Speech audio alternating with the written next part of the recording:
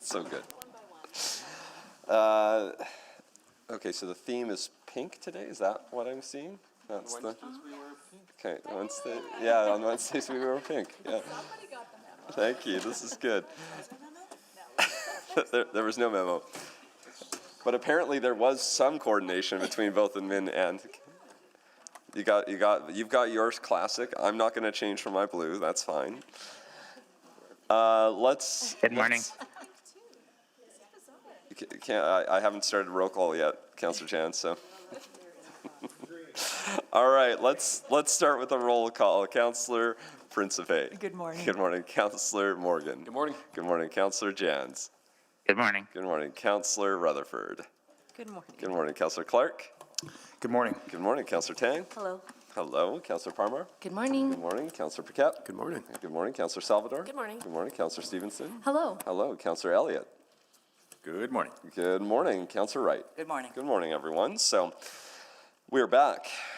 Day 3, I don't think. No, it's day 3. I'm wondering if it's the last day. Who knows? Who knows?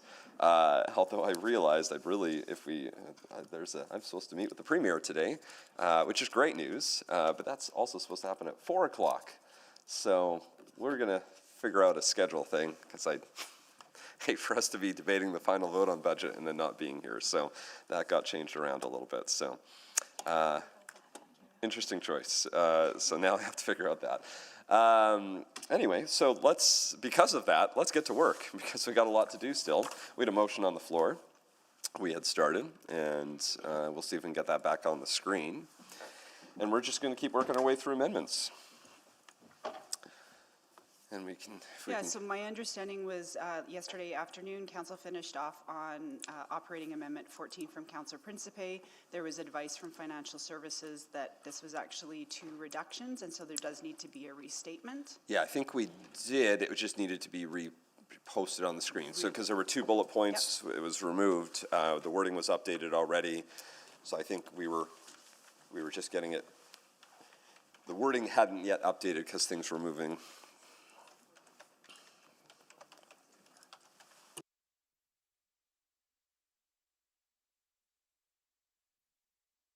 Just give us 2 seconds. We do have it. I just wanted to make sure, Yeah, and then we'll do the second part later. That's all good.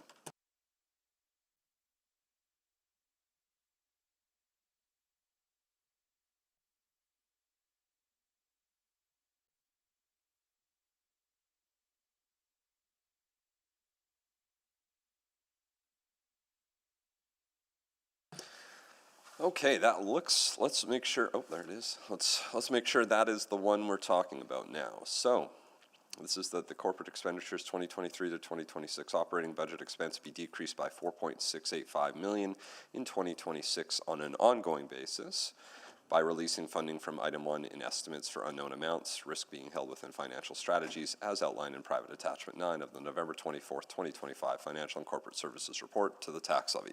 That sounds like the one that we were originally planning on talking about. That's correct, Councillor Principe. Fantastic. And like I say, I think that one now ends up being very, very close, if not almost identical to what Councillor Salvador was going to be moving in OP2. So now we are ready for questions, because I think there was still,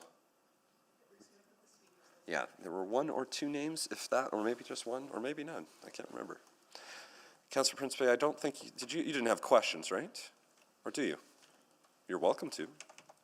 No? Okay. Well, then we'll go to the board and see if anyone else has questions. As mentioned, can't talk about all the details of private attachment 9, so we did talk about that. And so there might not be a ton, but we'll give a few moments.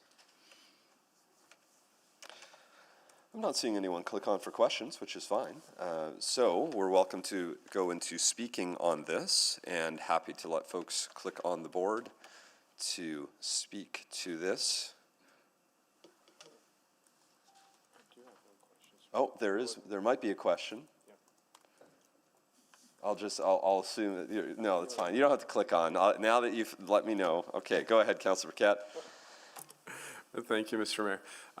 Yeah, I just, we hold things sometimes for just a shorter period of time, just to, ensure that expenses are paid for different endeavors. And sometimes we hold things because it is important to have a little bit of a fallback just in case. And I'm just wondering where this falls. I would say that we hold things for specified risks and purposes. And so if we're holding it, it's for a purpose. And so I think then it is your will as council how much risk you want to take. Right, okay. So in 2019, going back in time, we had a spring soba. And in that soba, I believe, there were a number of items where people wanted to utilize FSR money for different projects. And you probably don't recall that. I do for some reason. And I remember being a little bit worried at the time that we might be putting ourselves at risk because we don't know what was coming. Do you remember that? I mean, it's not unusual for people to want to use the FSR and financial strategies for things. But I mean, both these accounts exist for a reason, and there are ways for us they're kind of a layered financial approach for us to be able to mitigate our risk properly. We don't ever just have general contingency. So when there's money here, it is a thoughtful set aside for a specific risk. Okay, are we able to say what that risk is? Without going into private, I mean. It's contractual. Okay, okay. All right, yeah, thank you. Thank you. There are no further questions. Now, please click on if you're wishing to speak to this motion. Councillor Stevenson. Yeah, thank you very briefly. Really appreciate the context and cautions the administration has shared with us. I do plan to support this, recognizing those risks and promising to not complain if those risks materialize in the future. For me, I believe that potentially the intention of the mover, is for this to remain on tax levy. I actually feel that we can use this funding for some strategic investments that help us avoid the erosion of services, which is why I think it's an important risk to take. A calculated one. So I suppose I'll speak more about the investments I think we could use this for if it is to pass, but fully support this and appreciate the mover bringing it forward. Thank you. Councillor Paquette. Well, thank you. I don't know what the calculation is for the risk, so that makes me a little bit nervous. To finish the story, ultimately, myself and others made the argument that we probably should not, quote unquote, raid the FSR for projects that we would like to see happen or to augment services. And 8 months later, COVID hit. And boy, did we ever need the FSR then. And so sometimes when things look like they are going okay, we may be tempted to go ahead and utilize dollars that are set aside. But when things happen, and sometimes they do, but sometimes they really, really do, it turns out it was a wise and prudent decision to have money set aside. And so, considering that this is for potential contractual obligation issues, if anything were to happen, well, we would then just have to go back to either the tax base or erode services in order to get that money back. And so because it's already there, it's a lot easier to keep it there than it will be to restore it if need be. And when we are looking at those amounts, what we are talking about is not anything that will substantially move the dial on the tax rate. So if there are services that we want to augment for that amount, that might be the more prudent way to proceed. And in fact, we are looking at 61 cent per month impact on the tax bill. So I won't be supporting this. Thank you, Mr. Mayor. Thank you, Councillor Salvador. Yeah, thank you. Just wanted to take a moment to click on. I will be supporting this, and it's very, very simple, basically identical to the one that I was going to be moving anyways. So I'll just start by saying, it's obviously incredibly important to manage future budget pressures across the corporation. We also know that there are currently some budget pressures and risks that we're facing that, if not addressed, will result in service reductions and again, that increased risk. And those are real risks that exist today and will materialize, or likely are to materialize if they're not funded and addressed. By reducing the amount going to financial strategies, we free up funding for several of those urgent priorities without having to fund them through tax levy at this time. Sorry. The flip side of this is that we would be holding slightly less for future budget pressures, but again, this is an exercise in risk management, as we discussed earlier this week. And did want to note that I understand it's the intention of the mover, I believe, to release this funding to the tax levy with no corresponding increase, but just being transparent that wouldn't be my intention. I would want to put this towards strategic priorities that pose current risks. And again, what it really comes down to for me is that there are decisions in front of us that will materialize into risks if we don't fund them. So I'd rather mitigate those today. Thank you. Thank you, Councillor Rutherford. Yeah, thank you. I won't be supporting this amendment on the floor. As I was preparing for this budget debate, I became very grounded in the fact that I was going to make sure that my decisions are protecting our financial plan and not undermining financial strategies or slowing the replenishment of the FSR, period. So I understand the risk appetite, but what I think we're not heeding from the conversation from our administration is that we still have a $38 million structural budget variance that we'll have to grapple with in the next 4-year budget. We've addressed some, but that's still what's outstanding. It's clear as day in the report.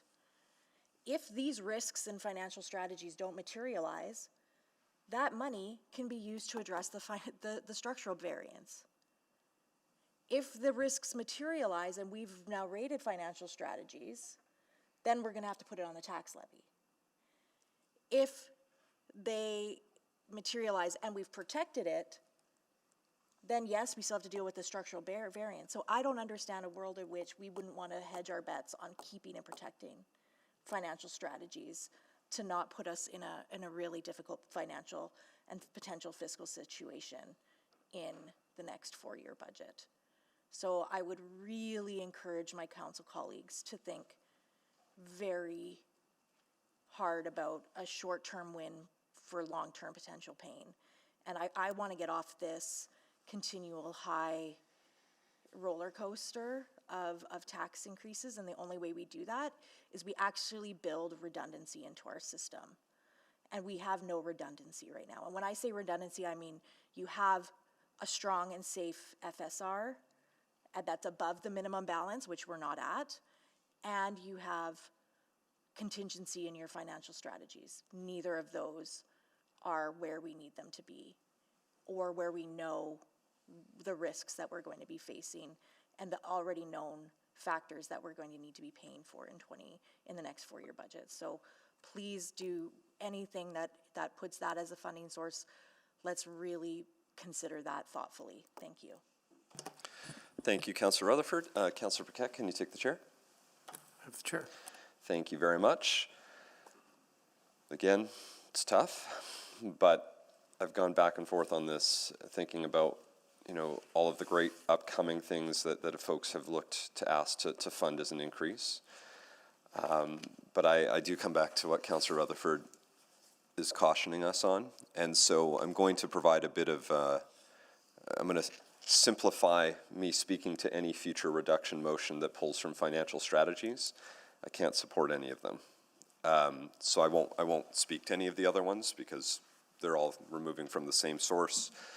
Even though they're different sources within financial strategies, it's all creating the same risk that has been identified by our administration. And I think I do look, you know, originally I was thinking about trying to use that as a way to address something like Explore Edmonton, which I actually view as a structural budget variance. And I think we still need to tackle that this budget cycle. I just don't think, of the two, and I don't like touching either financial strategies or FSR, but of the two, I'd rather have a conversation about FSR than I would financial strategies based off the risks that have been identified and all of that. And so for me, hearing what I've heard from administration, even recognizing the many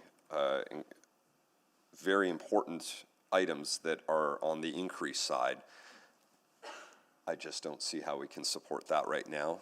There's a few that I think when I started this process, for me, I identified sort of three what I consider additional structural budget variances that weren't identified by MIN.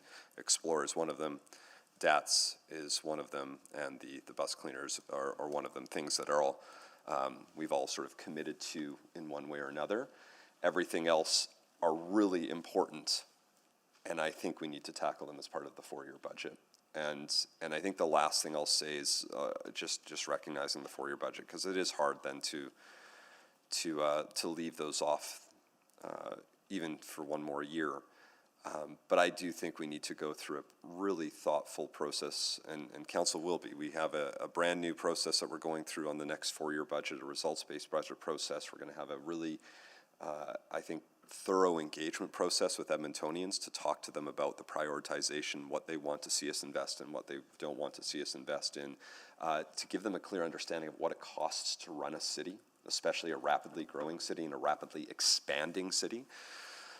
All of those things need to happen as part of that 4-year budget process, and that means there's going to be a lot of those increased motions that as well I'll have to say no to, because the only other alternative is further increases, and we're already starting today at 6.5%, and that's assuming that we have to pay for the operating cost of the bus piece, which we did say we just approved, and so anything beyond that is I think stretching folks really thin at a time where it's challenging. So as much as I appreciate the conversation about level of risk, I have a higher risk tolerance now on the FSR than I do financial strategies. I want to leave financial strategies secure.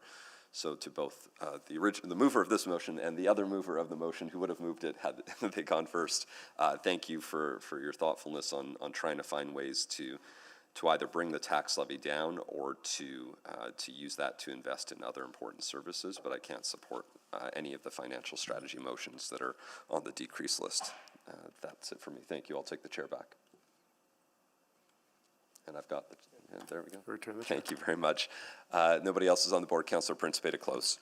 Thank you, Mr. Mayor. So, yeah, my intention is to put it towards the tax levy to decrease the tax levy. However, I realize that there are many increases to amendments to come very soon. So, realistically, I just don't want to see an increase to the tax levy.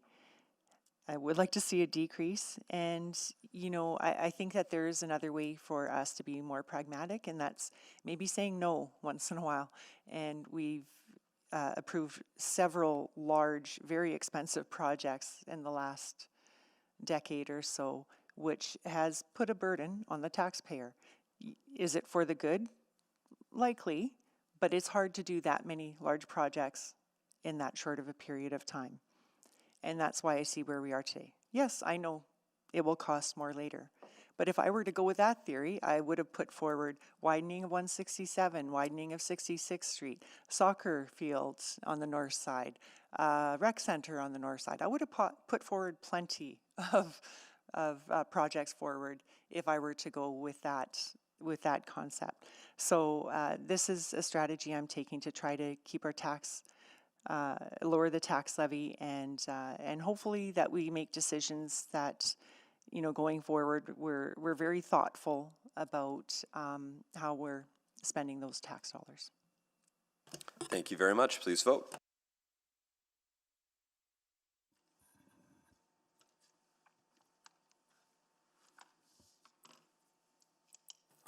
I'm a yes. Yes. Thank you, Councillor Wright, and thank Jans, you, yeah. Councillor Jans.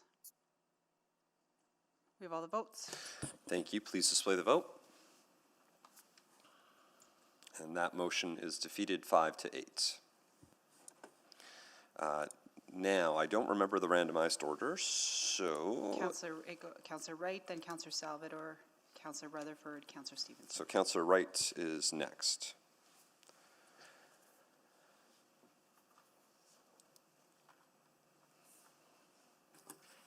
Just deciding which one I want to put forward, realizing that there might not be support for any of them. I will put forward 21. That the 2023-2026 corporate expenditures operating expense budget be decreased by $555,000 in 2026 on an ongoing basis by releasing funding from item 3 and estimates for unknown accounts, risk being held within financial strategies as outlined in private attachment number 9 of the November 24, 2025 Financial and Corporate Services Report FCS 03158 to the tax levy. Thank you, and that had been seconded by Councillor Elliott. You have 2 minutes to introduce. Okay. I think one thing that we've all heard is affordability, and I think as being a concern for Edmontonians, and I think one of the ways that we can help at least a portion of that population with affordability is to take action and commit to our custodial living wage. We've even got the living wage as part of our procurement policy, so I think maybe we should set the example that it is something that we are committed to.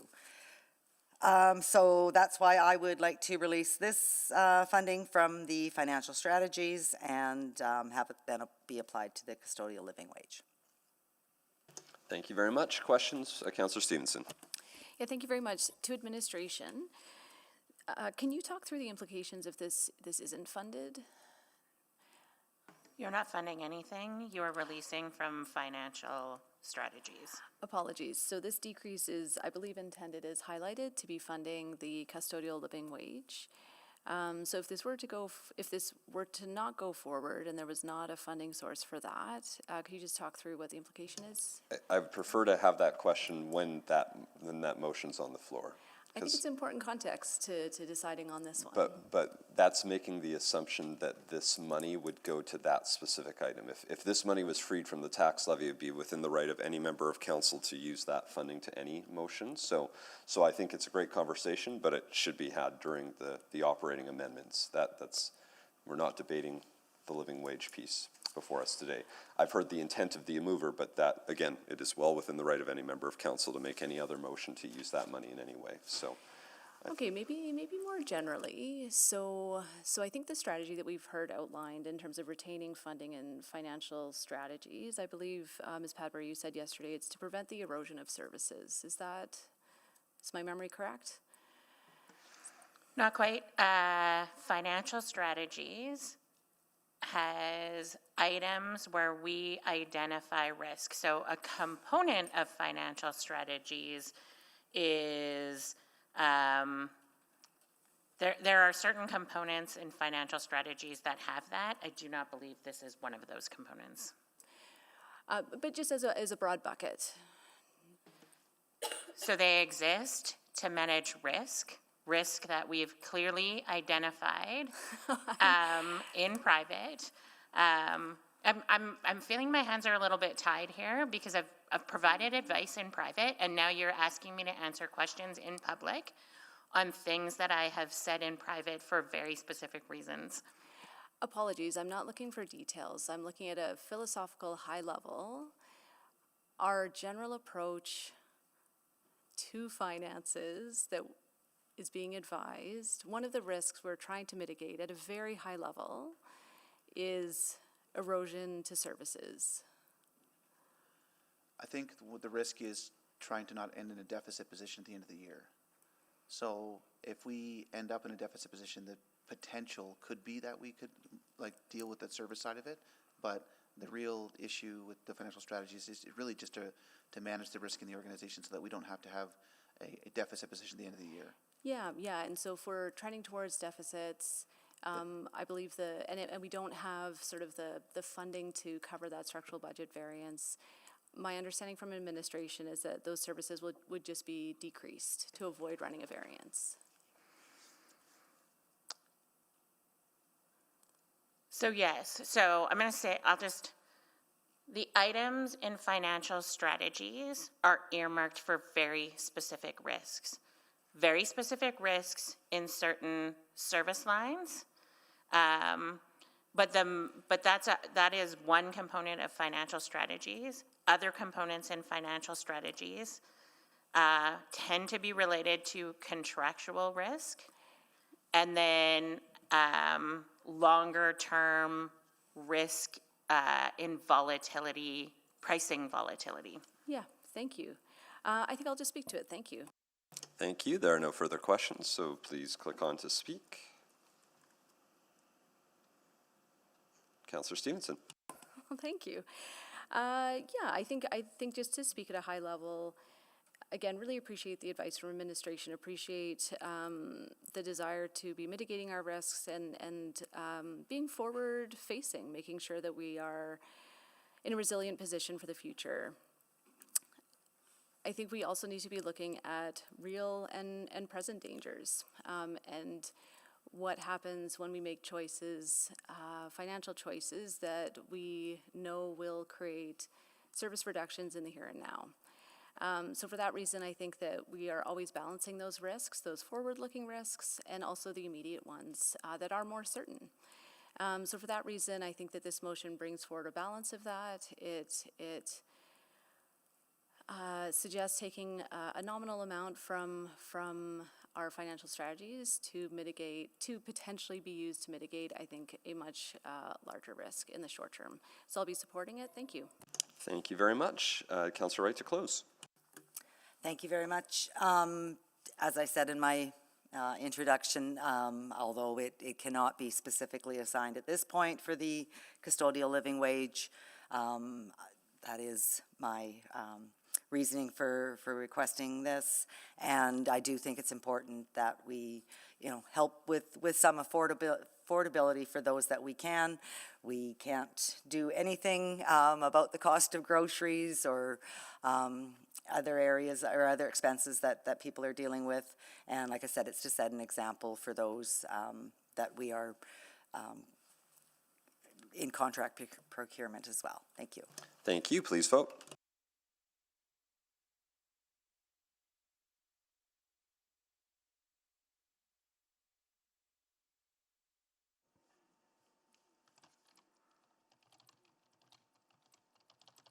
It's not coming up. I'm a yes. Thanks, Councillor Wright. We have all the votes. Thank you. Please display the vote. That motion is defeated 5-8. Next was Councillor Rutherford, you said? Salvador. Salvador. Except that motion would no longer be in order, as it's already been moved. So Councillor Salvador has no other motions, just that one. So we can move on to our next, which is Councillor Rutherford, right? Go ahead. Yeah, thank you. So this motion is, sorry if you can just let me pull up my slide. So This original report from administration recommended that this reserve not be established for this purpose. Their explanation in that report was that it does not align with the city's financial process and conflicts with City Policy C217F. It also bypasses budget process, sets a precedence for earmarking revenue, and strains the tax levy. The old Strathcona Public Realm strategy should be funded through the regular prioritization process, weighing other citywide growth projects. While the direction to establish this was approved by a majority of council, I want to highlight to my new colleagues, it was not unanimous.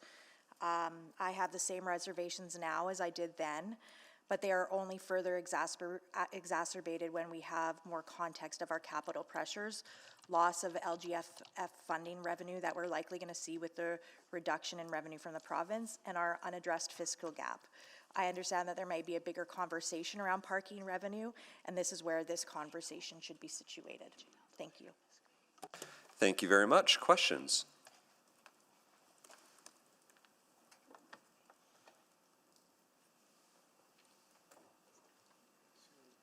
Just let the board resets. I'm having trouble with these, Scribe. Can I get on the board? We can get you on the board. Yes. Go ahead, Councillor Wright. Please go. Thank you. Do we have any other parking lots where we actually dedicate the funding to another certain area within that neighborhood or district? I don't believe so, Councillor. So this would be a bit of an anomaly then to do this, rather than having it just go to general revenues? I think that's fair to say, yes. Okay, and this was only just to provide funding for the design or the planning of the park? It wouldn't be actually construction? The intent was that the city-owned parking lot, the revenues would go into this reserve to fund implementation of the Old Strathcona Public Realm strategy. And so we would look at how we would phase and stage that, but initially, yes, you'd start with design dollars for improvements. Okay, so again, just as with the playground motion yesterday, it wouldn't actually fully fund it. It might give false hopes to people that it was going to be done. It would take some time to acquire enough funds to move into construction. Okay, thank you for that clarity. Thank you, Councillor Salvador. Yeah, thank you. Just refreshing my memory on this one. Is this essentially like a parking benefit district in terms of a tool? Yes, Similar to? Yeah, similar, and we do have a report that Ken could speak to more broadly that's anticipated to come next year in 2026 around parking district benefits. Okay. Yeah. Sorry, go ahead. Yeah, I was just going to, as part of this discussion earlier this spring, when this item report was at committee, one of the motions was to take a more holistic, broader view across the city about the concept of parking districts, parking benefit district areas. So that report's coming in Q2 this next year. Okay. Help me understand. So this is already in place. So or no? When would this be implemented? When would parking revenue actually start to go into this? Oh, or the mover. Hello. Yeah, so the decision before us today in part 3 of the motion would be to establish that reserve fund, funding from 2025 about in the realm of 250,000 would be the starting point, and then they're estimating about an ongoing about 450,000 that would roll into that reserve. But we would be making the decision today to establish that reserve and locking that revenue into that that reserve stream. Right. Okay. So some of that revenue it's there, but we haven't technically created the reserve. That's yet. right. Yeah, So if yeah. we don't create the reserve today, It would be then released. that money would be released to general revenue for the 2026 and onward. Yeah, okay. And then just to administration, just remind me, any line of sight to a funding source for the Old Strathcona Public Realm strategy? beyond this? It would come through council Yeah. prioritization in terms of capital projects. Are you able to share where it would fall generally on those list of priorities, or is that not a, it's okay if that's not a fair question right now? I don't have that information right now. Okay, thanks. Thank you. I don't see anyone else on the board for questions.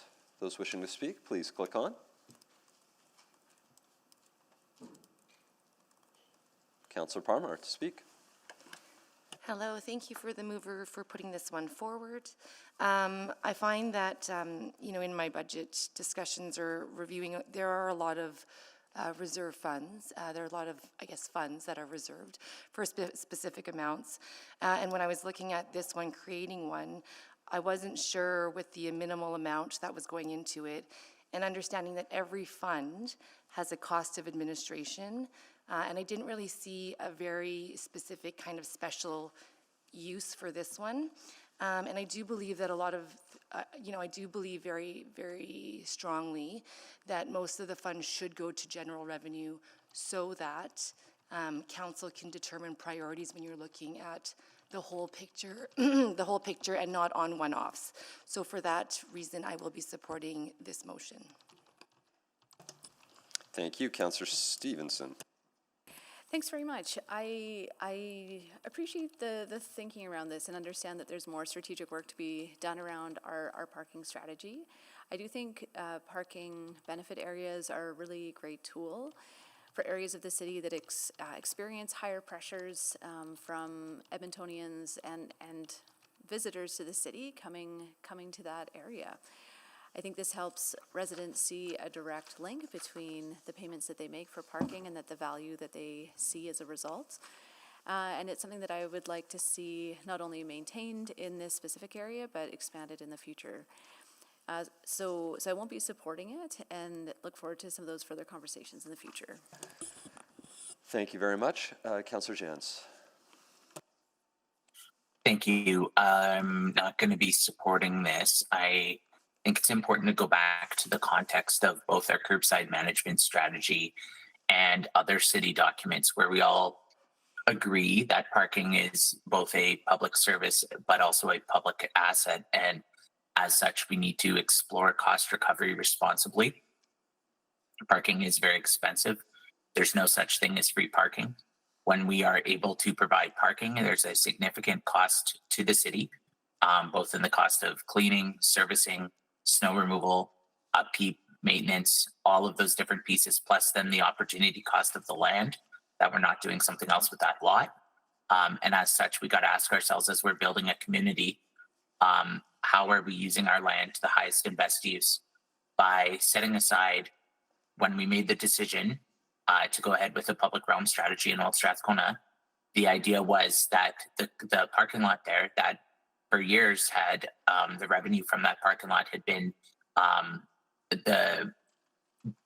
received by the Old Strathcona Farmers Market, and I think to help reinforce to the area that the funding would still continue to benefit the area.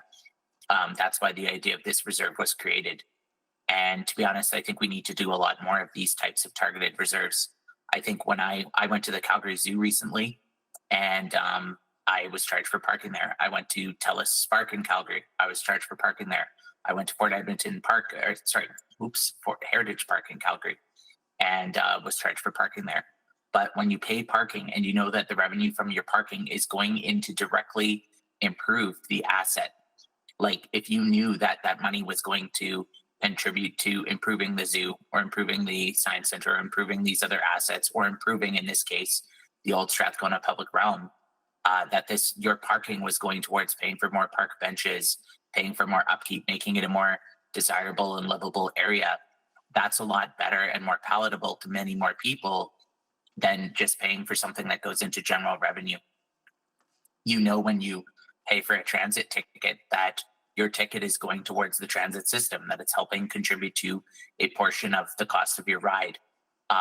When you pay for parking, you should know that that parking is in turn also going to enrich and enhance the amenity that you are so desiring to visit. And the only way that we're going to get there is by holding these funds in a dedicated way that's transparent to Edmontonians, because people don't like paying taxes, but people don't like paying for parking. And if we're going to be serious about investing in what is truly the most magical part of our city, which is White Avenue and the old Strathcona area, this is exactly the kinds of strategies that we need to do. It's transparent. It shows people it's their dollars at work. Thank you. Thank you. Councillor Paquette. Yeah, quickly, yeah. So to follow up on that, what we're really looking at is this might be an investment that leads to an income stream, a revenue stream that offsets the cost of having to do things on the tax levy later for upgrades if the model that Councillor Jans described is employed. And we do have a report coming, so I'm wondering if we can hold this thought for the spring SOBA, because it's not a substantial amount. It won't have much of an impact on the tax levy decision right now. But if it looks like after the report we don't actually want to go forward with this, then maybe it's spring SOBA. That would be a good opportunity to revisit this concept that this motion puts forward. Thank you. Thank you. Councillor Rutherford to close. Yeah, thank you for the great discussion on this one. I think at the end of the day, let's not lock up general revenue funding. We talk a lot about how we're seeing less and less unconstrained funding from the province and more constrained funding. And by doing these kind of one-offs, we're also doing that to ourselves and constraining our budget. I don't disagree with parking benefit areas are a great discussion, and I'm very happy to have that conversation. But I do want to point out that the reserve that we establish would be much more appropriate to be citywide, stable, and tied to specific obligations as per our reserve policy that we are not following if we establish this reserve.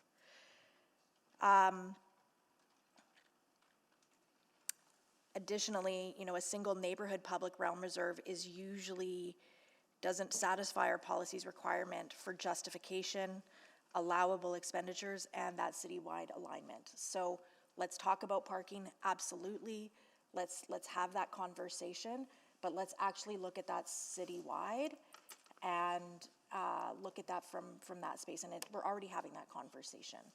So if we were to not support the motion on the floor right now and say keep part 3, we're establishing that. We're presupposing that discussion. If we delete it now, there's no reason that after that discussion we can't reconsider establishment of the public realm strategy.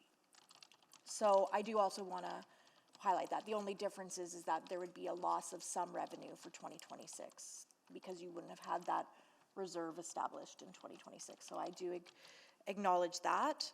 I also want to talk about equity though, and I know, again, when we have this bigger conversation, maybe there is more equitable distribution, but right now there's only basically 2 councillors around this table that would be able to have a parking benefit reserve.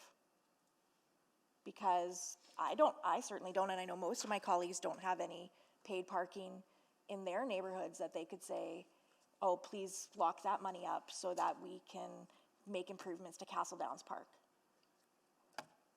So I also think there's an equity issue that we need to grapple with on a broader scale. So let's have that conversation. Let's find an equitable way to do this that benefits all Edmontonians and really thinks thoughtfully about how we create that linkage with parking revenue and community benefit. Thank you. Thank you very much. Please vote. No. Thank you, Councillor. We have all the votes. Thank you. Please display the vote. And that motion is carried 7-6. Next will be Councillor Stevenson. And I think the one thing do we want to clean up, or do we want to wait? We'll do Councillor Stevenson, then we'll clean up. Sorry, I'm just, so folks understand, as there are a number of reduction motions that use the same item from financial strategies, item 3, and we have already voted down one that was essentially the lowest dollar amount. It is arguably that anything that is asking for a higher reduction on item 3 would be out of order at this point. So I know councillors might want to either restate or use a different item. So what I'll do is I'll go to Councillor Stevenson to start. Anyone who is looking to make a motion that reduces financial strategies using an item other than item 3 would still be in order. But how it typically works during budget is on the increase motions, we typically vote for the highest dollar amount first, and then we would work our way down if there were multiple numbers.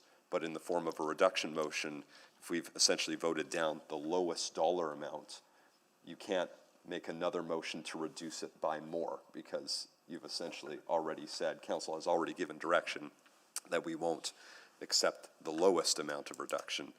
So I think Councillor Principe, most of yours are fine. Councillor Wright will work on an idea, I think, is working with the clerks, and I'm just flagging for Councillor Stevenson as well. So we won't do that right now. If we can do Councillor Stevenson's first round, and then we'll regroup after we do Councillor Stevenson's first one. But I am just flagging, it might be best if you were going to do a motion to do one that wasn't using item 3 in the short term. Because I think you had one. Yeah, Councillor Wright, all of yours were. I think Councillor Stevenson, op 31. I was going to restate to be 1, but. Yeah. Whichever one you want to do. Go ahead. We can make it work. I just wanted to flag it for council. So. Thank you. Yeah, I was going to move 028. Fantastic. There we go. Okay. And so you don't need to reread it out. That motion is there. We'll put it up on the screen. Councillor Wright seconded that. We'll get it up on the screen and then give you 2 minutes to introduce. Yeah, thank you very much. This operating impact of capital stood out to me. So this is the new pedway that's under construction between City Hall and the station lands. This was approved. There were different decisions that led to it being approved, and one in 2022, early 2022. So for full disclosure, I did not support the construction of this pedway at the time, but I think that there's some questions that this operating impact of capital raises for me. So the first is just the amount. Ongoing $500,000 a year is quite considerable in my mind. That's nearly equivalent to all of the maintenance requirements for a brand new park like O'Dayman Park or Michael Fair Park or Mary Burley Park, where you have washroom attendants who are there constantly throughout the day. There's landscaping, trees, shrubs, all of that maintenance in that park. And so it's just stood out to me to have, again, essentially an equivalent cost for arguably a long hallway. So I did have a chance to speak with administration about some of the dynamics here, and so I think there's a series of questions that are important for my colleagues to understand. Specifically, so there's a one-time cost in there of $100,000 for a vehicle to support peace officers. I don't know if I should just share, or should we just do it through questions? Questions. Okay, well, I'll leave it there. It flagged for me. I think administration has some good answers, but I also think it's important for all of my colleagues to be aware of those answers. Thank you. Thank you. And why don't you, I don't need to go first. Why don't you go first for questions? Because you probably know the right questions to ask. Then I'll see if I follow up. Thank you. So just in terms of the peace officer contingent, so I believe that this would add 2 new full-time peace officers. Is that correct? Yes, that's correct. And would they be solely dedicated to this pedway? No, they'd be added to our downtown peace officer team, and so they conduct proactive patrols throughout the downtown core to some of those parks that you've just mentioned, as well as kind of keeping their main focus on the sort of that civic precinct with Churchill Square and City Hall and those areas close by. Now? We have 2 sergeants and 10 peace officers, and they work a 4-on, 4-off schedule. So at any given time, we have a sergeant and 2 to 6, depending on the time of day, 2 to 6 peace officers working in that area.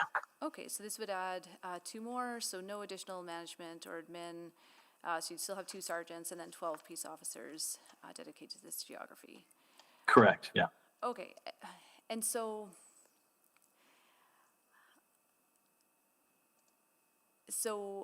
I believe it's the case that community standards did not request any additional resources for the new, like the net new park space that's at O'Damon Park? That's correct. We were presented that opportunity, but before we have any data to suggest what kind of draw there might be, we want to manage it with our existing resources, and then figure out if we need any additional support. And we're working in conjunction with the Edmonton Police Service, who also has resources and beats in the area too. Okay, so again, I think if I could summarize that, this is not an operating cost, operating impact of this capital strictly. It's sort of looking broadly at the operating impact of a number of capital investments in the downtown. It's certainly the team that these would be going to. Yes, you're correct. This is not 2 resources just to stand in that one long hallway, as you put it. It is to join that team that covers that entire geography. Yeah. Okay, so then my other line of questioning just relates to, when these service packages were brought forward, I believe what was shared at the time was that the operating impacts of the capital were not known and that there would be negotiations held with Qualico. So maybe just a first question. After the Pedway passes the Royal Alberta Museum, are there other public access points? Like, have we negotiated public access through the Qualico properties and buildings to access the Pedway? Yes, there's an easement that allows public access on private property. Okay, and then the Pedway terminates at Qualico lands, correct? Like, there aren't other properties or public areas that it services? I'll maybe look for infrastructure to comment on the details of the infrastructure. I'm not sure. Bruce, can you jump in? Yes, absolutely. Bruce Ferguson here, branch manager, LIP expansion and renewal. At this point in time, the Pedway does terminate on the north side in the Qualico lands. Okay. And so my understanding, in a few offline conversations with Qualico, is their understanding had been that the negotiations for the operations of the Pedway were going to be centered on the portions of the Pedway on their private land. Is that what administration had understood as well? Councillor, if I may, I think the negotiations discussion, even to the point that you've touched on, if we're going to pull that thread, we should probably go into private. Oh. Is there an appetite? Okay, well, I'm just about out of time, so I will leave it to others to weigh in. I guess just the only information that council had available at the time of the decision, though, was that the costs were unknown and that they would be negotiated with Qualico. Is that a fair statement? Yes, that was what was in the capital profile, that operating costs were unknown at the time that it was funded. Okay, thanks very much. Thank you. Councillor Paquette, can you take the chair? Absolutely. Thank you. So this isn't, I mean, maybe I feel like I'm oversimplifying. This isn't a service package for anything to do with the Pedway. Like, I don't get the impression that the vast majority of this funding is specifically for this piece of capital. What I just heard is that we're looking for 2 more peace officers, and that might be very valid. And we actually, we need, I think, what is it, Mr. Jones, 60 or 70 more peace officers. But I may be confused why this is tied to this package, and because I don't think I need to get the details in private, because almost every dollar that's being asked for is far more relevant, is being used for something else. Because these folks are going to be wandering around our downtown, right?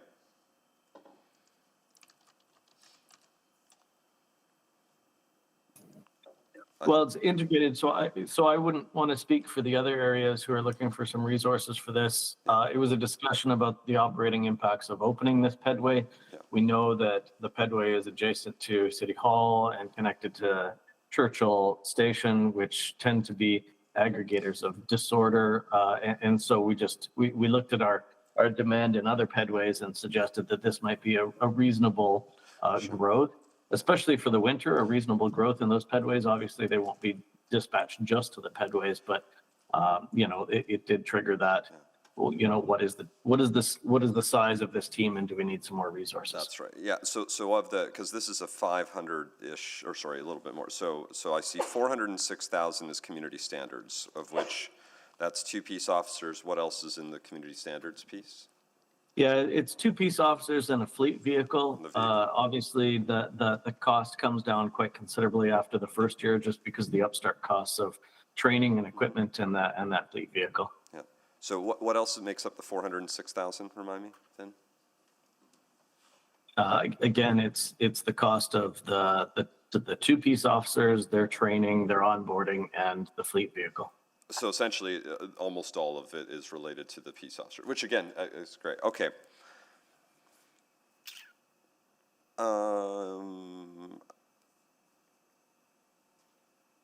So I don't know if I should be speaking to it or if I just need. No, I think I'm going to ask this in the question. So the vast majority of the expense is for officers, which will work beyond the pedway, and a vehicle. The only thing I may be confused about is why it's being listed under this profile, because that feels very misleading. That it has almost anything to do with, I get that they might walk in this pedway for a little bit of time, but it sounds like they're going to spend most of their time walking around the entire downtown. So I'm just a little confused how we've tied this to this piece of infrastructure versus just said, hey, if we have a demand, if we need 2 more officers, Mr. Robar, I would look to you and say, if you need 2 more funded officers, it is well within your right to bring that as a funded service package and say, we need that right now. It just feels very odd that we're tying it to this. So. Yeah, anytime that we're looking at new service packages, we're looking at the people, budget, time, equipment Yeah. that it takes to do those things. So when we look at geographic space and calls for service, and what does that look like, and we're creating a space that aggravates calls for service, then you're going to look at what does that look like for us. So when we look at the expanded space and geographic area, you get a tipping point of how much people do we have to do the work that we're looking at. And if we tip that point on terms of geography or what that means calls for service escalation could be in those areas, the prediction of that, we're going to tie those to, the reason it's tied to this is because of the growth of the space and the type of space that it is. Maybe I'm just getting picky. It feels like by tying it to this profile, we're suggesting that this is the cause. If there's a tipping point that we have more area to cover, I feel like that should just be part of a community standards funded service package that says we need 2 more transit peace officers because along with the addition of this, we would like to make sure they can walk through the space. So like if I were reading this, which I did, and I saw this budget amount, which I did, it feels like we were adding a lot of money to serve a pedway. And now I'm hearing that's not what we're going to serve a pedway, but we're doing a lot more. I'm running out of time, and I think I'm now actually probably speaking to it.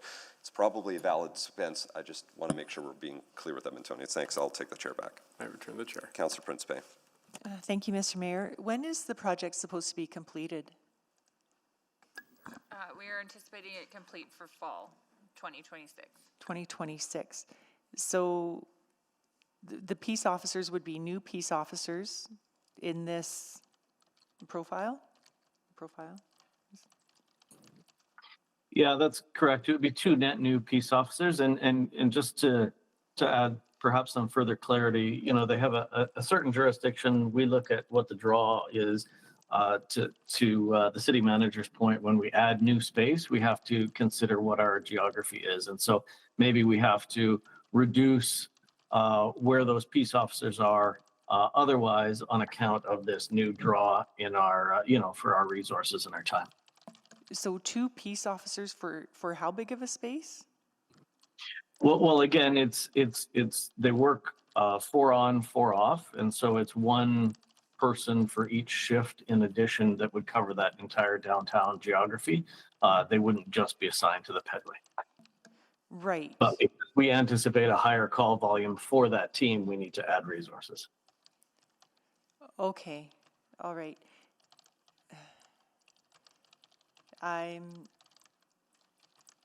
Does administration have information that's important for us to know that we need to be going to private for this item? Not necessarily? Maybe I'll just speak to that. I think the issue is more just if we were going to be pursuing a conversation about negotiations, that's where the line would be. In terms of what's before council right now, this is all information that's relevant, but I don't think we need to be going into private or even further for that matter. Okay, great, thank you. Thank you. I see no further questions. Those wishing to speak, and I will. Councillor Paquette, go first. Oh, sorry, I got knocked off, but go ahead, Councillor Paquette. Yeah, thank you very much. So, yeah, this is one of those funny things because there's the optics of it. It's the headline, council funds 2 peace officers and a vehicle for a couple hundred feet of pedway.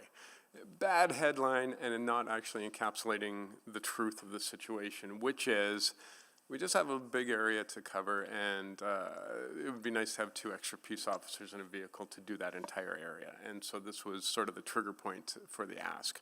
And I get that, and I think that's fair. And I think we do need more peace officers in a vehicle, just not tied to this because the optics of doing that tied to this are ridiculous.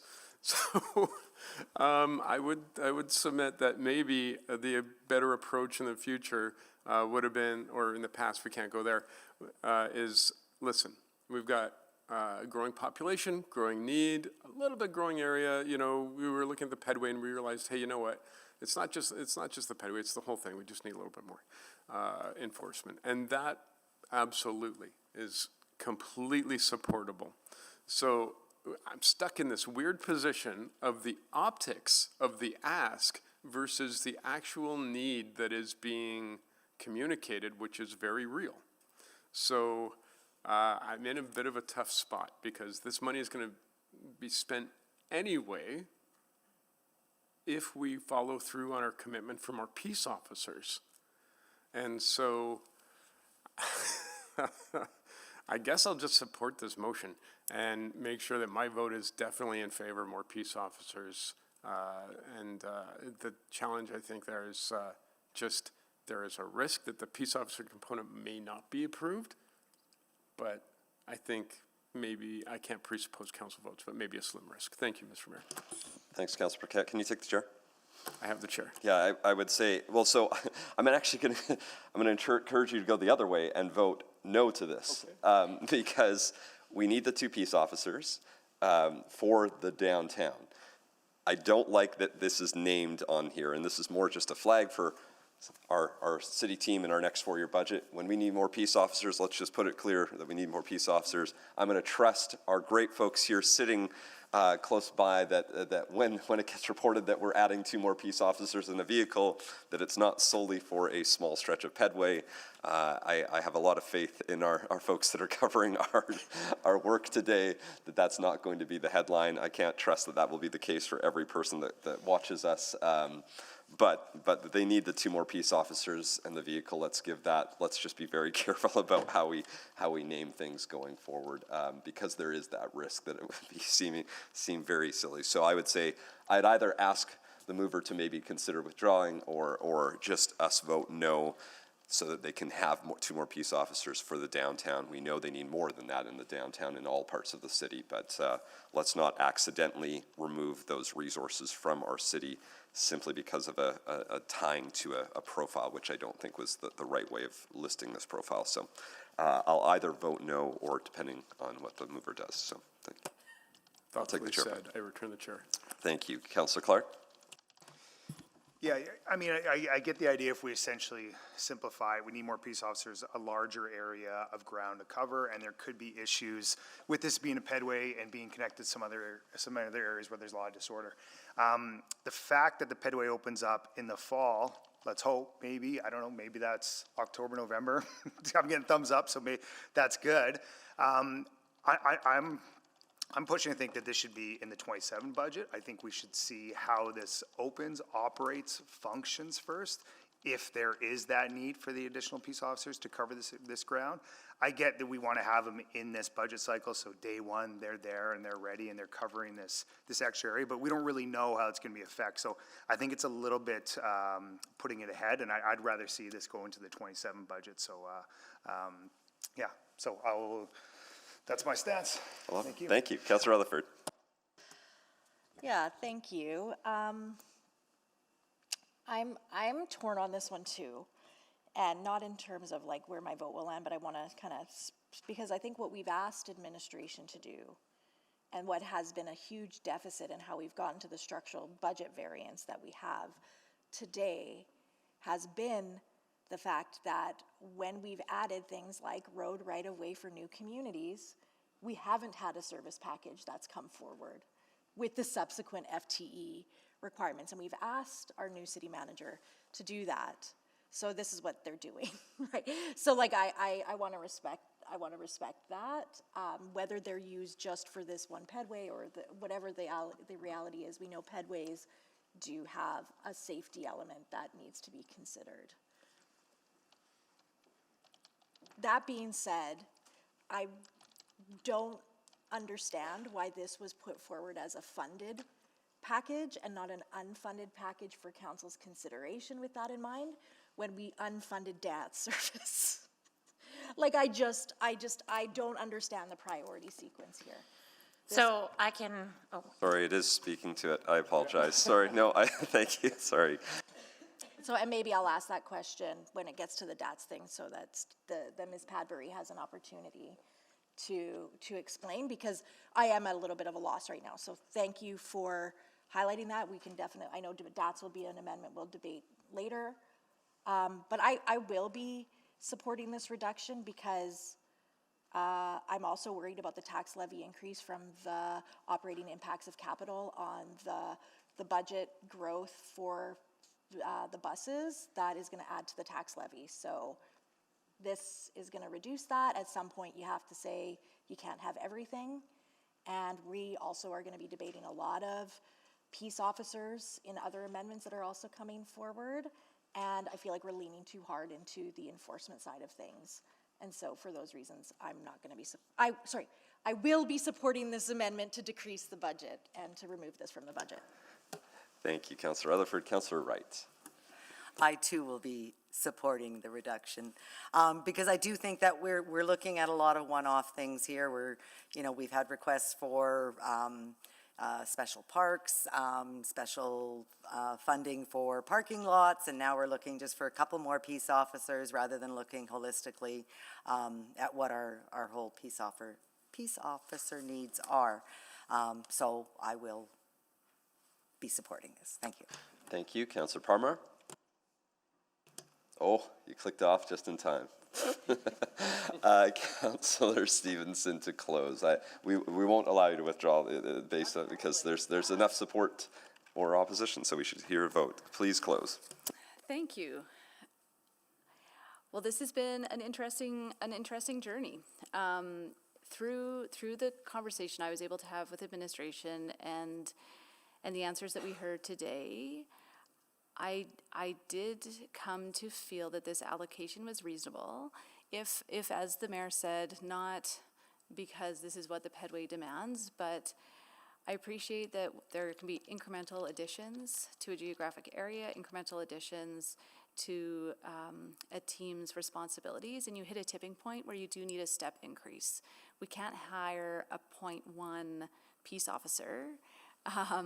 There's a point at which you get enough events and investments that are 0.1, that eventually adds up to a new peace officer, and we need them.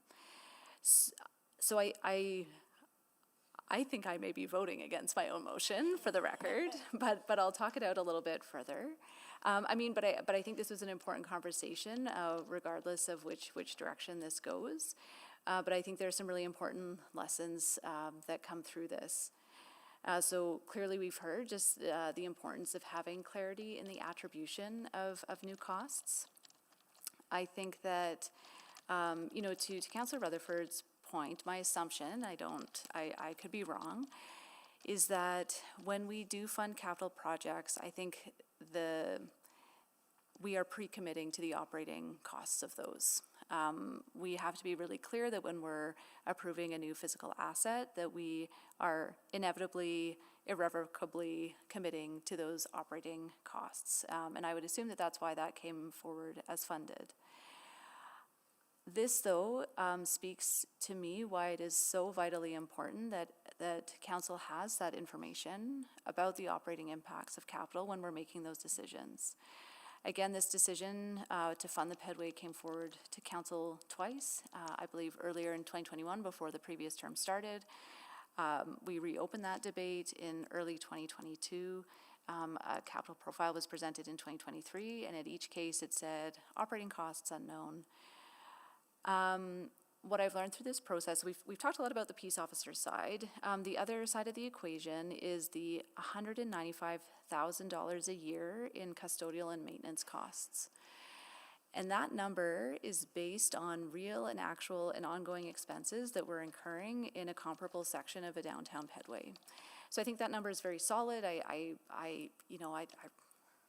really don't think that $50,000 reduction is a good idea. But again, I would argue that that is information that would have been available at the time that council was making their decision. And at the very least, I think that should have been shared as at least an order of magnitude sense for council making the capital investment decision.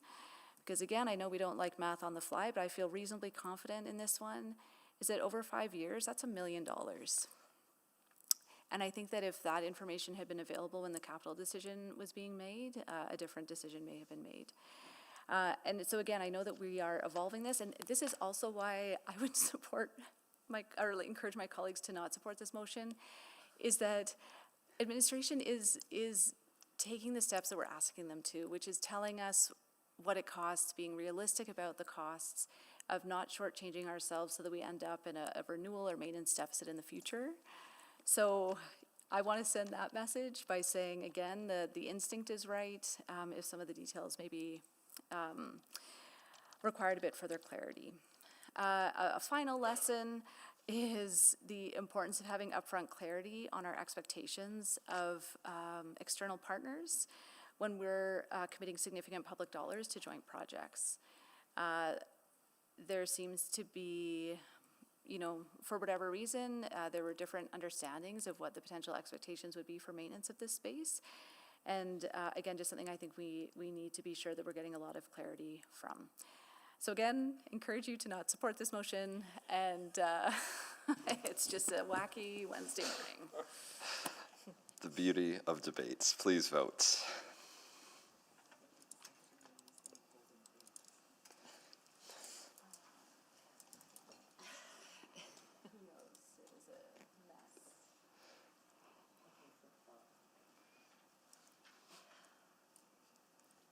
We have all the votes. Thank you. Please display the vote. And that motion is defeated 4-9. The first time somebody has cheered when their motion was defeated, I think, in years. Let us continue.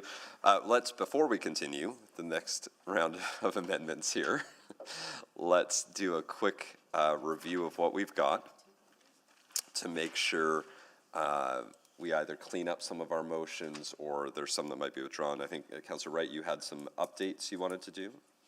We'll do that, and we'll start there, and we'll just make sure we do that before we start moving motions, though. Okay, so I'm kind of concerned. So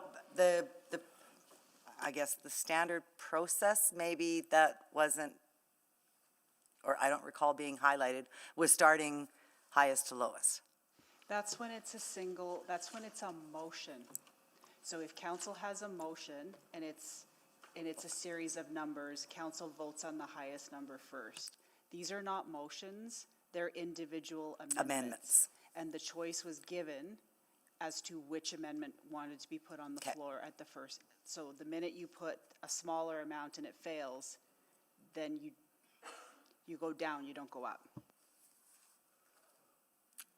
But perhaps my colleagues didn't like the purpose that I was intending, even though it is going to tax levy and could be used for any purpose whatsoever. So just to be, you're voting on a very independent Okay, like, so. the intention is not part of the amendment, even though it is part of the dialogue. Okay, so I would like to then withdraw.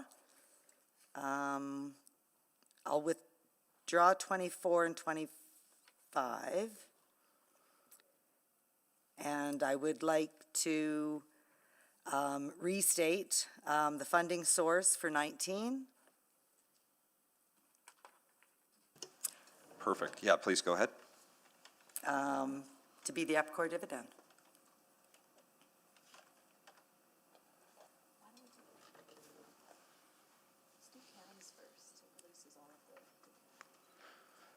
Well, we'll see, we'll do the randomized piece, and so, yeah, you can change that. Okay.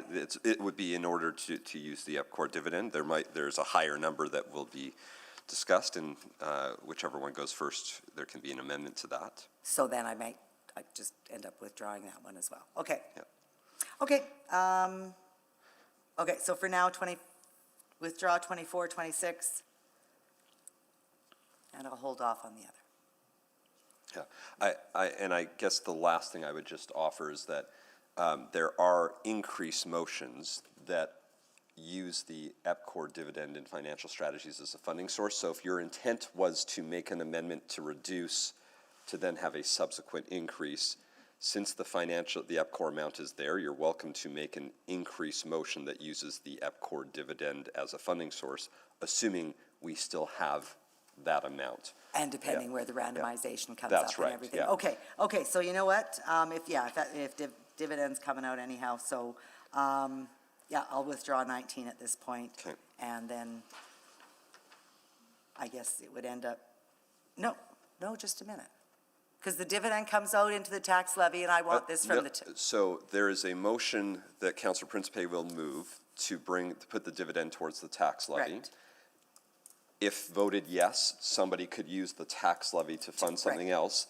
If voted no, somebody could use that as an increase, as a motion to increase. So if I'll hang on then. Okay, thank you. okay, that clears up that. Councillor Principe, any motion clarity that you want to do before we continue? Yes, I am kind of against the withdrawal because those were items that I likely would have made. I don't, the problem is, So- it's more, they're not in order anymore. Okay, that's what was going to be my question. It's not in order now? Yeah, because the reductions work the reverse of the increases. Right, and I thought, from my understanding, that was just for motions, not necessarily for amendments, or it is for amendments as well? So the process that we're talking about are two different things. So voting on the highest number first for amendments, that's not what you're dealing with. Council had something before them. They said they didn't want to do it. It means that they're not going to want to do something higher. So when asked if the motions or the amendments are valid, my recommendation is they're not valid. The chair can rule them as invalid, or the councillor can withdraw them. Okay, The two choices get to the same Yeah, place. all right, thank you. Thank you. Councillor Stevenson, are you on the board from before, or do you have anything on your motion? Yeah, thank you. I will withdraw 031. 031, thank you. Okay, so let's just take a moment and let the clerks tidy up what we still have remaining. Can I just say it out loud so that I'd prefer if you can even do that. Let's say it out loud so everyone has the same Okay, so list. just working off of a paper copy, which I probably shouldn't be doing, but I am. So I've got OP 12 from Councillor Principe, OP 13 and 14 from Councillor Principe, except for 14 was restated, but there's a part 2 to 14, which still needs to be put, which is also the same as 15, Councillor Principe. And then 17 was dealt with, 19 was withdrawn, 21 was lost, 24 was withdrawn, 26 was withdrawn, 28 lost. Clerk, 19, holding to. Oh, you're holding it? Yeah, I might do it from the From a yeah, different, dividend and tax from a levy, different, yeah. okay, we'll hang on to that. As an increase or as a decrease? As a decrease. Okay. Okay, thank you for Different that. funding source, yeah. Okay, thank you for that. 28 we just dealt with. 29 is still on the books and 31 has been withdrawn. Okay, so we still have a few left. Perfect. But we have cleared up a few, so that is helpful information. As you're updating that list, and then we can also get ready to do the next order of movers. So Richard can put the randomizer on the screen. I've just got Councillor Principe, Councillor Stevenson, Councillor Wright, and he'll randomize this in 2 minutes. That's the last three remaining with decreased motions. Oh, sorry, wait, before we randomize, can we do a quick process question? And I'm happy to do it, Councillor Principe. Thank you. Sorry, I couldn't click on again that's there. okay. Just about OP 15, I'm not sure if that one is in order anymore because of 14. Yeah, I thought 14, which got split into two, 14B was the same as 15. I think 14B was the operating expenditure budget for parks and roads be reduced by 735,000. Correct. I think. Yeah, so that one still has to be voted on. You have not moved that, but you're right. 15 would not be eligible because of 14 restated. So you're withdrawing, just to make it simple for the record, you're just withdrawing that? 15, but she, Councillor Principe does have the second bullet point there 14. of 735,000 will be a motion of Councillor Principe at some point in this process. Just so we'll capture that. So thanks, Councillor Principe, for flagging that. Any other process questions before we do the next randomized draw?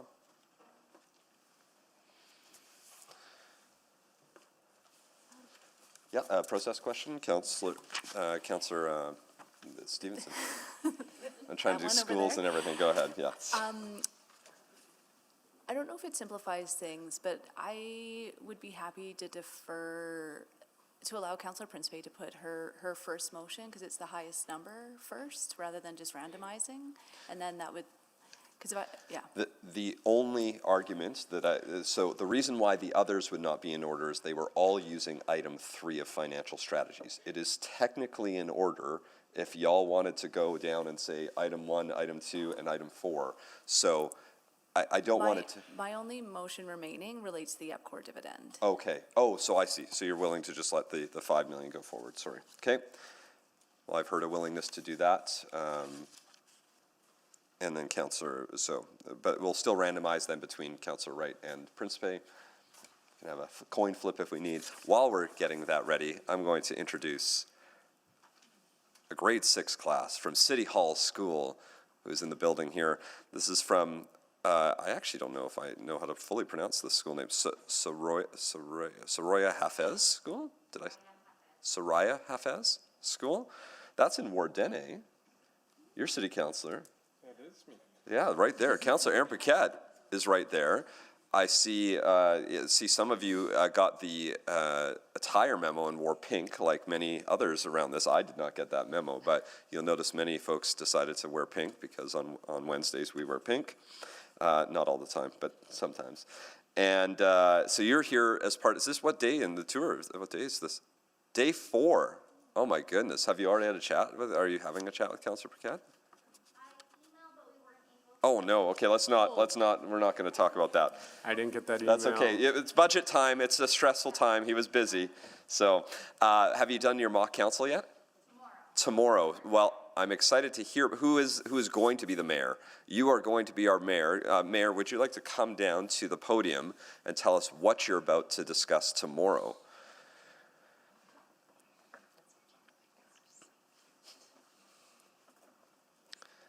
So first thing you do is tell us your first name, please. My name is Mohammed. Mohammed, Mayor Mohammed. I'm so excited that you get to have a mock city council meeting tomorrow. What will you be discussing?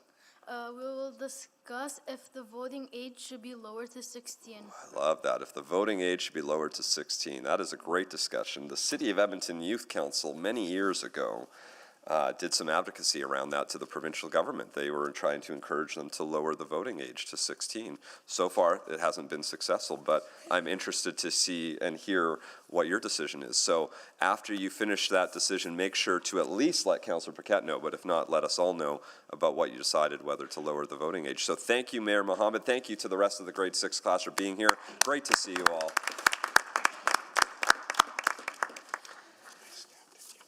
We are in the middle of our budget deliberations. It's very exciting times. And we have someone else waiting for something that I need to confirm, and we'll get our clerks to, somebody sent a chat, we're gonna figure out. And while we're doing that, can we do a randomized draw between the two counselors?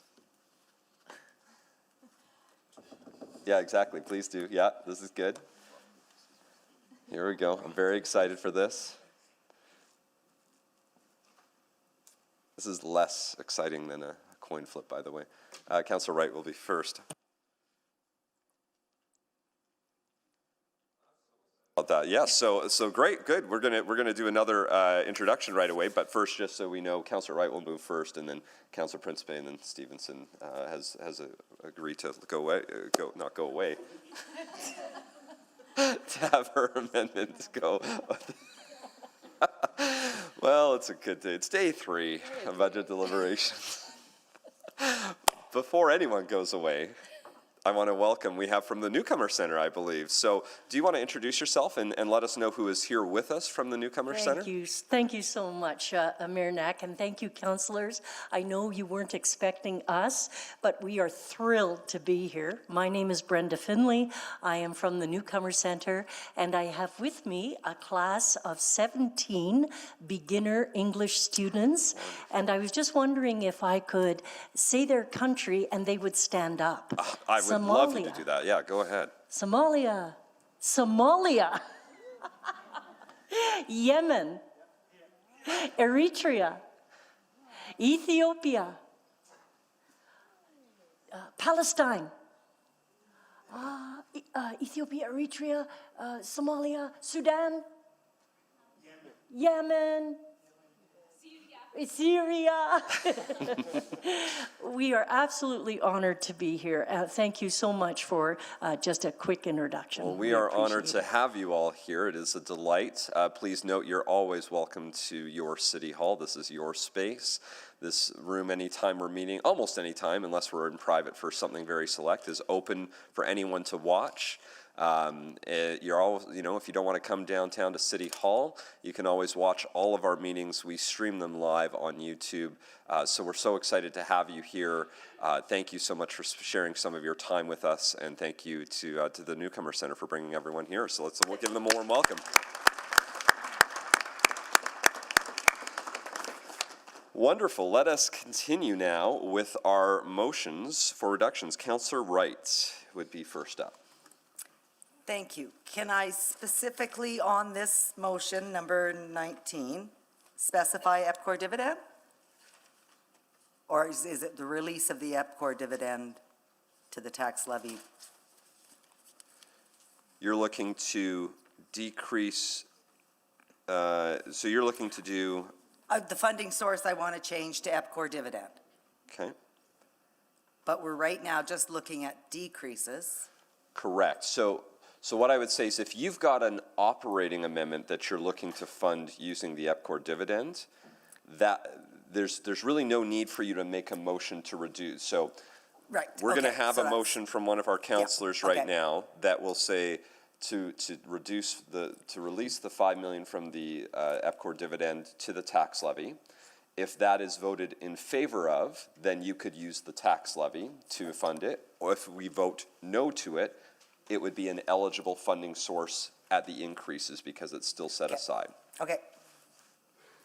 So I will pass that over to Councillor Principe. Okay, let's go to Councillor Principe. It feels like everyone would like to discuss the EPCOR item. If you're Sorry, can I just get clarity what we're doing? Yeah, Is we're that gonna. withdrawn? That's withdrawn because I think your planning is your desire is to use an EPCOR dividend for an upcoming item for a funding source. That's correct? Or if the funding is released to the tax levy, then to draw from the tax levy. Correct, which means there's no decrease required. At this point. Yeah, we can move to Councillor Principe, who has the EPCOR motion. Are you willing to make that one? Just, I think there's a desire to do. Yes, I'll make that motion. Thank you. That might help provide some clarity for the rest of us here. That was moved by Councillor Principe, seconded by Councillor Elliott. You have 2 minutes to introduce. Please go ahead. Yeah, so I had made this amendment to use the $5 million EPCOR dividend that's held in financial strategies to be released to the tax levy. That is something that I just feel was just a prudent way of decreasing the tax levy. That was my intention. I know others may have increases that they'd like to make that may go towards the tax levy. If this does pass, then we will have the opportunity, others will have the opportunity to use it still, but in the tax levy. So either way, it washes out. Thank you very much. Councillor Salvador for questions? Yeah, just to pick up on that point and just to get some clarity, you know, understanding that if the 5 million from EPCOR dividend is released to the tax levy, theoretically $5 million worth of additions could be added via tax levy. Is there a preference or a recommendation from administration around like specifying the funding source as EPCOR dividend if we are looking to do an increase versus releasing it to the tax levy and then funding through tax levy? Like it's the same, but what's best practice? There's no preference. It's all the same. So you could What have we end done up, in the past? What's typical? I'm just trying to remember. So typically, because of the timing of the reports, we often don't even have this in the budget. So in the past, the very first thing you did was make the decision of where you wanted to do this money. Because this year, I hadn't released the budget documents at the time we knew the increase, I put it in financial strategies on the basis of what your past decisions had been. Got it. Okay. Kate, thanks. Thank you. Councillor Rutherford. Yeah, just to make it clear, I understand from past that we have used the just directing it from EPCOR dividend, because the difference is that, if I'm understanding correctly, and this is a question, we might do amendments and increases that don't take the whole 5 million, right? But in what's in front of us today, that would be releasing the entire 5 million, whether it gets used as increases or not. Is my understanding correct of the decision before us? So if I vote, my vote to this would not preclude me from supporting the EPCOR dividend being used on a specific increase item.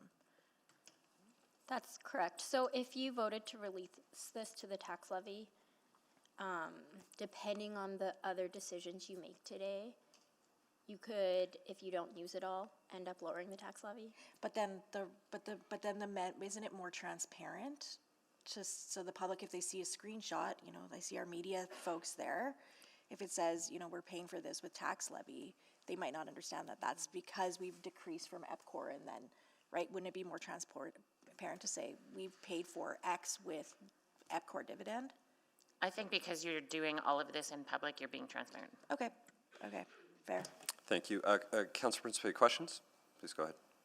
I did have a question, but I think Councillor Rutherford covered it. I do believe in the past that we had, in fact, put the EPCOR dividend to the tax levy. Had we not? I know there was a motion. Did it not pass that amendment? That did pass. It and did. that was to reduce the tax levy increase. Okay. That's what I had recalled. And as Councillor Rutherford stated, if the $5 million does go towards the tax levy, if the entire dividend is not used up by increases that we make in the next, hopefully only this today, and it doesn't have to continue, then the remainder would go towards the tax levy, correct?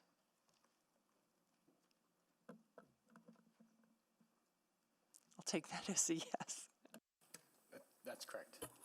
Thank you. Councillor Tang? So I just want to use a specific example. So if this passes, let's say the Explore one, for example, 09, where a portion of that would, the funding source is EPCOR dividend, then that will have to be restated as tax levy, because that amount has already been released into the tax levy. And if we didn't want to do that, we wanted to say EPCOR dividend, then we don't support this. Okay, That's I see correct. nodding. Okay, thanks. Thank you. Councillor Paquette? Thank you. So this money going to financial strategies, like obviously financial strategies needs the money, otherwise there would be no ask. Or am I wrong there? I only placed, like, we made a decision to place this dividend in financial strategies because at the time we were crafting the budget, we were not aware of it. But prior to the release of the budget, we became aware of it. Okay, so instead of taking it from the tax levy, you thought, okay, we could use the EPCOR dividend for this. Yeah, I suppose like administration could have just decided to reduce the tax levy. But on the basis of what I had observed, how council wanted to deal with the dividends and past, we placed it in financial strategies Yeah. to allow you to make the decision. And I mean, financial strategies needs to have that money in it, obviously, one way or the other. No. No, okay. So in financial strategies, I've allocated the risk, but I've been transparent since the beginning that the EPCOR dividend was placed here simply because we did not know about it at the time, and that is currently unallocated. It is the only piece of financial strategies that's unallocated. Just to be absolutely clear, putting $5 million to financial strategies for this specific amount of money from the dividend was a placeholder? Yes, that's correct. Okay. And so releasing it to the, okay, yeah. So it doesn't materially affect the things, that the operations and the responsibilities that administration has for the city. Is that right? Or I'm seeing some chatter. Yeah, sorry, can you repeat the last part of your Oh, no, question? if there's any clarity, you can offer it. No? No, and I think Oh, whether okay. whether you release it to the tax levy and then fund the rest of your amendments from the tax levy, or you let it sit here and you fund your amendments with the dividend, it is 6 of one, half dozen of the other. Okay. All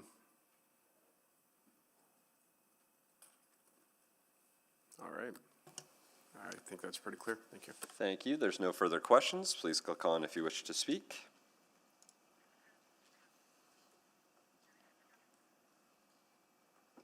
Councillor Stevenson, please go ahead. Yeah, thank you. This has been a helpful conversation. I think initially I was supportive of this motion, but I will not be supporting it. There are some investments that I would like to see made through the EPCOR dividend, but if for whatever reason those are not successful, I would rather that this $5 million stay in financial strategies, again, to help offset some of the known and unknown risks that are coming our way.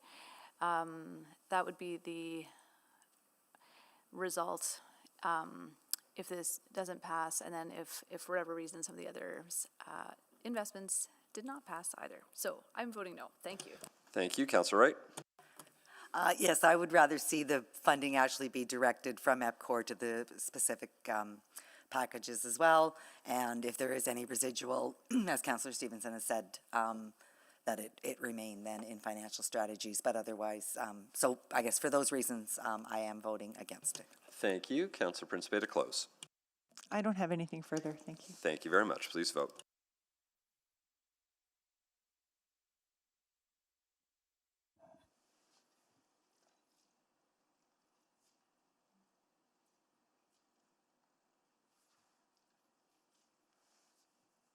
We have all the votes. Thank you. Please display the vote.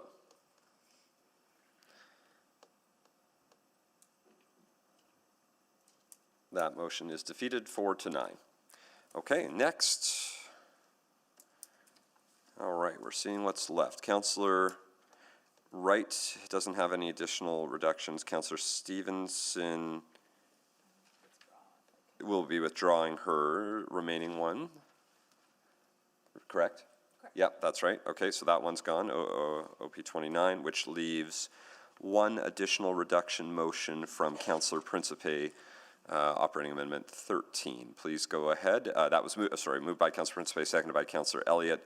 That's the 2.06 million to reflect vandalism costs. That's the only one I think is remaining on the board. Councillor Principe, you've got 2 minutes. Thank you. I had actually even considered, excuse me, withdrawing this one. However, the way things are going, I still think it's important to be putting this one forward. I would still like to see a decrease in the tax levy. How minor it may be, it can be significant to someone. And so I am making this motion. Once again, it's not that I don't see the value in it. I do. I just don't know if it's that much of a priority. Thank you. Thank you very much. Questions? Councillor Rutherford. Yeah, just to the mover. So in the report for this budget amendment, it discusses structural budget variances that would be dealt with if we support the proposed budget, and this was one of them. So if we do, have you thought about the fact that that would just add like 4 would add 2 million basically to the structural budget variance we have to deal with in the 4-year budget?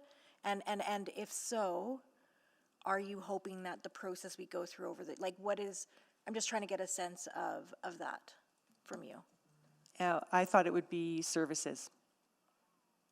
I thought it would go, that there would be a decline in the service, actually, not necessarily the budget. Oh, that's Yes. right, that's a good question. Is that Yeah. what it would be? It would be a decline? That's right, it would be a decline in service. So there's So- been an increase in graffiti, vandalism, those types of things. I'd like to say that this cost is above the preventative measures that we're already doing. So looking at, new materials, protective coatings, mirrors, looking at septet issues, all of those things are like normal operational business. How do we prevent this? This 2 million is above the budget, beyond those costs that we can prevent when it comes to like broken windows, graffiti, things like the funicular that gets vandalized, elevator maintenance. So it's just routine type maintenance that is above what we can prevent. Is there, can you paint a picture for the public of like how much of an increase you're seeing in vandalism reports, tickets to 311 on unique vandalism incidences? Has that increased? Like, what's the percentage that's increased over time?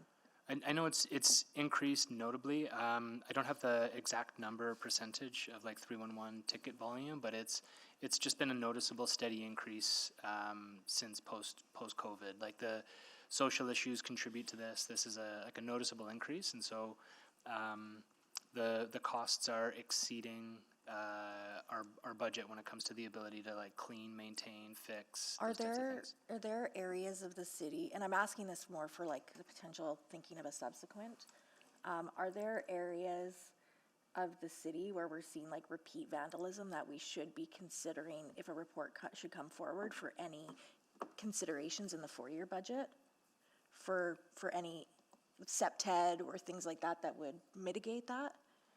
I'd say like, largely there's a concentration of like graffiti downtown, things like streetlight poles, structural walls. But it's things like citywide bridge structures, like the White Mud Drive sound wall, Yellowhead Trail sound wall, playgrounds, school zones, community locations. Like it's largely all over. It's not like there isn't one particular area that we could focus preventative like changes to. It's responding citywide to just an increase in behavior. And so can I dig into the sound wall for Yellowhead? Because those did have the graffiti paint exterior, but I've been hearing there's a lot of vandalism on the new sound walls. Yeah, it's I feel like we look to make those preventative changes, updates. I feel like we're trying to keep ahead of these types of things. But it is going to be updated. If we did new capital, and maybe this is to Sarah Nichols, and we did these preventative measures, like I believe that they are with the coating, but they're still getting vandalized. Is it sufficient? I do know that our new projects are taking those septet principles in place, and then we're also working really closely between Craig and my teams to make sure that as we use things, we learn from that. And so I know, for example, glass in LRT stations has been an issue. It's good for the sight lines and the lighting and things like that, but we've also seen some vandalism. And so we're really taking those lessons learned and applying them into new designs of facilities. I don't know if anyone else wants to comment. Yeah, I think it's really just like, you know, the coatings are preventative, but really the increase of graffiti and vandalism continues to outpace our preventative measures. Fair. Okay, thanks. Thank you, Councillor Palmer. Thank you, Mr. Mayor. I had a question about these. You said that this was in preventative vandalism costs, or sorry, to prevent vandalism. I'm just wondering in terms of like when vandalism occurs, is that an insurance claim from the city? Is that like that? Is that who would be paying for the vandalism costs as they come? If we can, we will. If there's someone, like if there's an accident or something like that, that we can, you know, trace back to an individual, we certainly will. But things like, you know, if the playground were to be burnt down and there's no suspects, those types of things, those maintenance costs still show up. So if there is someone that we can bring it back to, we will do an insurance claim. But that doesn't apply to all cases. Okay, thanks. And I've noticed just a lot of bus shelters being, you know, the glass kind of being broken. Is that kind of what we talk about when we talk about increased vandalism? That's a piece of it for sure, yeah. And I'll say, like, looking at the material of the glass is something we've revisited arguably hundreds of times, you know, whether it's tempered glass, the types of glass, plexiglass, all those types of things we've been looking at, pilot. Like, we're trying all the things to be, how do we get ahead of this? So that's just to say, like, those types of things are a continuous, like, improvement. How do we get ahead of this? But like I said, the costs are outpacing budget on this. And is there some thought that using some of the newer materials in preventative would actually decrease some of the costs? I'd say it contains it. Like, doing preventative measures would contain it, but it's not rounding the curve, so to speak. Okay, in some cases, it helps us move through the inventory quicker too. So the protective coatings you put on it, you can remove the graffiti faster. So we can move through more inventory quicker with the protective coatings on there. It doesn't mean it's not going to get graffitied. And perfect, thank you. And can you give me some other examples of what the money would be used for in terms of preventative? Like we talked about the protective coating, we've talked about maybe using different materials. Yeah, we've looked at things like, you know, recently we've increased the wattage of light bulbs for brighter spaces, trying to help. Mirrors is one. Looking at removing infrastructure like doorways and things like that to open up spaces. Trying to create, like, really leaning on CEPTED principles in terms of like what can we do here to help prevent. The one on 100th Street right across from the Hotel Mac is an example of like removing doors, walls to open up that space to decrease the repetitive vandalism in a certain bus transit shelter. Yeah, like different types of materials, mirrors, those types of things. Like, how do we get ahead of this? Okay, no, thank you for that. I think it's, these are one of what I would call like the downstream effects of some of the social disorder that we've seen on the streets. It's just another one of the things that's a downstream. A symptom, yeah. A symptom, that we're yeah. treating. Okay, thank you very much. Thank you, Councillor Salvador. Great, I think I just got that answer. So yes, it does include bus and transit shelters. So that would be like representative of the overall behavior of the areas. They are budgeted separately. This right now, this line is particular to like vandalism that our fleet and facility area is covering, but bus shelters is captured under the transit line item. Okay. And then I guess just for my understanding, do I have the correct understanding that if issues related to vandalism aren't sort of addressed promptly or proactively, it's typical to see the rate and intensity of vandalism or graffiti increase? Is that a fairly known pattern? That's our general understanding, yeah. It would go on top of each. There's other things as well. Sorry, I'm getting other examples like art. You know, art installations, you know, vandalism typically doesn't vandalize existing art murals. That's another example of things that we can do to help prevent. Right. And I guess if this decrease were to move ahead, is it possible that we see further cost escalation because we're not able to take some of those more proactive or rapid responses? I would stay within budget. So I wouldn't, in terms of like cost escalation, I would say it would be a service level decrease. We would stay within the service level. Right. So then that would see like longer durations of boarded up windows or graffiti or those types of like things So I would stay within budget, and it would be a service level decrease rather than a cost increase, unless there were to be like a catch-up phase after the fact, Yeah. but that would be the idea. Got it, thanks. Thank you. Councillor Morgan. Yeah, we just we're in favor of keeping the two peace officers for this new pedway that we have going to the museum. Any sense on like what? And obviously we have some increase in hiring more peace officers too in general. Any sense on what that does to our vandalism costs? Like, I would think that if we have more boots on the ground, we're going to see less disorder. I think there's a host of reasons, like a host of things that help. Eyes on. I mean, ETS ridership is higher than it's ever been. Like, more eyes on the system is helpful. More people in spaces assist. More graffiti. It seems to attract more graffiti. So I think there's like a range of things that would assist. But of course, more TPO presence or things like that is certainly one of the contributing factors. Is that known? Like, do we look at that, or do we don't quantify it, I guess? If I can jump in, I'm not sure if we have the stats just for graffiti, but certainly we can show that when we increase our proactive presence, so not just responding to calls for service, but our proactive presence, it has a calming effect on a whole host of issues, from disorder to mischief to violence to things that the EPS would otherwise have to be responding to. So if we can get our capacity of proactive enforcement escalated in some of these areas.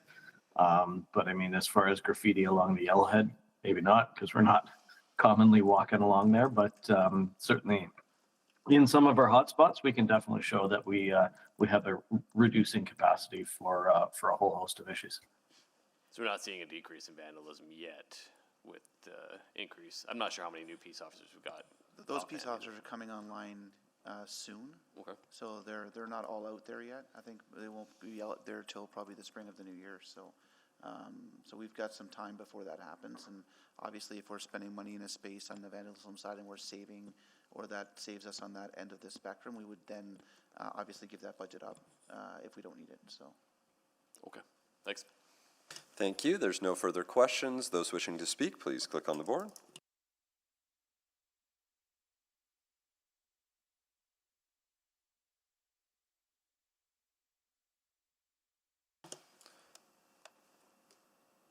Councillor Rutherford. I'll be really brief. I just want to say, we heard so much from Edmontonians about how important safety is. I think when we did our listening sessions, safety rose up, but safety isn't just enforcement. It is also how people feel in their space, and broken window theory is pretty solid and grounded in, if we don't address things like vandalism, it's not going to help our sense of and perception of safety as a community. So for those reasons, I can't support this reduction, though I really do appreciate the intent of the mover in finding those savings, especially in the context of some of the other decisions that have put more pressure on our operating budget. So I completely understand. But from a safety perspective, we need to make sure people feel that the environment is safe, and that includes removing vandalism. Thank you. Councillor Principe to close. Oh, thank you, Mr. Mayor. I just wanted to say that, it was a hard one. It's a hard one to put forth. They're all hard to put forward. It's not easy. But I just want to clarify that vandalism will still be addressed, even if this passes. This is just a complement to it. So I hope, because looking forward, I anticipate that some of the amendments coming forward may be increasing to the tax levy. So I'm trying to find a balance here. Thank you very much. Please vote.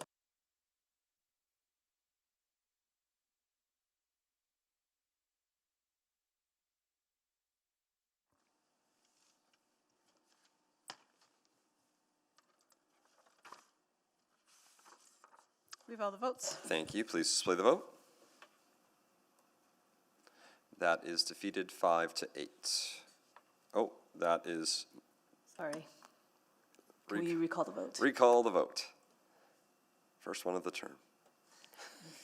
We'll just recall and send the vote back I out. don't know, maybe it is. Add it to the imaginary list that doesn't exist. We're going to have a recall the vote and send out the vote again.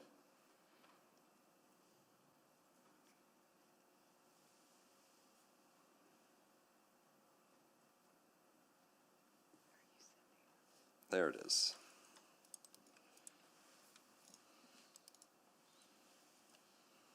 We have all the votes. Thank you. Please display the vote. And that is defeated 4-9. All right, that takes care of our budget reduction amendments. Before we start going into the Point of order. There is Oh, still sorry. one more. Is there one more? Did I miss that? It was Oh, the other bullet point one. Yes, thank you. You were right. Yes. Okay, well, there is still one more, but I'll just withdraw it. Okay. All right. Thank you. All right. Now we are officially done with the decrease amendments. Before we move on to the increase amendments, I thought I would do a final check-in to see if either A, folks have anything they wanted to add, or B, have anything they want to remove from their list. If you do, please click on.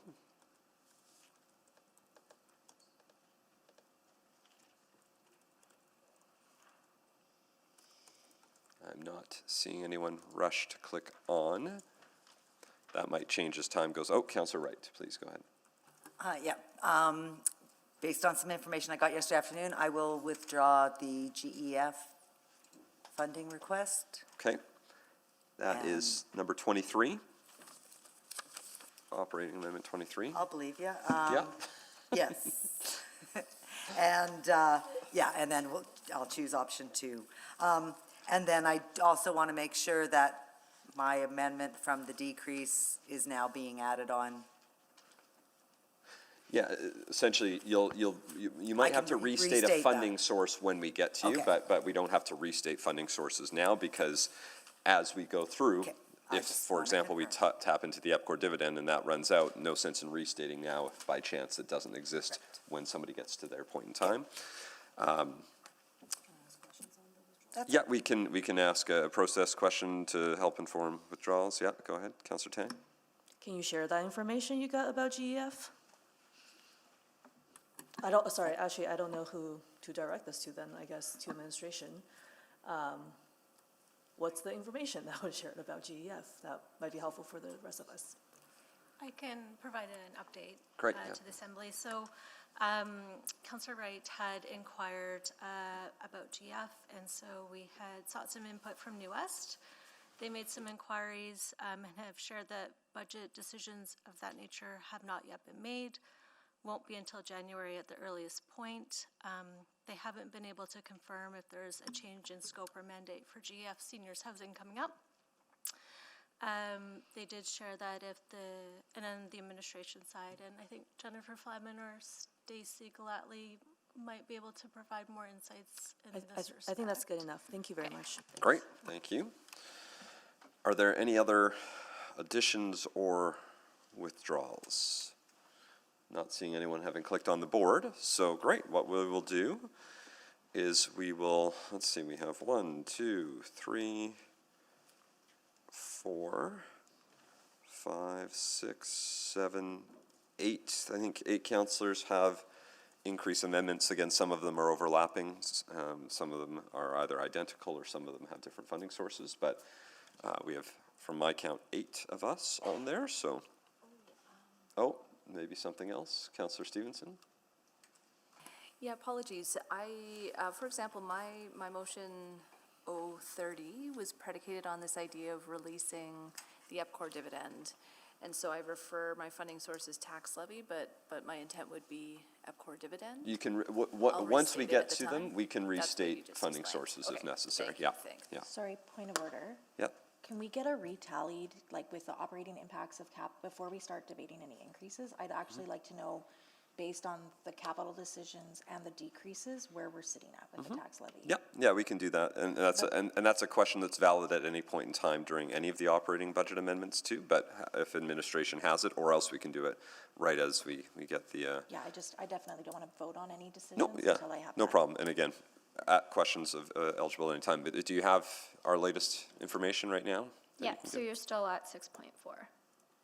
Still at 6.4 because, You're still at Yeah. 6.4, so the amendment that you passed to not have the public realm reserve added 438 in general revenues back to the tax levy. You technically haven't voted yet on the bus service growth OIC, but that's 420K, so those two kind of net each other out. okay, that's great. And again, we can ask those questions as we go through each of the line items too, but thank you, Councillor Rutherford, that's great, always a good point to check in, so 6.4% at the moment, Use that knowledge as we go forward during this discussion. Let's go to see if we're ready to randomize our movers. Is it only 7 now? Just to make sure. I thought I just want to make sure. Let's just triple check if anybody else, I believe there was one, but it was, I believe Councillor Rutherford withdrew. Yeah, I'm just going to read out what I have. I see Councillor Parmar, Salvador, Tang, Wright, Stevenson, Knack, Paquette. Oh, yep, that's probably 7. Okay, there we go. Great. All right, here it is. The randomized on the screen, about to happen. It's very exciting times for us all. We will be going in order of Councillor, let me write, I didn't bring my, but yeah, thank you, I don't know where my pen went. So we've got Salvador, Paquette, Tang, Wright, Knack, Stevenson, and Parmar. Okay, I've got them written down now. Thank you very much. Now we are ready to proceed with any of the increases. Councillor Salvador, you have, I think, 1, 2, 3, 4, 5, 6 potentially. You're welcome to move any one of the 6. Yeah, I'll move 07, the DATS service level. DAT service level, yes. And is that, are you using that funding source, or would you like to restate? EPCOR dividend. EPCOR dividend, yeah. So that would be, we'll just make sure that particular funding source is modified. So it'll be, everything else is the same. We'll get it up on the screen, but it'll be with funding from the EPCOR dividend held in financial strategies. That's the change in funding source on that. So that'll be updated on the screen in just a moment. The clerks have nodded they're updating that as we speak. As that is getting updated, you do have 2 minutes to introduce Councillor Salvador. Please go ahead. Sure, yeah. I don't think this one needs too much of an introduction. We are all familiar with DATS and the essential service it provides for thousands of Edmontonians with disabilities who can't use conventional service. Many folks who use DATS rely on it for medical appointments, as well as to get to work, to school, recreation, staying connected with family and their community.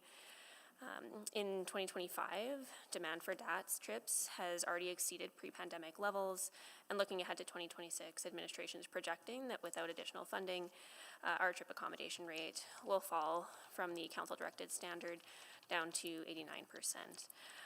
And in real terms, that means that I believe it's around 120,000 trips per year won't be possible. So, yeah, this is something that is incredibly important if we are committed to maintaining a city that is accessible, inclusive, and equitable for everyone. Thank you. Thank you. Questions? I think there will be, as you're clicking. Councillor Tang. Yeah, I've heard lots of feedback from Accessibility Advisory Committee for this package. Just to administration, can you just highlight a bit of those numbers that the mover was introducing this year versus last? I'll just hand it over to Carrie. We've got quite a bit of data on this one. Yeah, thank you, Councillor Carey from ETS. So DATS, we're going to hit a new milestone in terms of total trips this year. We're going to hit about 1 million, which is a new record for us. So we've had about 7 to 8% growth in trip volumes in 2025. So typically each 4-year budget cycle, we add incremental amounts of service hours to maintain the 98% accommodation rate that council set. We didn't do it in the last 4-year budget because we were still recovering from the pandemic, but we've now exceeded that pre-pandemic level. If we aren't able to proceed with this one, it means we won't be able to maintain that accommodation rate, and our estimate is that it'll drop down to about 89%. So we'll have to decline basically trip requests from folks. And then this exceeds pre-pandemic level by how much? So we are exceeding pre-pandemic levels by about 6%. Okay. Yeah, I understand there's a huge surge in DATS access. Would this increase help at all with that window of service that we've chatted about before? No, that was a separate item. So in the report last fall, we identified, I think it was 3 opportunities for service improvements and what that would take. So that's considered separately. This is just for the base level of accommodation at that 98% level. Okay. I think I may know the answer to this, but I just have to ask as well.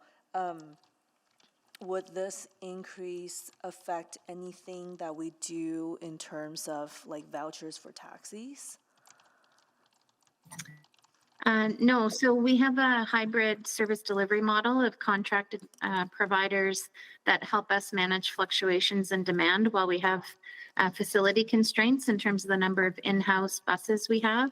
There are 2 different types of trip requests. So those that have more complex needs with bigger accessibility equipment are provided service directly in-house. Those that have a bit more mobility but still are qualified or eligible for DATS, they can be accommodated using smaller vans and taxis, and that's where we have the multi-year contract for that type of support.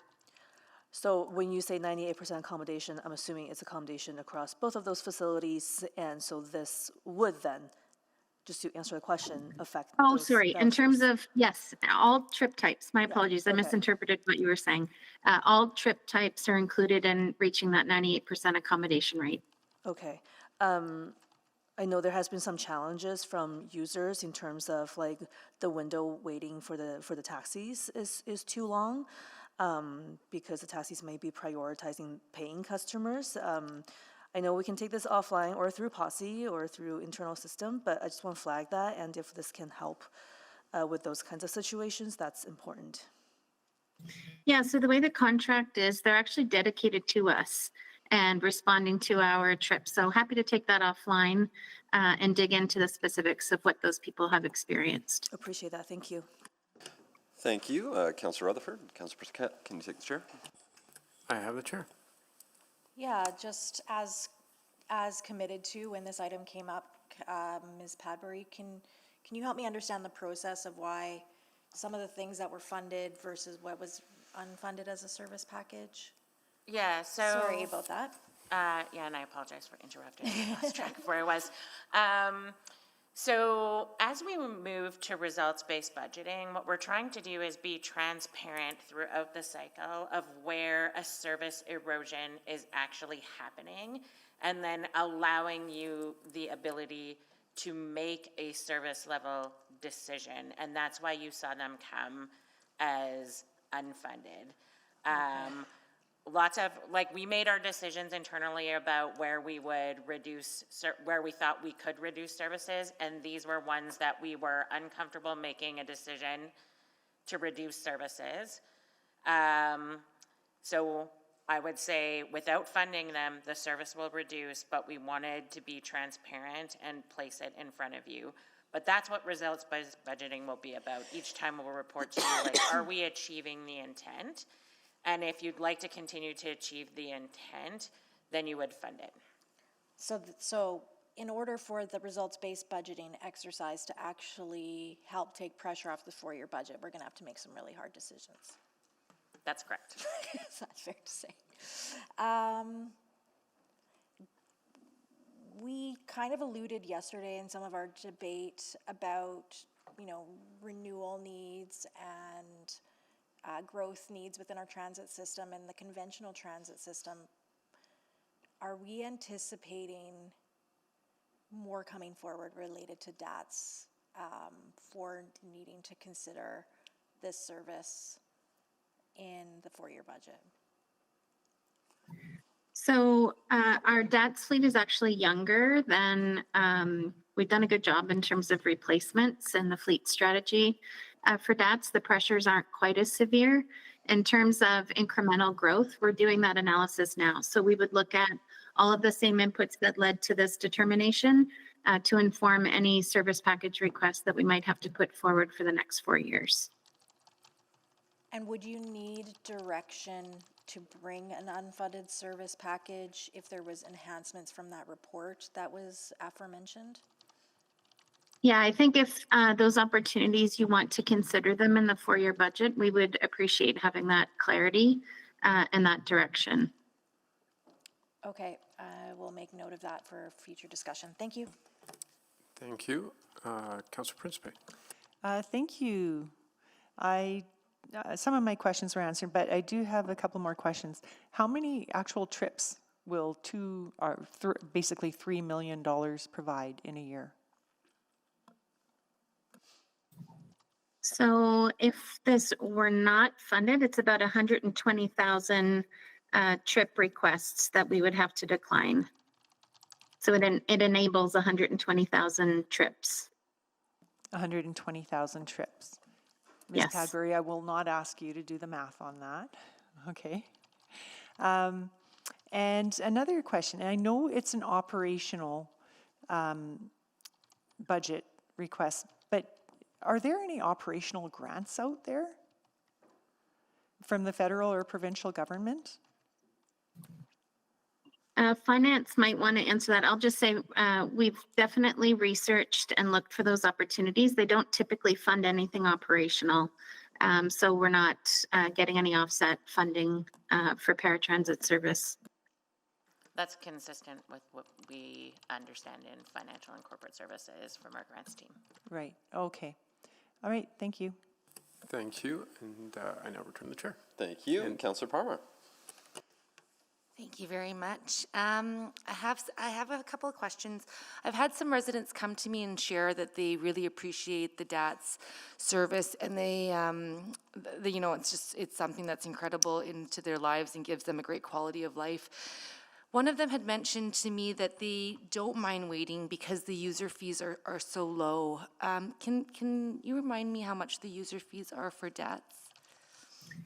Yeah, so across our network, it's an integrated network, and from an equity and human rights perspective, it's the same fare structure. So the same fare structure applies regardless of the type of trip you're taking, whether it's a paratransit trip, an LRT trip, or a combination of bus and LRT. It's all the same fare structure. And the fare structure is? Yeah, so we have different categories for a regular adult user. If they're doing a ticket and not a preloaded ARC card, a ticket is $3.75, if my memory is correct. And if you have a loaded ARC card, a per trip fee is at the $3 mark.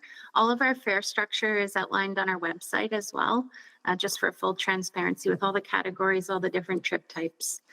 It's all there. So, and thank you, because 120,000 trips, thank you for answering that. With $3 million, it's about $25 a trip. And so that is an understanding that, equity on all of the transit. Have we thought about, or hasn't been thought about, changing that in any way, shape or form, in terms of there's just a large discrepancy between what we charge and what it costs for the trip? Has that been considered or brought forward at any point in time? Yeah, for sure. And I appreciate the question. Across the country, paratransit service is more heavily subsidized because it's a specialized demand responsive service and not a scheduled kind of fixed route. I'm getting a bit nerdy here, but conventional transit service is designed differently.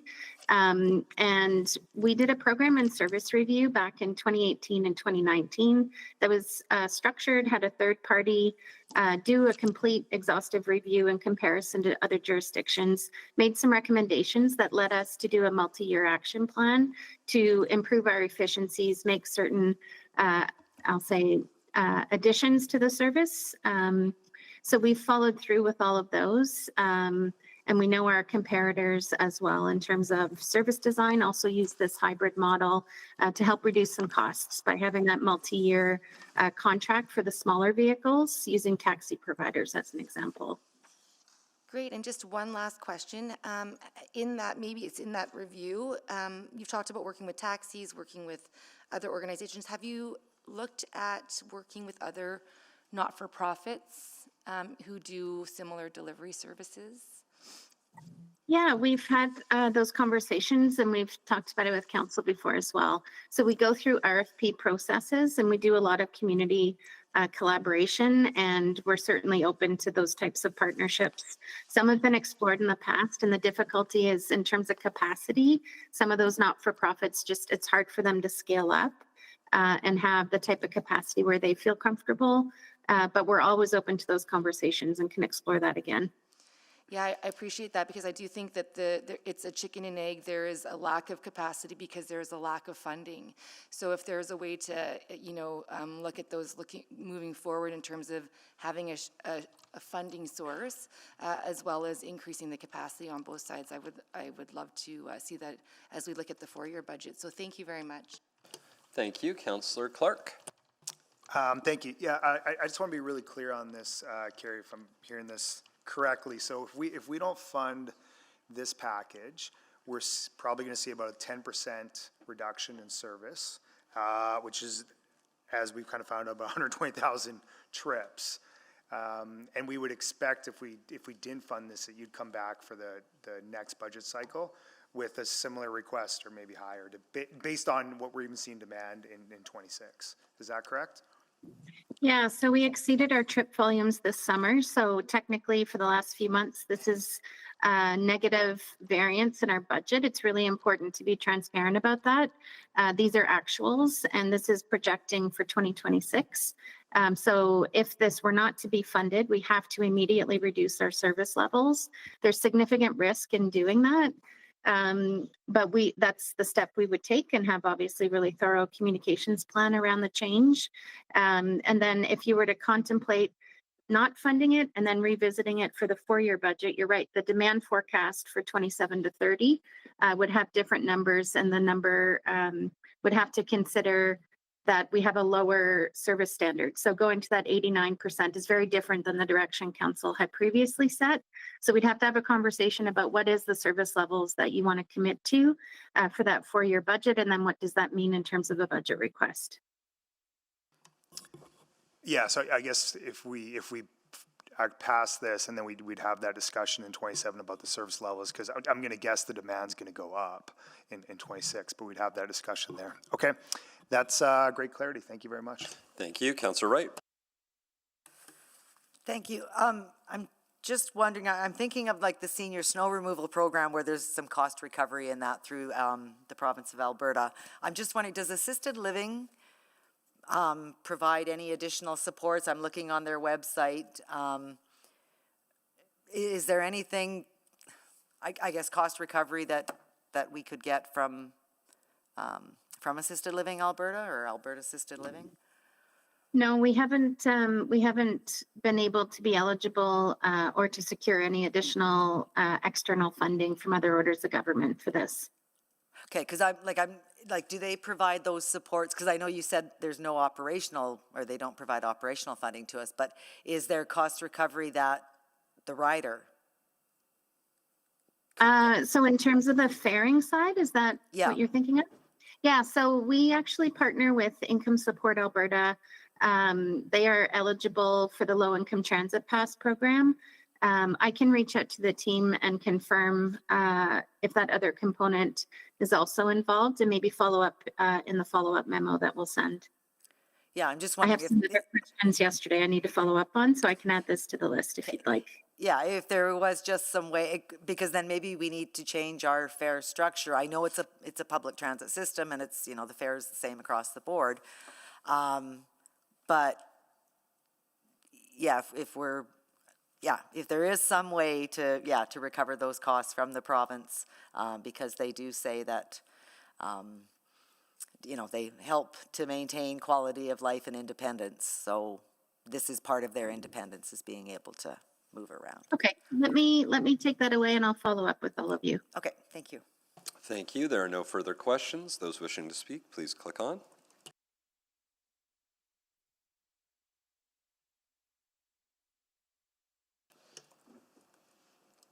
Thought I heard clicking. Yep. Councillor Stevenson. Very briefly, just wanted to lend my strong support for this motion. I really appreciate the mover bringing it forward. As we heard, this investment is critical to ensuring that Edmontonians can keep moving and ensuring equity of access to our city for Edmontonians who maybe face other barriers.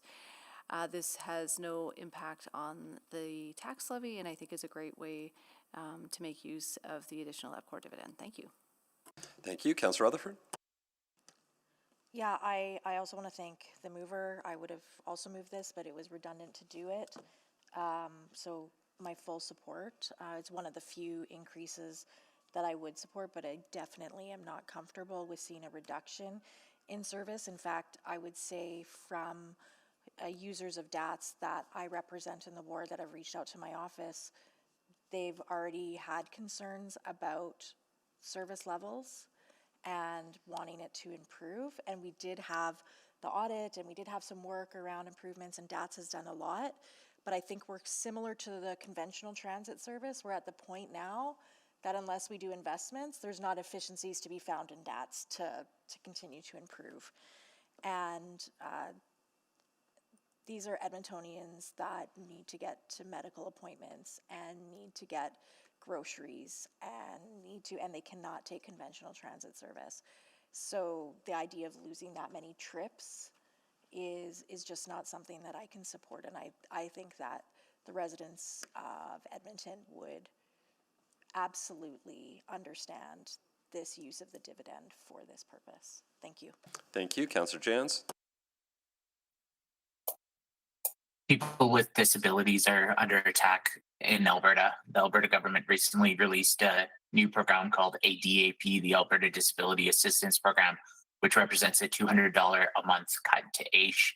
That on top of, there's the clawback of the $200 Canada Disability benefit and a $220 per month rent hike for AISH.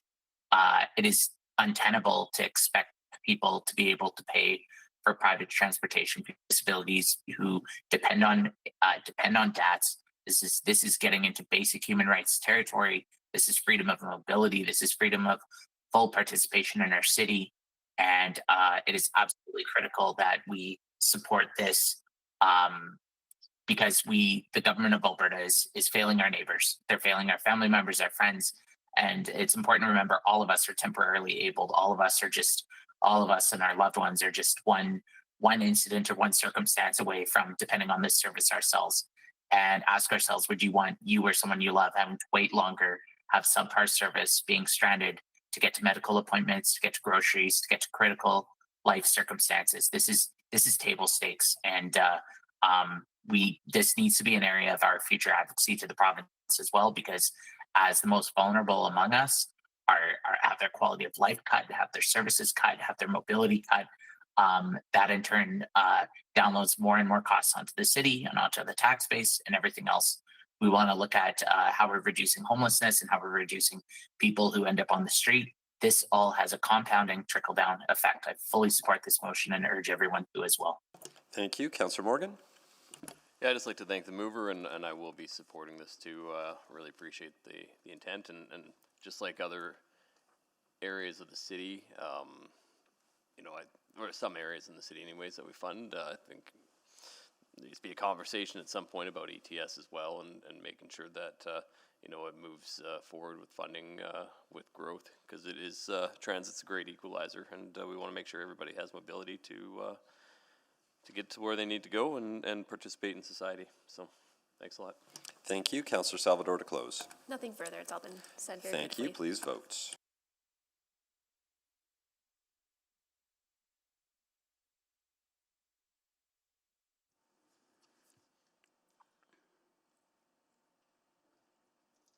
We have all the votes.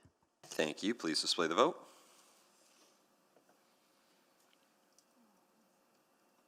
And that is carried 13-0. Excellent. So that will mean that there's one at least that won't need to be moved later. Councillor Tang? Yeah, I'm happy to withdraw O10, which is effectively the same amendment that we just passed. Thanks Great. for that. Thank you. Any other withdrawals just before we break for recess? Just making sure. Nope, that's okay. So what will happen next is we will take a recess until 1:30. We will come back based off the number of amendments, and we'll see. They might not all stay on as funding sources may be used up at different points. Even still, realistically, we could maybe finish the budget today, but there's subsequence, I think, still. So I don't think we'd be finished today. And I would just ask, if you are thinking of subsequents, please make sure, if you haven't already, get those to the clerks as soon as humanly possible. I want to get a sense of how many we have. But I think, assuming we're likely to go into tomorrow anyways, I might ask for the indulgence of council for us to extend our recess today so that I can have that meeting with the Premier and not miss our budget deliberations. I know that's not ideal, but if we're going to go into tomorrow anyways, I think it would be something to think about. We don't have to do that now. I'm just going to ask for you to think about that over the lunch break. That is a half-hour meeting. My plan would be to still stay on the meeting while I'm in transit, that maybe we take a slightly longer recess, and then I would jump back virtual for the remainder. My meeting is scheduled from 4 to 4:30, so I can happily attend all of the other parts of the meeting, or council can decide to break early if we choose. We'll cross that bridge when we get to it, seeing how much is left on the agenda, if that's okay with everyone, but just something to reflect on as we're going over the recess. We are now on recess until 1:30. Thank you very much, everyone.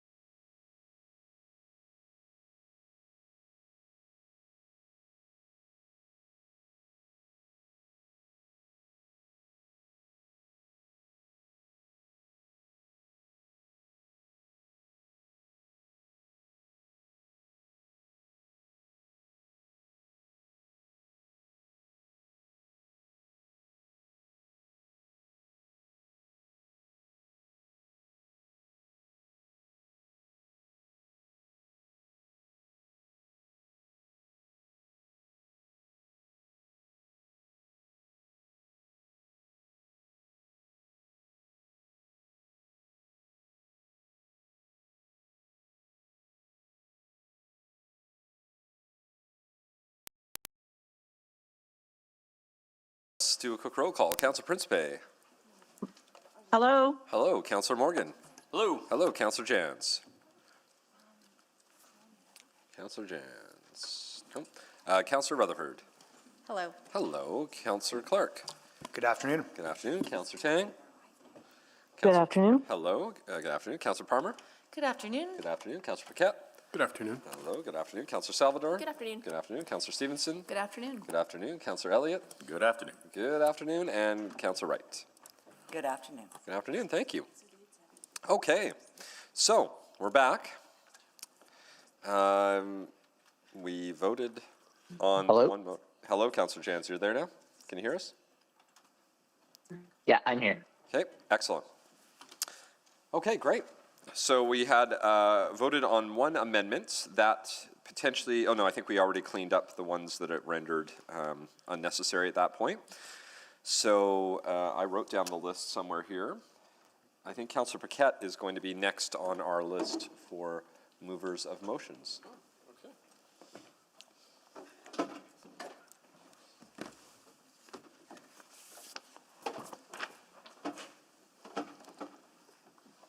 And Councillor Paquette is digging something out of the recycle bin in order to help prepare him for this moment. I thought we were going to get an updated list. My bad. Okay, so. Do you have your motion ready to Yeah, go? and just, well, I've got three. Do we know which one it is? No, only you knows Only which I know. one So, is it is. like, it You really are the doesn't matter? chooser. So. Like it's not a schedule, it's just No, whatever this I feel you like? get to choose. The power is in your hands, Councillor Paquette. It's too much pressure. Okay, so I've actually got a little bit of revised wording suggested by administration, if you'll indulge. For whichever one, which one are you thinking of doing? I'm thinking, geez, I should probably do the biggest one first, right? Ideally, I Yeah. mean it's up to you, but Yeah, I'll do the biggest one first. Okay, Sure. so this will be OP 39. Okay. That the 2023 to 2026 corporate expenditures operating expense budget be increased by $64,500,000 in 2026 on a one-time basis to replenish the financial stabilization reserve with funding from the tax levy. fantastic. So that was moved by Councillor Paquette, seconded by Councillor Elliott, and you will now have 2 minutes to, and I guess I should check because this is, oh no, the FSR. So, perfect. Councillor Paquette, you have 2 minutes to introduce. Yeah, okay, so this emerged out of our multiple conversations with administration over the past many years, and looking at the tax rates for the future and for the 4-year budget. We already have tax increases included on those to deal with this very issue. So if we are looking for affordability going forward, one way we can do that is, while our money is actually worth what it is now, pay for this now, rip off the Band-Aid, so to speak, so that future tax or budget increases can be minimized.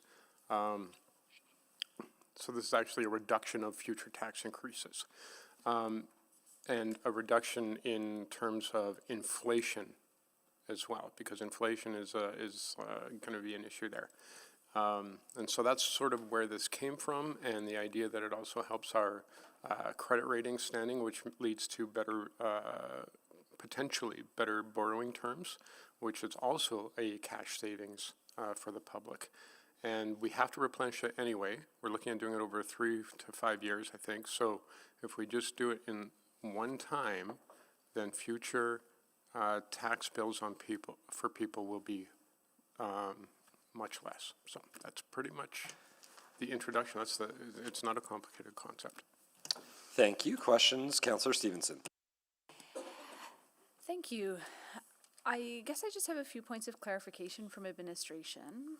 So my understanding is that our required balance in FSR is proportional to our overall budget. Is that correct? That's right. The minimum balance of the FSR is determined based on 5% of your tax-supported expenditures. Okay, so replenishing it now, like we erode the value of the dollar anyway in FSR, because if our expenditures are increasing, any money we put in now, I don't know if I'm phrasing this well, but there's not a way that paying upfront now mitigates against a depreciation of the dollar in the future, because it's always going to be increasing with our increased expenditures, correct? Yeah, Ish? your minimum balance is always going to increase with your tax-supported expenditure balance. But by paying $64.5 million right now, you'd bring it up right now to its minimum balance. And then if you move on in future years, being with balanced budgets or surpluses, then it would remain above the minimum balance. Sure, but that 64, so we're below by 64,500,000. But again, my understanding is not that we are collecting more than 64.5 million by spreading it out over 3 years. Like, if we spread it out over 3 years, do Edmonton taxpayers end up contributing 68 million, for example? If you pay this over the longer term, it's more expensive to pay back. So the sooner you pay it back, the cheaper it is. The longer it takes you to pay it back, the more expensive it is, because the minimum balance increases. And you have to put more into the FSR to get the minimum balance. But again, even if we replenish it today, if this motion passes, the minimum balance is still going to increase. The required minimum balance is still going to increase as our expenditures increase. That's correct, and if you operate on a balanced budget, you're closer to achieving minimum balance if the minimum balance goes up. Yes, If yeah. this motion passes. Yeah, but it doesn't preclude, paying it off now doesn't preclude continuing to need to grow it as our expenditure grows. Yeah, it will always be 5% of expenditures, and as council, you control the dollar value of expenditures. Great. And then can you remind me, I think we just had a change in our credit rating. Can you just remind me where we're at? AA plus. And could be AAA plus? Like, is there any, what's the highest? There are cities that are AAA, yeah. Okay. And what is the order, like, what's the difference between being AAA and AA plus in terms of our borrowing rates? What's the magnitude of a favorability we'd see in borrowing? So that's a harder question to answer because we do the bulk of our borrowing through Treasury Board and Finance. And so I believe they're still allowing us to borrow on their credit rating. Okay. So what is operative to us about our credit rating? What practical impact does it have? So you need to have a credit rating if you want to have your own debt management fiscal policy. So a component of the Edmonton City Charter is you can determine your debt limits as you see fit, provided that you have a policy and that you have you secure a credit rating. Okay, and is there a level for that credit rating that we have to achieve? No, we just have to have one. Interesting. Okay, thank you. Thank you. Councillor Elliott. Thank you, Mayor. I just have one question for the mover, because I know he has his fancy-dancy indicator for taxes. What would be the tax implication on the residents if we were to move ahead with this motion and it passed? Well, right now, I don't even need that. Right now, I think it's, administration said it was 0.5%. So it would be a 0.5% reduction in the subsequent budgets. Is that right? I'm going to ask Nancy to answer this fulsomely. Yeah, please. So for 2026, the increase would be a 2.7% increase. Oh, 2.7. And then, 2.7. yeah, Okay. 2.7. All right. And then presumably, you would either not have it carry forward, you would have paid back your FSR, but the 0.5 to do pay-go still stands. The pay-go. Or you could not, if you did this now and let it be ongoing, you wouldn't have to make the pay-go tax increases in future years. And also just noting, if you meet the minimum threshold for the FSR, then funds could be allocated to the dedicated renewal fund sooner. Right, okay, so. No, Councillor Elliott's. Yep.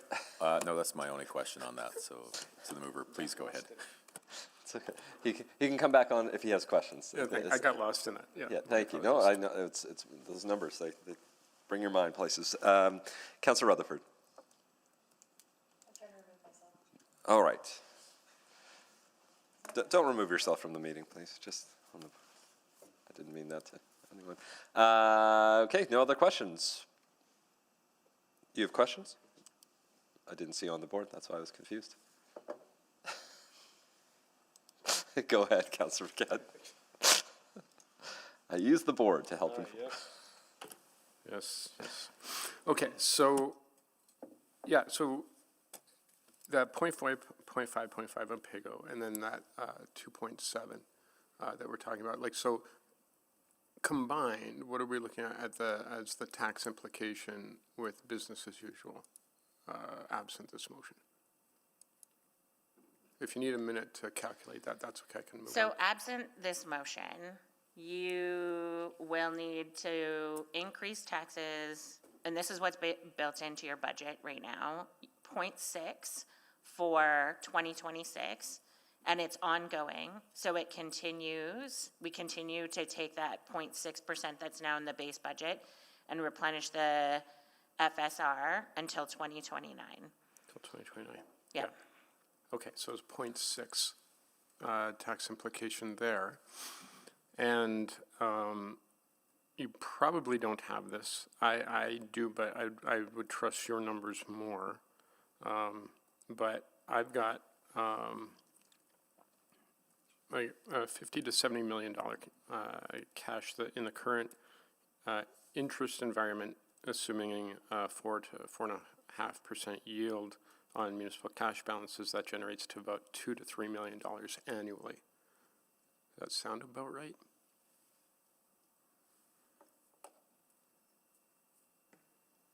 Sorry, what was your first number? You're calculating the yield on, Oh, sorry. So the amount that we're talking here the translates. 64. Yeah, translates to about $2-3 million annually, ballpark figure. So Oh, yeah, that's probably close. Yeah. So that's an additional savings for the public. Altogether, and we don't know what the value of 0.6 on taxes will be in the future, right? But we can assume that it's pretty close to now. Is that about right? It's about $14 million. About $14 million. So on top of that other amount as well. So maybe we're talking about $17 million in benefit from taking this move now. Do I have that right? Oh, other way. I'm just gonna go back to because all of these numbers were in the dedicated universal renewal strategy. Yeah. So you essentially added $10.7 million to the tax levy in 2025, and you're gonna take that $10.7 million for 5 years. Then you added 0.6 this year, which is 14 million, and you're gonna take that for 4 years. And at the end of that, you will have put aside, I believe it's 56 million? No, sorry, 109.7 million. I had to add those two together. So it'll be you'll have raised $109.7 million to pay back your FSR by 2029. Right. Yeah, okay, makes sense. Okay, so, that's it. Those are my questions. Thanks. Thank you. Councillor Salvador. Yeah, sorry. I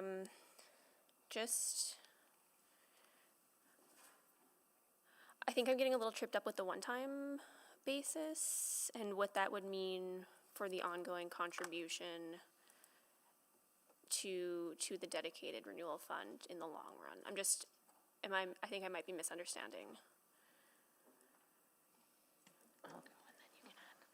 So if you pass this motion and you're at or close to the minimum with this motion, then the money that you already had set aside in the base could either be redirected to Universal Renewal Fund, or speed up your pay-as-you-go strategy. Okay. Okay, thank you. Thank you for that. And then I guess I just have a larger question around the tension between sort of a strategy like this, which would mean, I guess, more a larger peak, peaks and valleys versus, I guess, stability and predictability, and I guess a more smoothed out strategy. Just looking for some thoughts there around those two types of approaches. So we designed the FSR policy to have that 3-year payback strategy to allow for a smooth instead of a shock, but it is only that we have to bring back a plan, and that plan can't be longer than 3 years. You, as a council, you exempted yourself from that policy to do 5 years, but I think there can be value in doing it lump sum. It's really a matter of the tolerance you have for the timing of things. And for me, ultimately getting you back to an FSR that is at its minimum balance is a thing that I think is important. And I think not having it there is one of the things that you are struggling with, because there's not a great degree of financial flexibility at this point in time. Right. Thanks. Thank you. There's no other questions on the board. Those wishing to speak, please click on the board.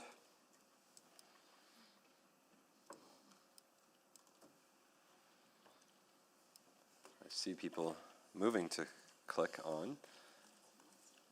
I thought so. Oh, Councillor Clark is going to kick us off. To the mover, Councillor Paquette, I appreciate all the work that's gone into this and in the idea to replenish this FSR. Obviously, that's crucial and something we need to focus on.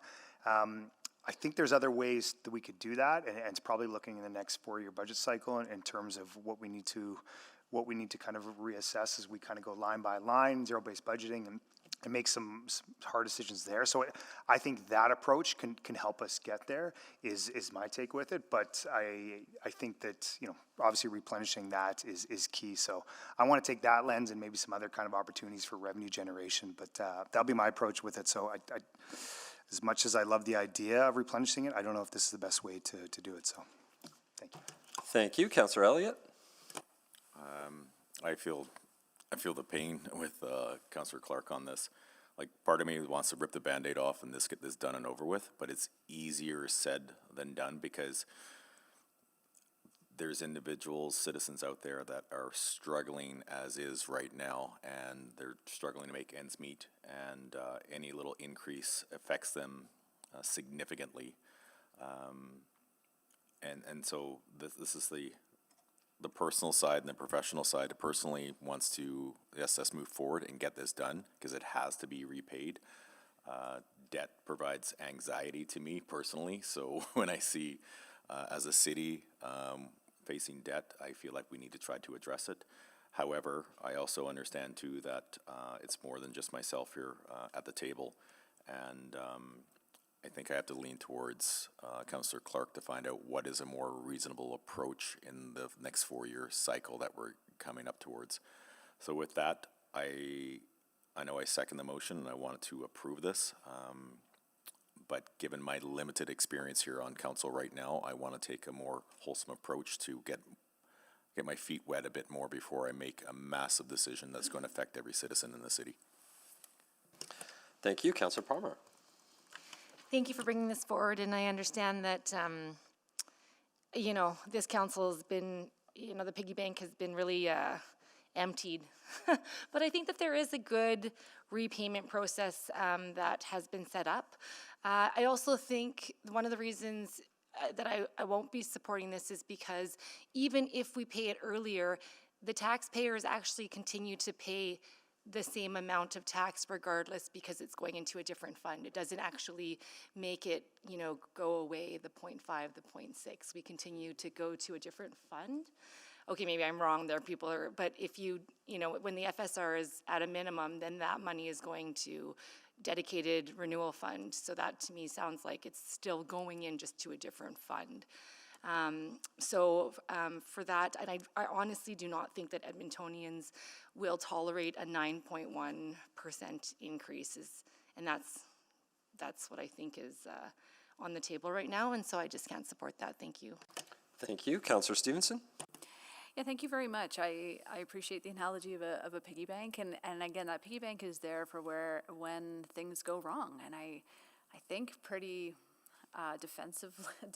it's defensible to say that things went extremely wrong over the past 5 years. 2020 came as a huge shock to the globe as a whole.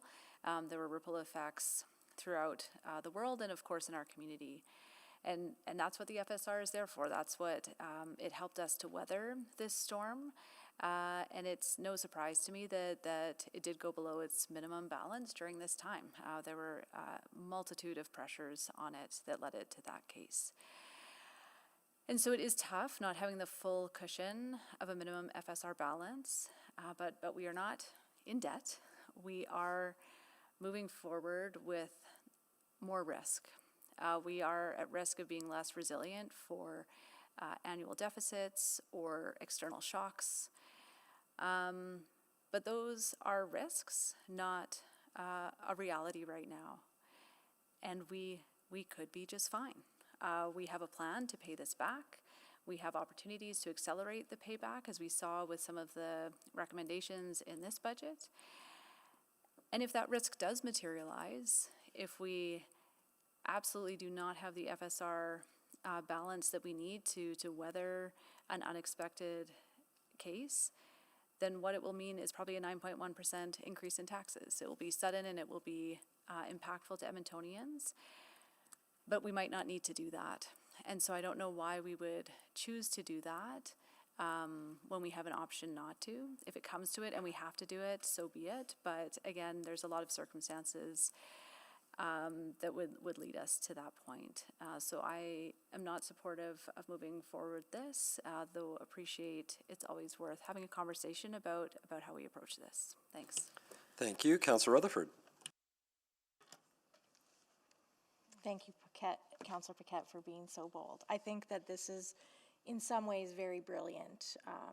You know, I keep looking down the barrel of the next 4 years of all of the pressures that we're going to experience, and this makes a lot of financial sense, both in terms of getting our FSR up, in terms of being able to contribute more to our deficit renewal, pay as you go, or both, and or in 2027 being able to put 2.7 back onto the tax levy, almost wiping out the already alluded to 3% that we likely could have.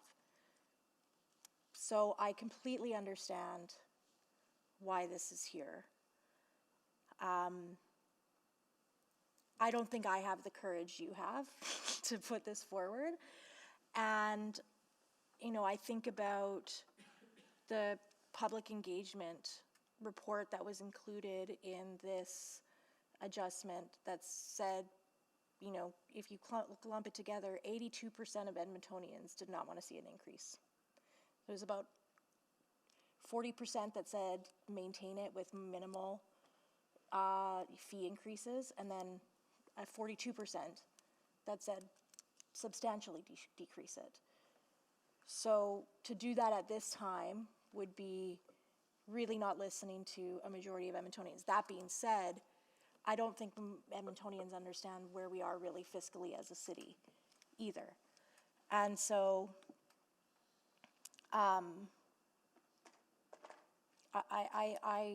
in normal situations, I think that this is actually quite smart.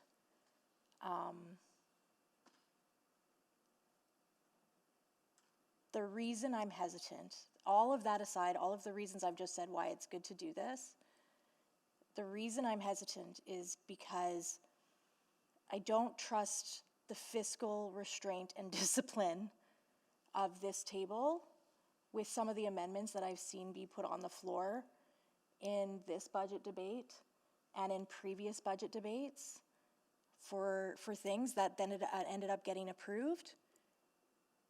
I don't think that this would actually, I think it would end up, we'd end up doing this, and then we'd still end up adding a bunch of amendments to future budget decisions that still bring up the tax levy. So I don't actually, so that is the reason I won't be supporting this, is because I need to start to see some serious restraint from my colleagues to have the courage that this is worth the political and financial hit for our residents to stand behind. Thank you.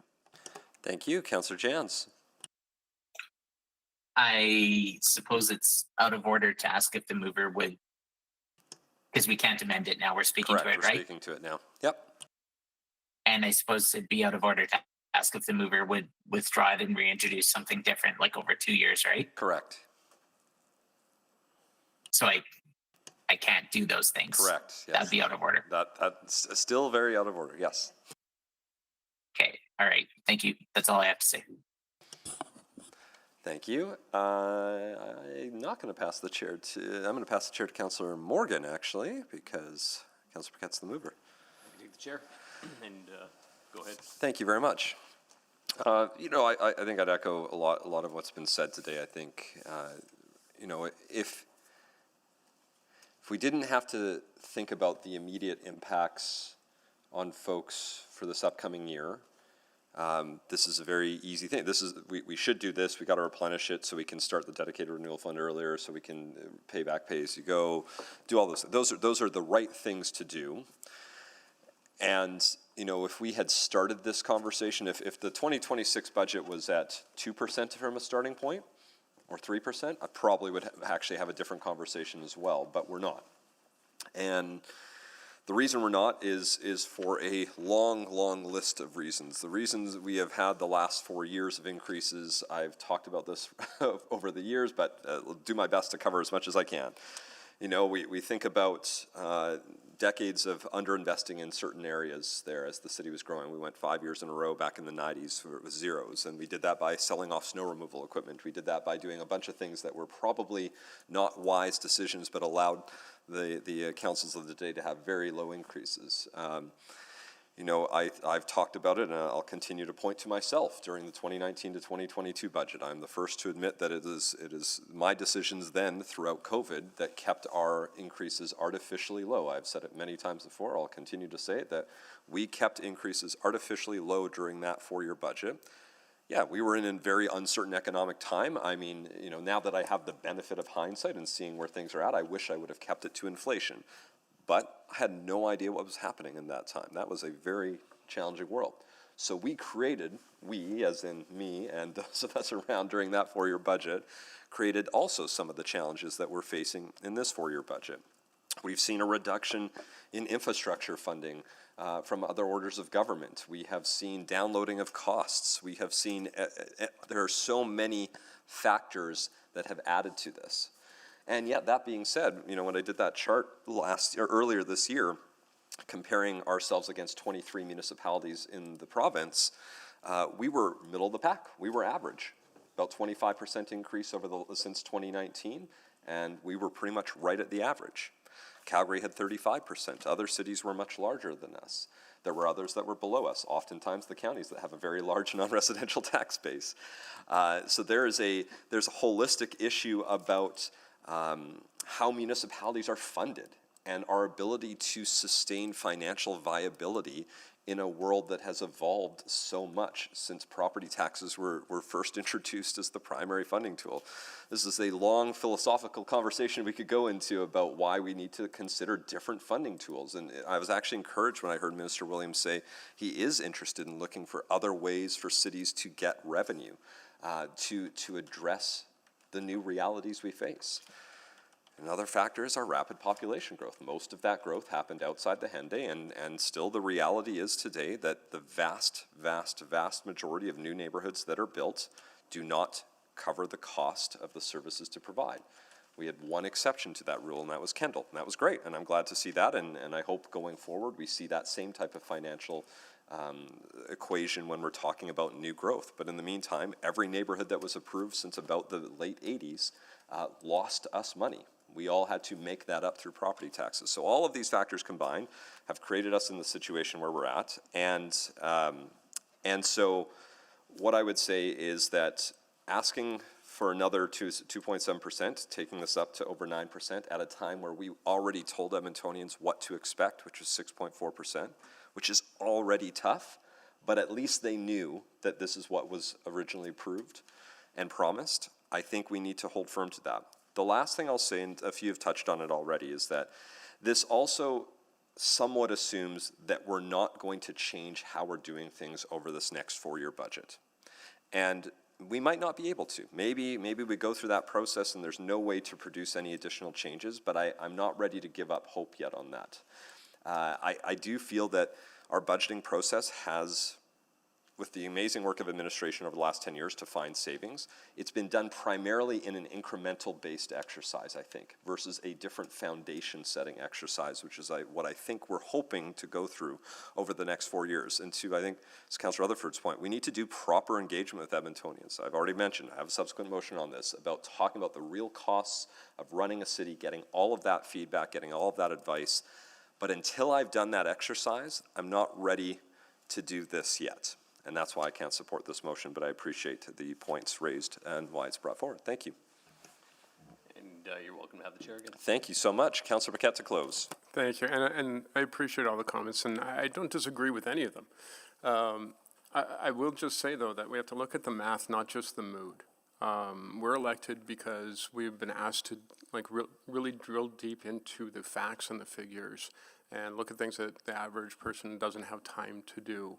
They don't have time to understand how the budget works and what the factors are. They trust us to do it. And so their mood is, I don't want to see my taxes go up. The math is, if we don't do this, their taxes will go up higher. It's that simple. There's actually no debate about that. By voting against this, the vote is to retain this on the tax base going forward, which literally we cannot escape from the fact that it increases taxes and reduces affordability. So if you're concerned about affordability, if you're concerned about giving people a better shot, then you want to do this. If you're concerned about optics, because the math is the math, there's no debate. So if you're concerned about the optics, I get it, and I don't think anyone here, that's what their concern is. Their concern, I think mostly and justifiably, is that people are feeling under pressure. Their utilities go up, their insurance goes up, they see their taxes go up. But this bill has to be paid anyway, and it will be paid. So in our term, the bill will be paid, but our choice is, do we want to pay the bill and save money, or do we want to pay the bill and spend more money than we need to? Because it's going to get paid either way. And if we do it now, that gives the 4-year budget debate and the new way of doing the budgets and everything a lower base from which to work, a fairer base from which to work, and less difficult decisions that have to be made. This saves time. It saves money, it saves anxiety. So really, that is the choice before us. There is no other choice. The choice is, do you want to save money and deliver a lower overall tax rate over a period of 4 years to people on this item, or not? And if you decide that you do not want to do this, then, okay, that's totally fair. Obviously, that's fair. But you will have to go back to the public and say, listen, I voted to not save money on a bill that you have to pay anyway, and that actually increases over time.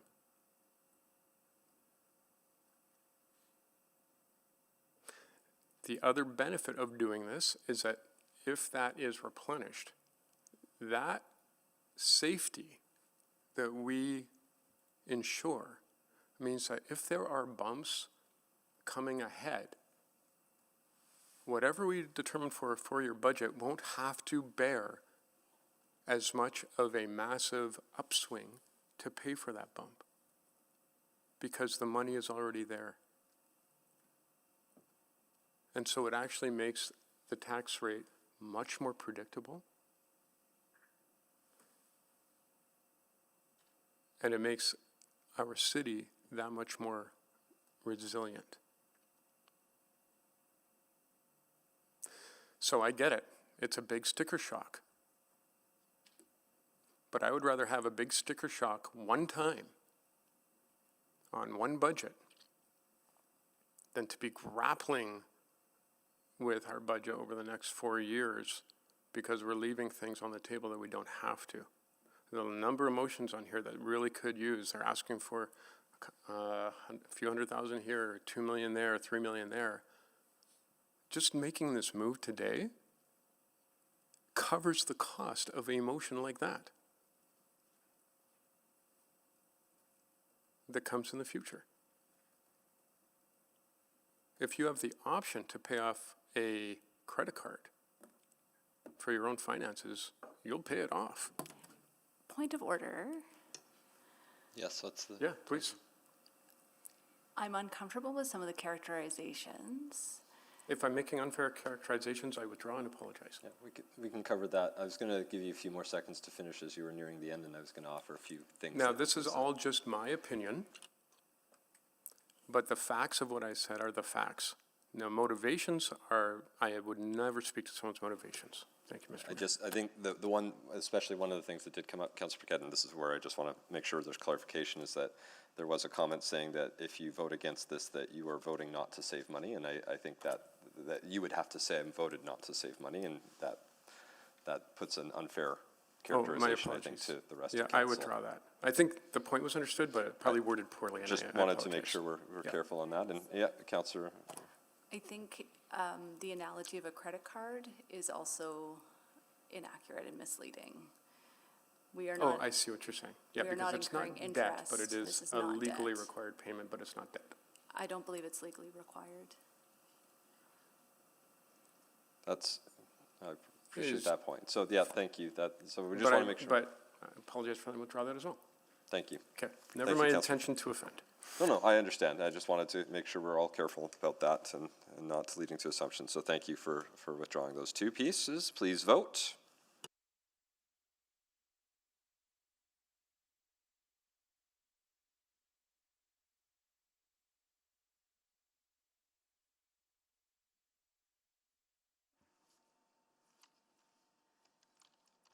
We have all the votes. Thank you. Please display the vote.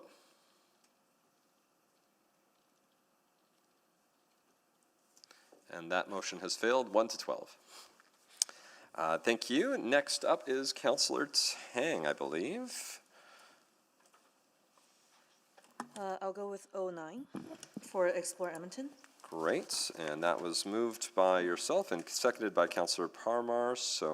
And that funding source is still accurate. So Correct. Yep. So go ahead, and you have 2 minutes to introduce.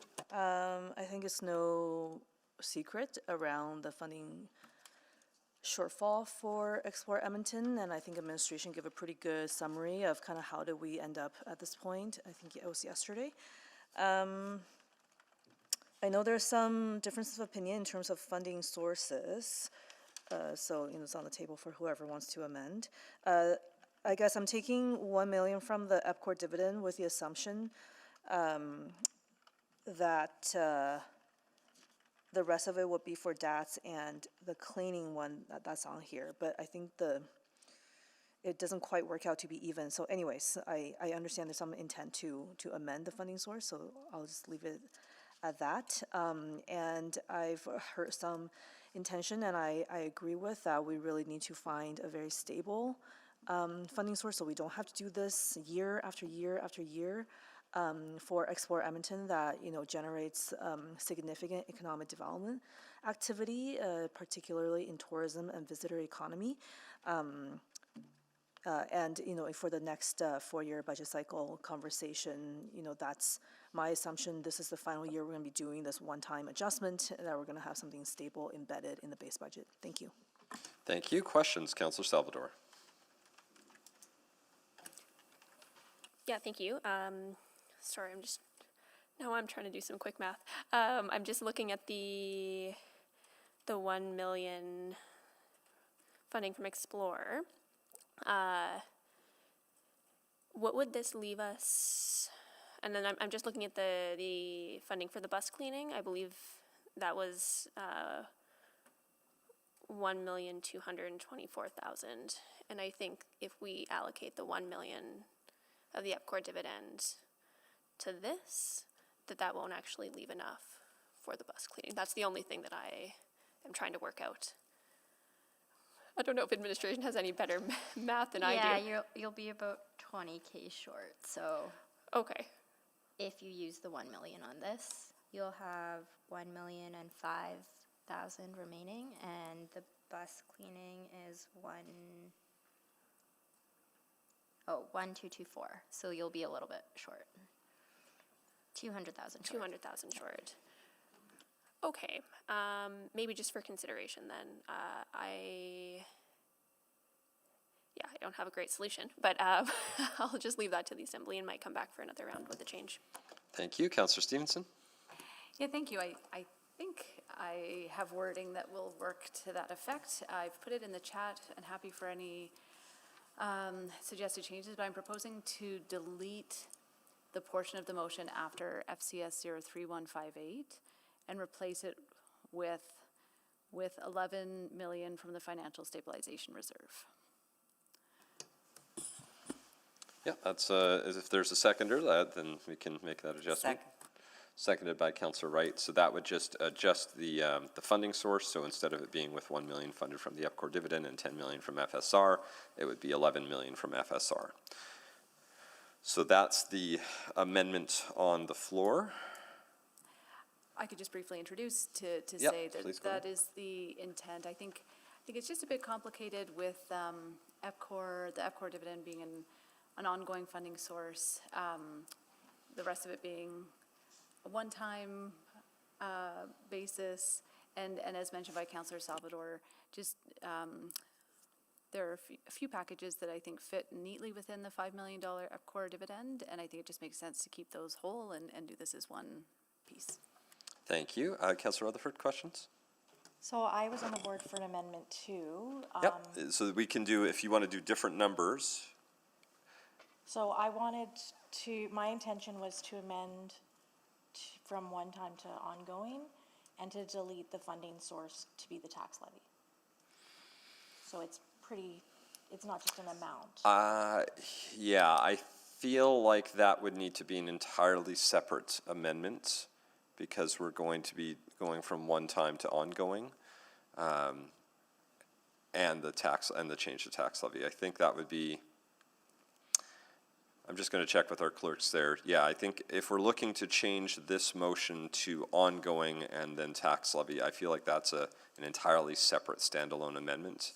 Yeah, so we can debate this amendment on the floor, and then depending on and then when it's back to the original motion, I can still move that amendment, correct? You could, yeah. So with Councillor Stevenson's amendment on the floor, which would have a funding source of $11 million from FSR, if that is defeated, and then you wanted to do a different amendment to change it from one time to ongoing and then to tax levy, I think we could do that. Even if it's approved, I can make another amendment because You could. it's still changing the funding source. You could, yeah. Okay, thank you. Okay. Thank you. Any other questions on this? And again, this would be the only other amendments that are quite easy is if you wanted to change the amount. So if you do, we had 10 million to FSR, 11 million to FSR. If you wanted to do 10.5 million, you could, and $500,000 from EPCOR. Those are the types of things. Councillor Clark, go ahead. Yeah, just to be clear, the funding for Explore Edmonton over the last 4 years of this budget cycle, this is to make up a reduction that happened sometime in that, I believe. I just want to make that clear as to, I don't know who would be asking that in admin. So, not a reduction, but since, since like 2021, when the move was made to go from EEDC to the 3 different agencies, they were understood to need around 11. You tried to do that, we tried to make that happen on a net neutral basis. Which meant Explore got about $11–12 million a year. There's been pressures through the pandemic. Council has funded them, but one time each year. Each year you have this discussion, you end up funding one time or partially funding, and what's before you here today is what's needed on an ongoing basis for them to cover the mandate that they've been asked to cover. And just to clarify, during that time, we've added more things to their portfolio, managing facilities, production on events. A few different things have been added in there as well, with the budget staying the same without the one time. Yeah, it's a combination of things, like they're doing both convention centers. I don't think there was a realization of the same amount of benefits that were anticipated from doing both convention centers. There was a COVID pandemic that changed how they operated and had them kind of on their heels for a couple of years. And then there was some things that were transferred in the wind down of Northlands, like K-Days and Farm Fair. Yeah, I'm just saying, it's kind of fair to say that the funding model that was based on that organization for their scope is maybe not in line. Yes, this would bring them back up to, yeah. Thank you. Thank you. Councilor Principe. Thank you, Mr. Mayor. I know there was discussion about using funding from LRT reserve that's going to be winded down. Is there there's money still left in that reserve fund, is that correct? Yes. Okay, so could that be a possible source? I've answered this. So I would just refer you back to our in private discussions. Right. And can you remind me, is there not a report coming forward, I think it's Q1 or Q2 of 2026, in regards to boards, agency boards and commissions, and we're going to be discussing a little bit further about funding, and is that correct? Or the structure? We do have a motion related to our economic development partners, Edmonton Explore, Edmonton Global, Edmonton Unlimited, related to their role, mandate, and budget. Okay. Not all agency boards and Not commissions. just those three, okay. Yeah. And I when is that coming? missed mentioning one other one in that list, but yes. Oh, okay. I believe it's in Q2 2026. Okay, so at that time, we would have an opportunity to possibly make changes, like ongoing funding. There would be an opportunity for council to inform the budget for 27 to 30. Right, okay, thank you. Thank you. All right.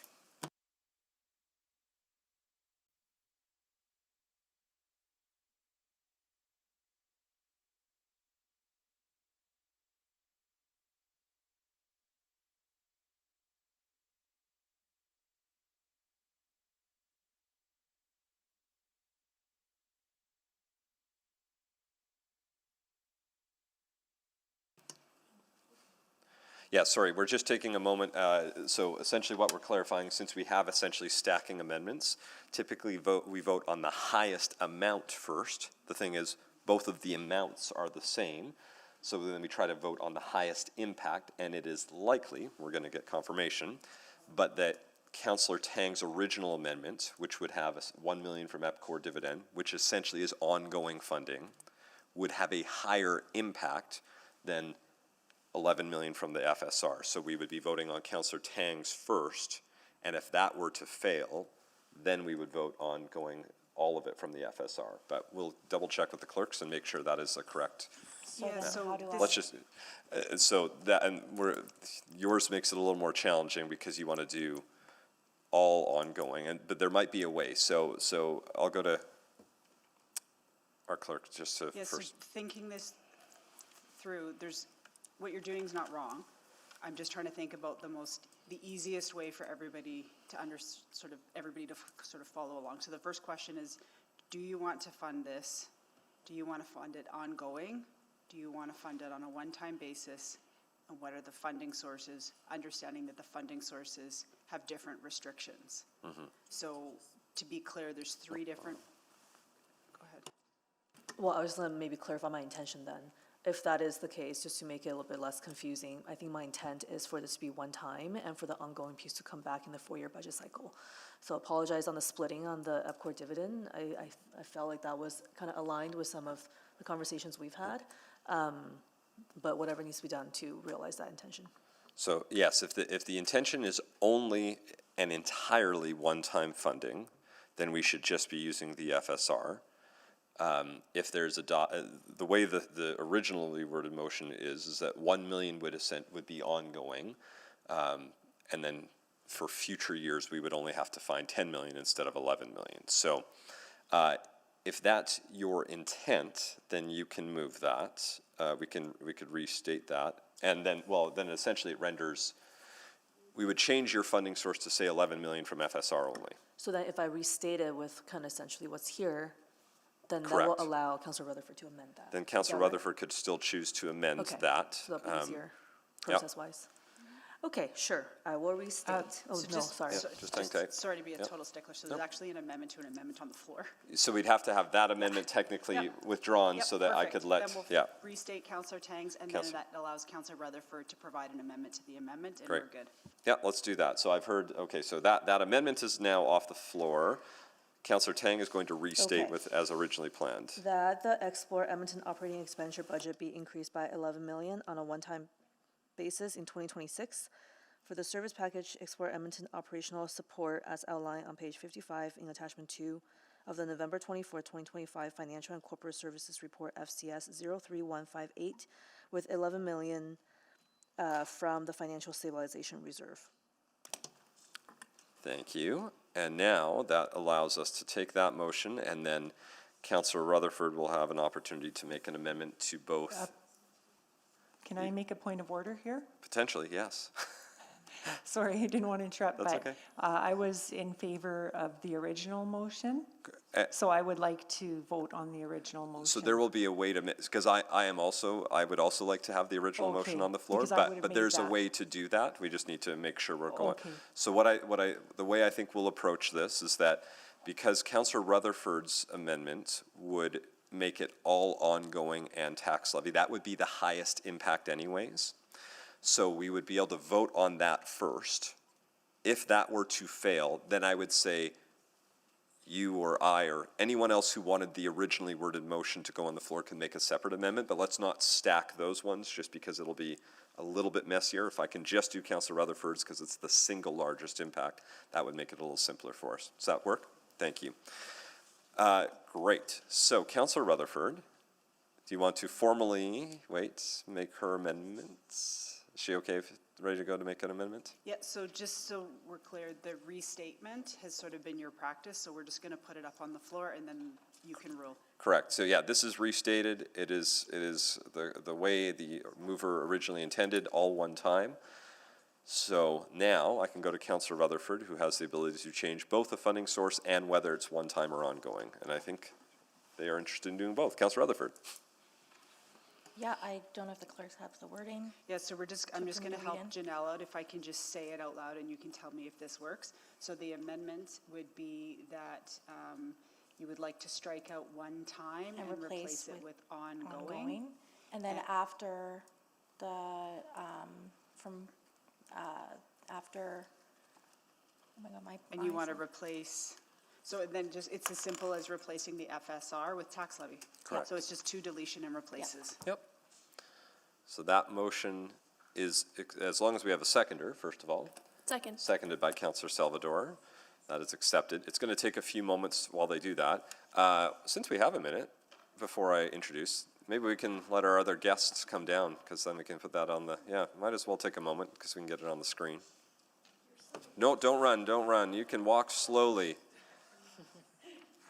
I hear foolish people run down the stairs and towards there. I've never met them, but they're... So kind, Mayor Knack. Thank you very Thank much. you. And ladies and gentlemen of City Council, my name is Brenda Finley, and I am back from the Newcomer Center with another group of newcomers. And this is the first time ever at Edmonton City Hall, the first time ever seen a Canadian City Council in progress, in work. And I would just like to introduce them by calling out their country. So, for example, please stand from Ghana. Hello, please stand from Eritrea. Hello, please stand from Ethiopia. Hello, hello, and Kenya, very good. DRC Congo. Hello, DRC Congo. Who did I forget? Mexico. Mexico, hello, Mexico. Sudan. Hello, hello. Thank you so much, ladies and gentlemen. Mayor Knack, would you like to say any words Just to our friends? wanted to say thank you all for sharing your time with us, for joining us today. Welcome. It's a pleasure to have you here in your City Hall, and we say that on purpose because this building is your building. It is a public building. Everyone is welcome. You're always welcome to come watch our council meetings. Most of what we do is in public, so you're always welcome to come sit in these seats and just observe a council meeting. You can watch online. We stream all of our meetings live, so you're always welcome to watch the work we do each and every day. And it's always riveting, so I hope you get to enjoy. But even if you don't want to come watch us here, just feel free to come and enjoy City Hall. It's a beautiful space, always different things going on in the building. So thank you all for taking the time to be here, and welcome everyone. Thank you so much for coming. Thank you. Thank you for your welcome. The students were saying everyone is so polite and quiet.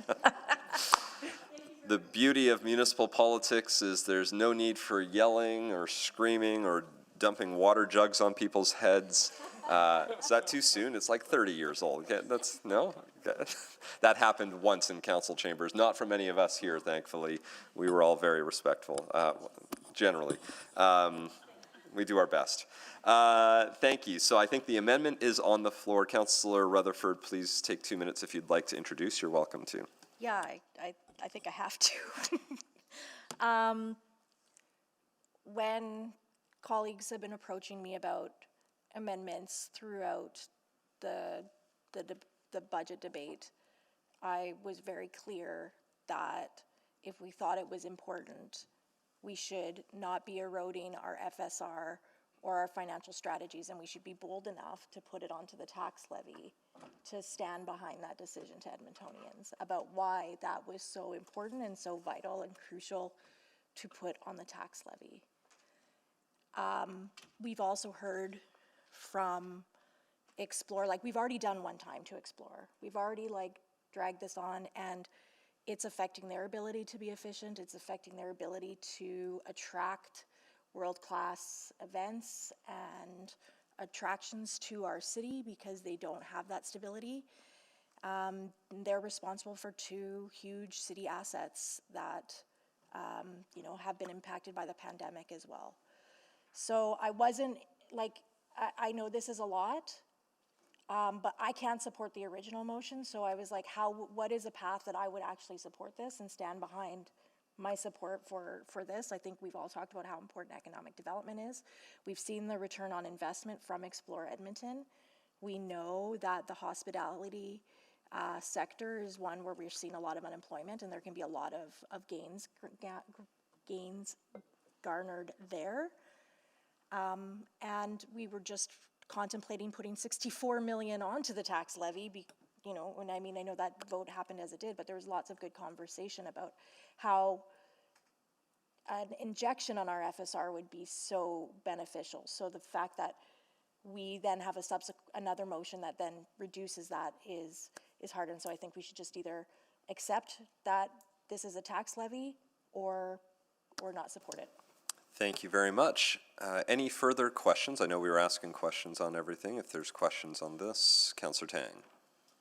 I guess to administration, do you have any thoughts around the way, because I think no one here is arguing about the merit of providing some stable, appropriate funding for Explorer. It's just a matter of like the format and structure and how we go about it. So, to you, is it rip out the Band-Aid now to just fund it ongoing from now until, whenever, or I'm really? not so sure administration enjoys being here every year, having the same conversation. So you would prefer this on the tax levy ongoing if from now? council's really are interested in funding Explore. They're doing great things for us in the city. This is a gap for them. We know that's a gap that we have to fill. So whether you do it now or you do it in the 4-year budget, that's your choice. But we're doing it year over year, one-time funding. That's what I know. Yeah, I mean, if we could have done this like earlier, well, I think we could have, but I don't think we were in a position to do that, right? You were in the position to do it earlier and chose not to. Because of 8.9% tax increase. So we had left money aside in financial strategies in previous years to allow you to at least partially address this on an ongoing basis. But then we use it for other things. What's the tax increase? This would be 0.47%, so you would be at 6.9. Okay, great, thank you. Thank you. Councillor Salvador, questions on this? Yeah, just if this were to be on FSR, what would that mean for the timing of our repayment plan? It doesn't change your repayment plan because we had placed in the FSR the EdTail dividend on a one-time basis and the LAPP temporary reduction. Can you remind me what's the amount for when, like, what's that tipping point? Was it 22, 24 million? When it? So as long as you don't allocate more than the $22 million that we added, yeah. Okay.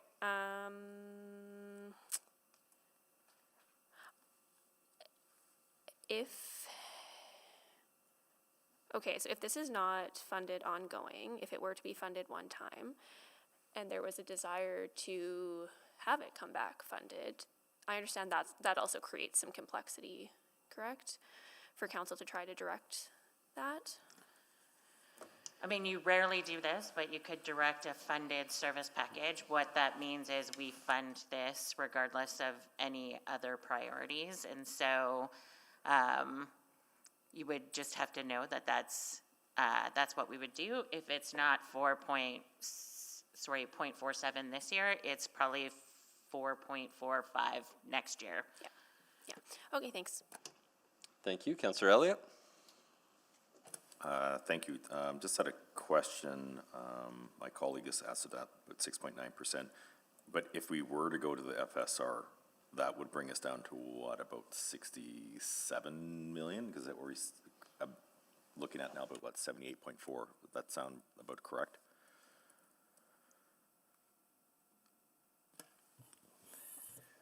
That's right. It would decrease your FSR balance by that amount. But I mean, if you are putting in if you're putting in $22 million, you'd have to add that in first and then take out the 11 million. So whatever the math is on that. So 78.4 plus 22 less 11. Because we quote you the number that is the number at the point in time. We don't quote you the number assuming that you've accepted the proposed budget or made any amendments to it. Okay, thank you kindly. And that's all my questions. Thank you. Those are all the questions. Those wishing to speak, please click on.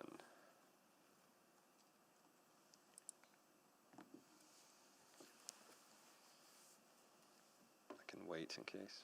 I don't need to go first, but I don't see anyone else clicking on, so I guess I'll go.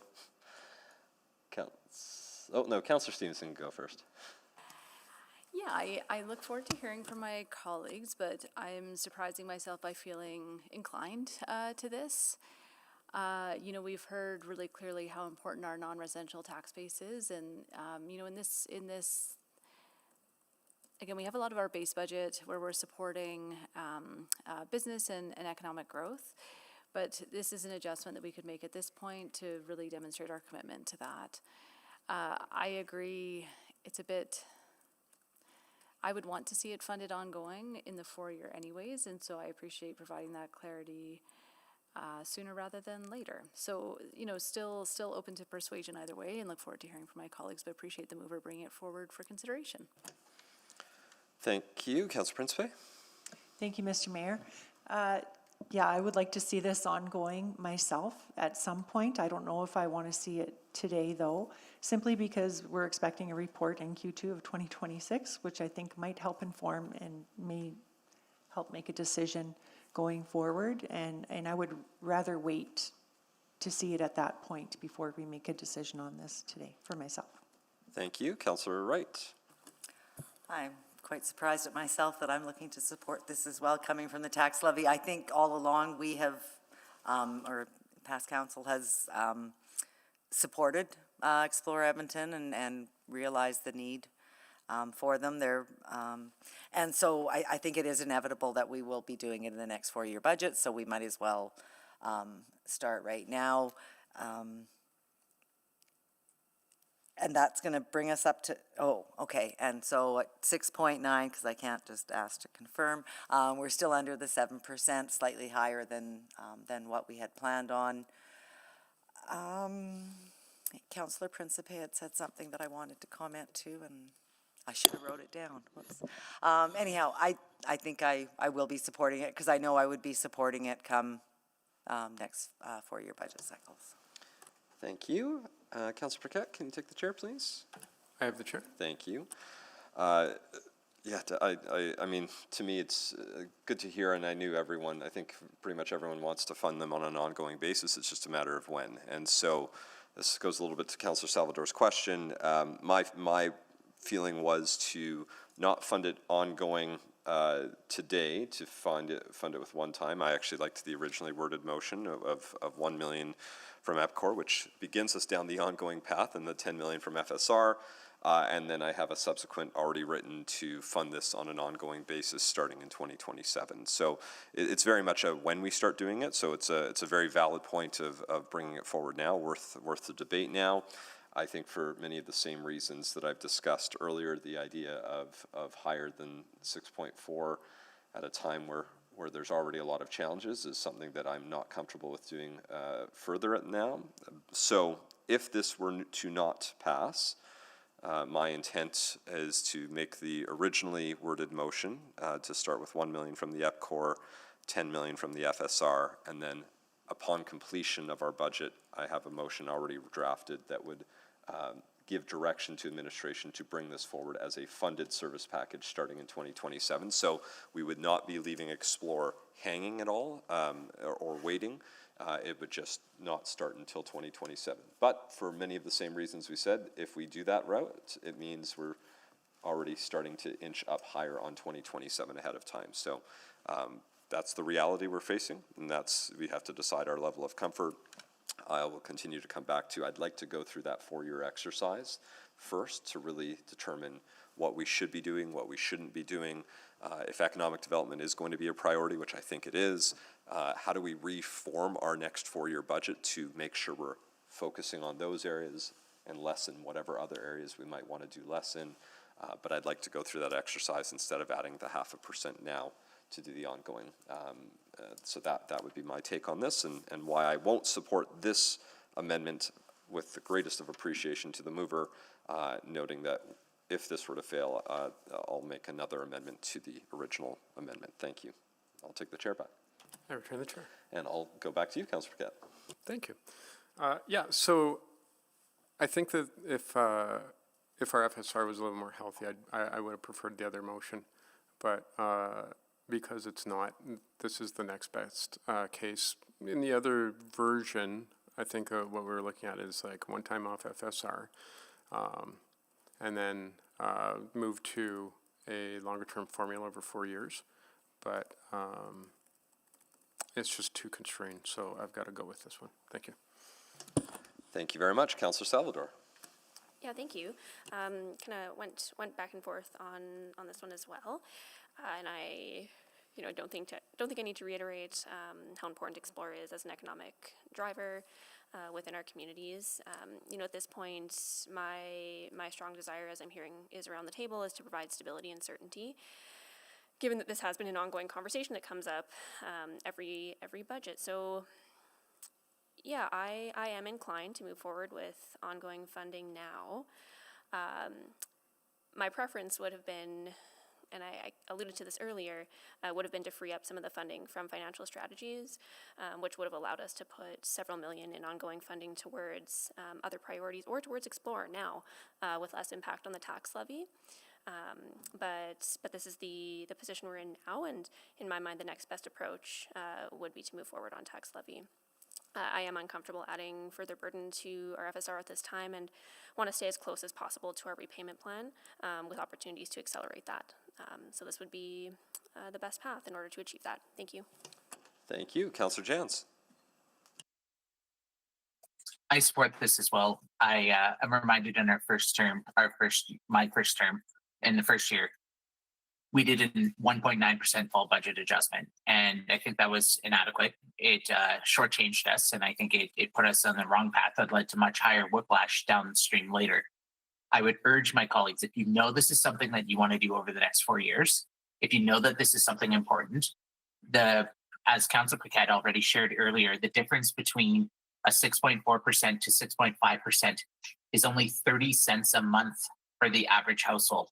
So when we're talking about people can't afford this or that, we can't also afford to be cheaping out on economic development, job opportunities, all of these other pieces that we as a city do that we know Explore does.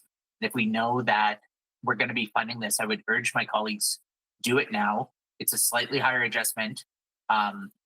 It's a slightly higher amount. When people are surveyed by administration on the sentiment analysis, they aren't being told the different, that these percentages are so misleading.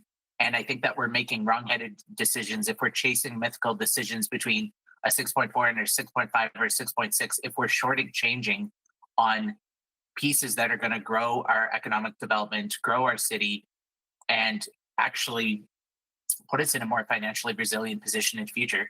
I do think Councillor Paquette was really onto something with his motion about replenishing the FSR in year one.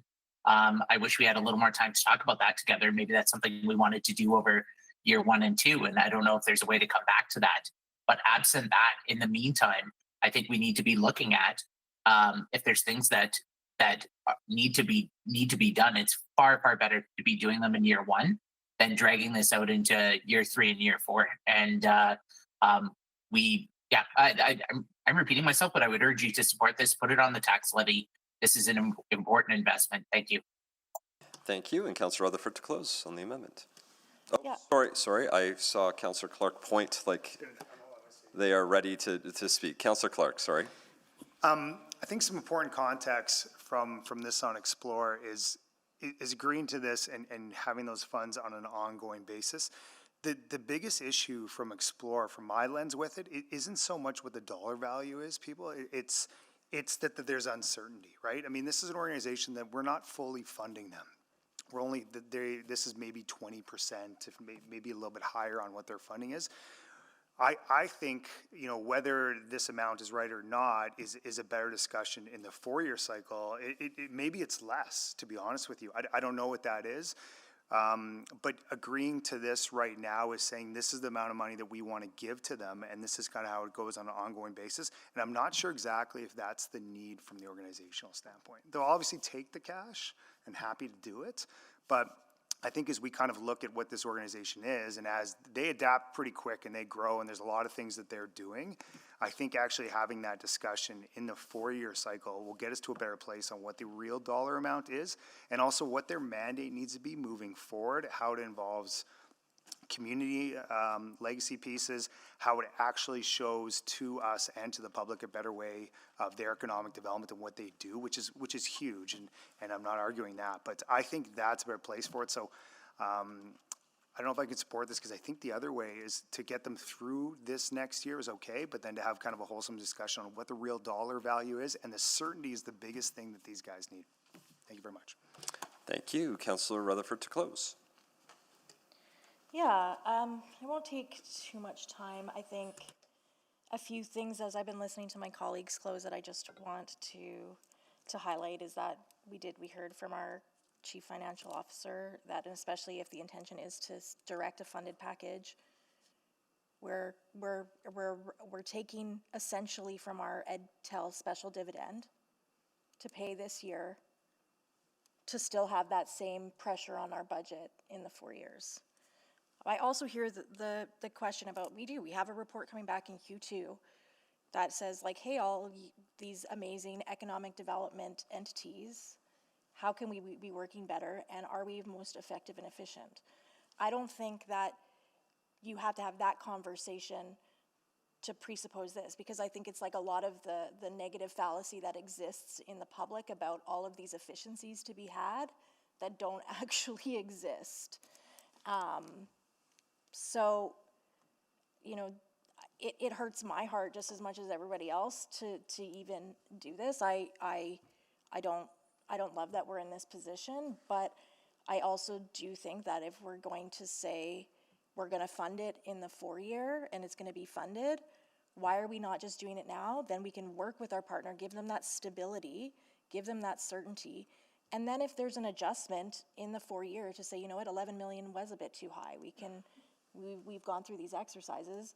Boom, Bob's your uncle. We have $2 million for the ongoing debt servicing for the transit that we just passed, right? So like there's ways at which, even if through the process of what comes up in conversation over the next year, that this would still help us in the long run to achieve our goals.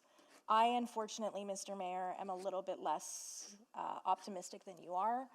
You know, as somebody that understands the municipal government and understands our obligations as a municipality, the idea of a complete reform of our budget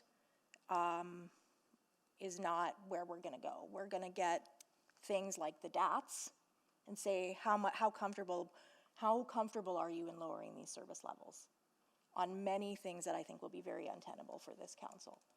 So I hope I'm wrong. I hope I sit here in a year's time and say I eat humble pie. But at this stage, I'm not comfortable with that, having that level of blue sky optimism. Thank you. Thank you. Please vote. And sorry, to be clear, we are voting on this amendment, which would be the ongoing and tax levy, just to make it clear to what you're all voting on. Yes. Thanks, Councillor Jans.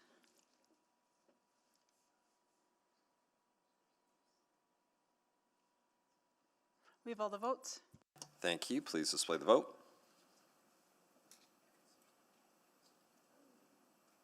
That is carried 8-5. Excellent. So in fact, then we don't have any other motions to vote on because that's been decided. That's the amendment. We'll now need to, I guess, vote on the amendment as amended. Yeah, it's a two-step process. Yeah, it's still, yes, it is a touch redundant, but we now have to vote on the amendment as amended. Well, I mean, because it's the same thing we're about to vote on now with the updated wording. So anyways, so at this point, I mean, if you have any more questions, you can ask, because this technically still has not been approved. We just amended it. So if you have any further questions, this would be the time to click on. If not, I assume we've exhausted debate. We already spoke to the amendment, but technically you would be able to close. Councillor Tang. Everyone is technically allowed another 5 minutes if they wanted, but preferably, seeing nobody else on the board, I will just go to Councillor oh, maybe? You're welcome to speak again, don't worry. Thank you. Yeah, I'm just putting myself. Absolutely. Councillor Principe, you are welcome to go ahead. Please go ahead. Thank you, Mr. Mayor. This is really hard for me because I want to support it. Very difficult because this is something I wanted to support, but I just feel it's an advance of a report that was requested by council. And I don't think that that's proper. I don't think we should be making decisions, asking for reports and then making decisions prior to receiving the report. I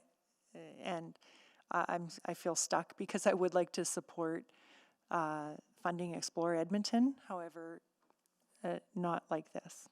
So I'm likely to vote no on this. Thank you very much, Councillor Principe. Maybe I will take 2 seconds to send it over to Councillor Paquette just quickly. Yeah, Sure. and I'll just echo and say, you don't have to feel bad. I'll also be voting no, not because Explore doesn't need ongoing funding. I absolutely think they need to have ongoing funding. A no vote should not guarantee that somebody is saying they don't deserve ongoing funding. That is not how I would interpret anyone's no vote. I think I heard everyone who did speak say they need ongoing funding. We were really just having a debate about timing and when that was going to happen. So I'm excited that what it looks like will happen is Explore will have their ongoing funding, and it's going to start this year instead of in 2027. That's really encouraging. That's going to provide that stability that the organization needs, no matter whether somebody votes yes or no. So just to give that comfort to folks, I'll take the chair back. Councillor I McCarr. return the chair. Go ahead. Okay, thank you. Yeah, I never feel bad. So the reason I'm going to vote yes for this is because we know that we were very, very, I can't speak for council, but my full intention was to ensure that they were funded this year. And the ongoing funding, what that does is it's just a mechanism to ensure that the funding is there. It doesn't necessarily mean that the same formula or consideration has to exist without change. So within the upcoming year, we can have these conversations so that in the 4-year, we can determine what is the best amount and the best approach for that funding. All this does is it secures that amount in the budget. Now, I don't know if the final number for a 4-year would go up or down. If it goes up, then the impact is not as great for the decision that has to be made about how much goes up. If it goes down, then happily that money just gets returned back into the budget. So this is just sort of a placeholder for that 4-year discussion. In the meantime, they get the money that they require now. Thank you. Thank you. I'm just waiting to see. I feel like somebody's maybe very closely thinking who hadn't spoken yet. Councillor Parmar, go ahead. Thank you, and I don't want to repeat. We understand the value of Explore Edmonton. I find it very hard to say that we're not going to give the same amount. Anytime you give amount or signal amount to ongoing, it is very hard to claw back. And so not knowing what, having the conversations of a strategic plan for Explore Edmonton for 4 years, and as well as a city council plan for 4 years, I feel very, I obviously, it's, I think the writing is on the wall, but to increase the tax levy, I think that we could definitely, a different funding source would have been my preference, and so I will be voting against this. Thank you. And Councillor Jans? I would urge you to support it. I think that we know Explore has many fixed costs. We know their venues. We know their attractions. If we're going to give them less money as a city, then we know that's going to be less events, less return on investment, less income, less marketing, less work around attraction. And we know that we don't want to do that. Now more than ever, we need to continue to market and grow Edmonton and grow business here and bring all those major multi-million dollar investments. If you think that you're going to be giving them 11 million next year or 10 million or 9 million or 13 million, if you have a good sense of this is something that we want to keep doing, now is the time to do it. Now is the time to make sure it's built into base. It is an incredibly small adjustment now. And I would strongly encourage you to support this. Thank you. Thank you. And Councillor Tang to close. Okay, great. Thank you very much. I think a lot has been said. I didn't support the last amendment because I didn't, quite frankly, similar to a lot of my colleagues, didn't want to touch the tax levy and wanted to save this for the 4-year. But, I'm accepting council decision, and I think either way, there's a path to stability and ongoing funding. I'm not putting a ton of weight around results-based budgeting. However, I'm also not entertaining any increases from requests from Explore come the 4-year, because I think this has been the stable number that they've been requesting for. And by the bullet earlier, I think that's kind of what's happening here. I do want to highlight a few things because when we, ever since the blow up of the Edmonton Economic Development Corporation, I still find myself sometimes thinking about just years, we're year 5 now, and we're still dealing with the ramification of such a decision like that. And every year, there's little adjustments. There's not just this funding issue, but there's also the ongoing role for Explore Edmonton and making sure that they're really honed in on the visitor economy, because at one point they were also managing buildings that really is not part of their mandate, and had to resolve a lot of the small things along the way. So I'm glad at least we're here now, and really this is kind of the final lingering piece. And I look back at the last 4 years, when the pandemic hit, it was no doubt, it devastated an entire business community. And it devastated the entire tourism community, and we're really starting from scratch. And I look today at the amount of attractions and events that has happened. And, when hotels are finally booking up again, when hotels are booked, they're adding to our property tax base.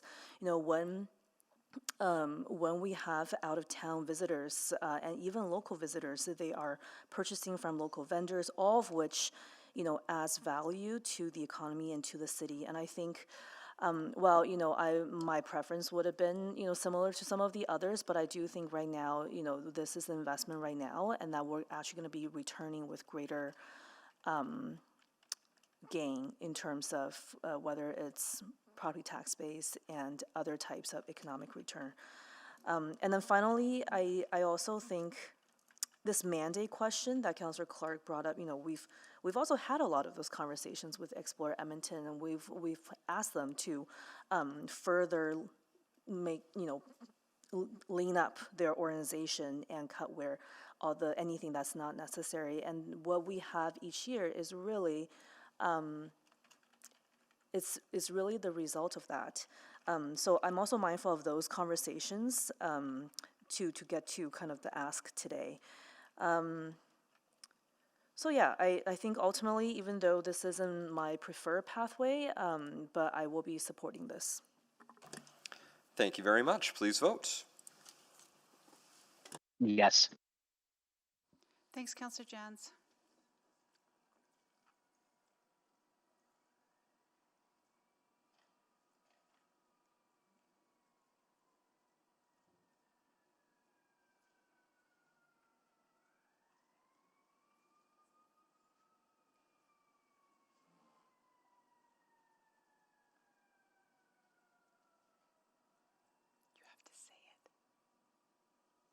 Just waiting for one more.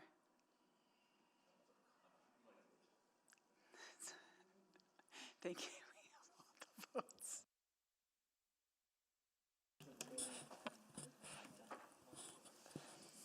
Sorry, we have all the votes. Thank you. Please display the vote. And that is carried 8-5. Fantastic. So we are continuing on. Next is Councillor Wright. Thank you very much. I will put forward operating 18. Perfect. That is the River Valley Trail Strategy. That was moved and then seconded by Councillor Salvador. You may take, and the funding sources are all correct. Everything is good there.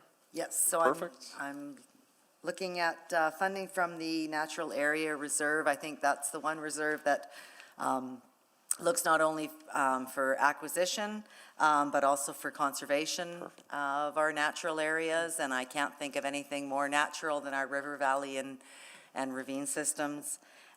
So that is, I know there's another option here for parkland, but I think this is most appropriate for the conservation of our river valley. Fantastic. Is that your introduction? That's it. Fantastic. Thank you. Questions? Councillor Salvador. Yeah, thank you so much, and thanks to the mover for advancing this.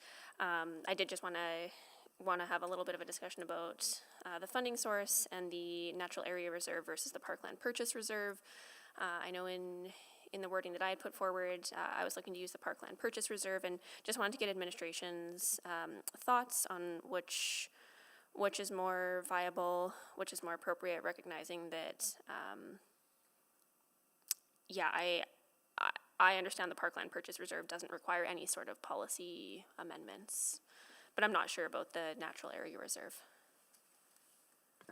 So, Councillor, I'll start and I'll pass to Kent. The Natural Area Reserve is used to acquire land in the tablelands, and the Parkland Reserve is used to acquire lands in the river valley and ravine system. And so the consequence is just limiting the ability to do land acquisition for like these type of spaces. The Parkland Reserve does get contributions from when developers provide money in lieu of municipal reserve. So rather than providing land, they provide cash. So the Parkland Reserve does have slightly more predictable funding that gets contributed to that reserve as opposed to the Natural Areas Reserve. So I'll just, if maybe pass to Kent if there's more to add, elaborate on that. Yeah, I think that's a really important point. Just to clarify, neither of the reserves would require a policy adjustment. But in terms of the resiliency of the reserves, which could take this impact, the Parkland is more resilient because it does see developer contributions into it, as opposed to the Natural Area Reserve does not see external contributions. It's only internal. So that would require potentially top-ups in the future to make up for any uses for strategy. Additionally, the Natural Area Reserve is still paying debt from its creation original. So it does see some internal top-ups, but the debt payment is approximately the same. So it would be just moving the Natural Area Reserve to near zero, and it would take some time to rebuild it back up, as opposed to Parkland has that external funding source. Right. Okay. With that in mind, I would like to move an amendment to the funding source to make that the Parkland Purchase Reserve. Second. That is seconded by Councillor Stevenson, and that's changing the Natural Area Reserve to the Parkland Purchase Reserve. We will make sure that is on the screen. In just a few moments.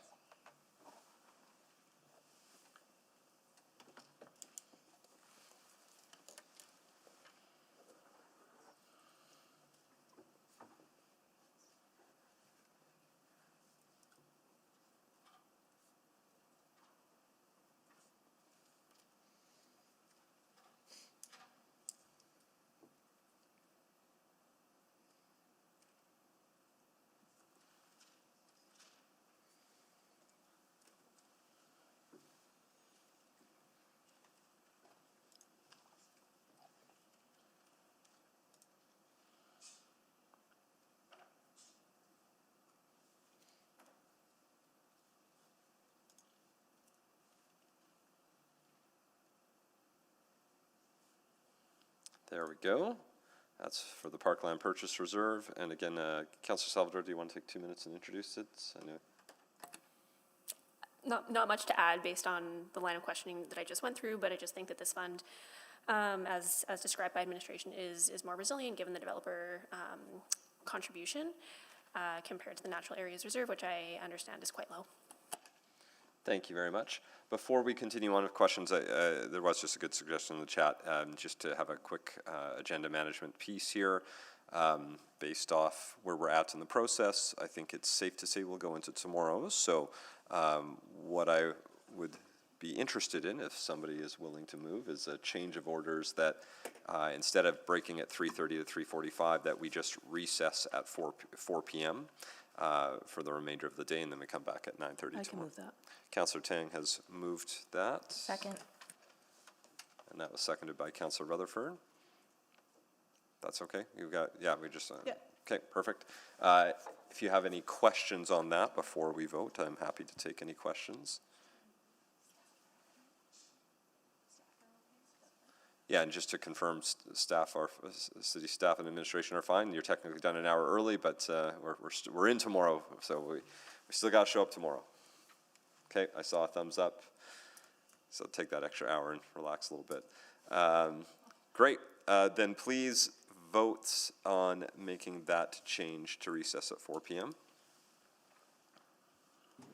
Yes. Thanks, Councillor Jans.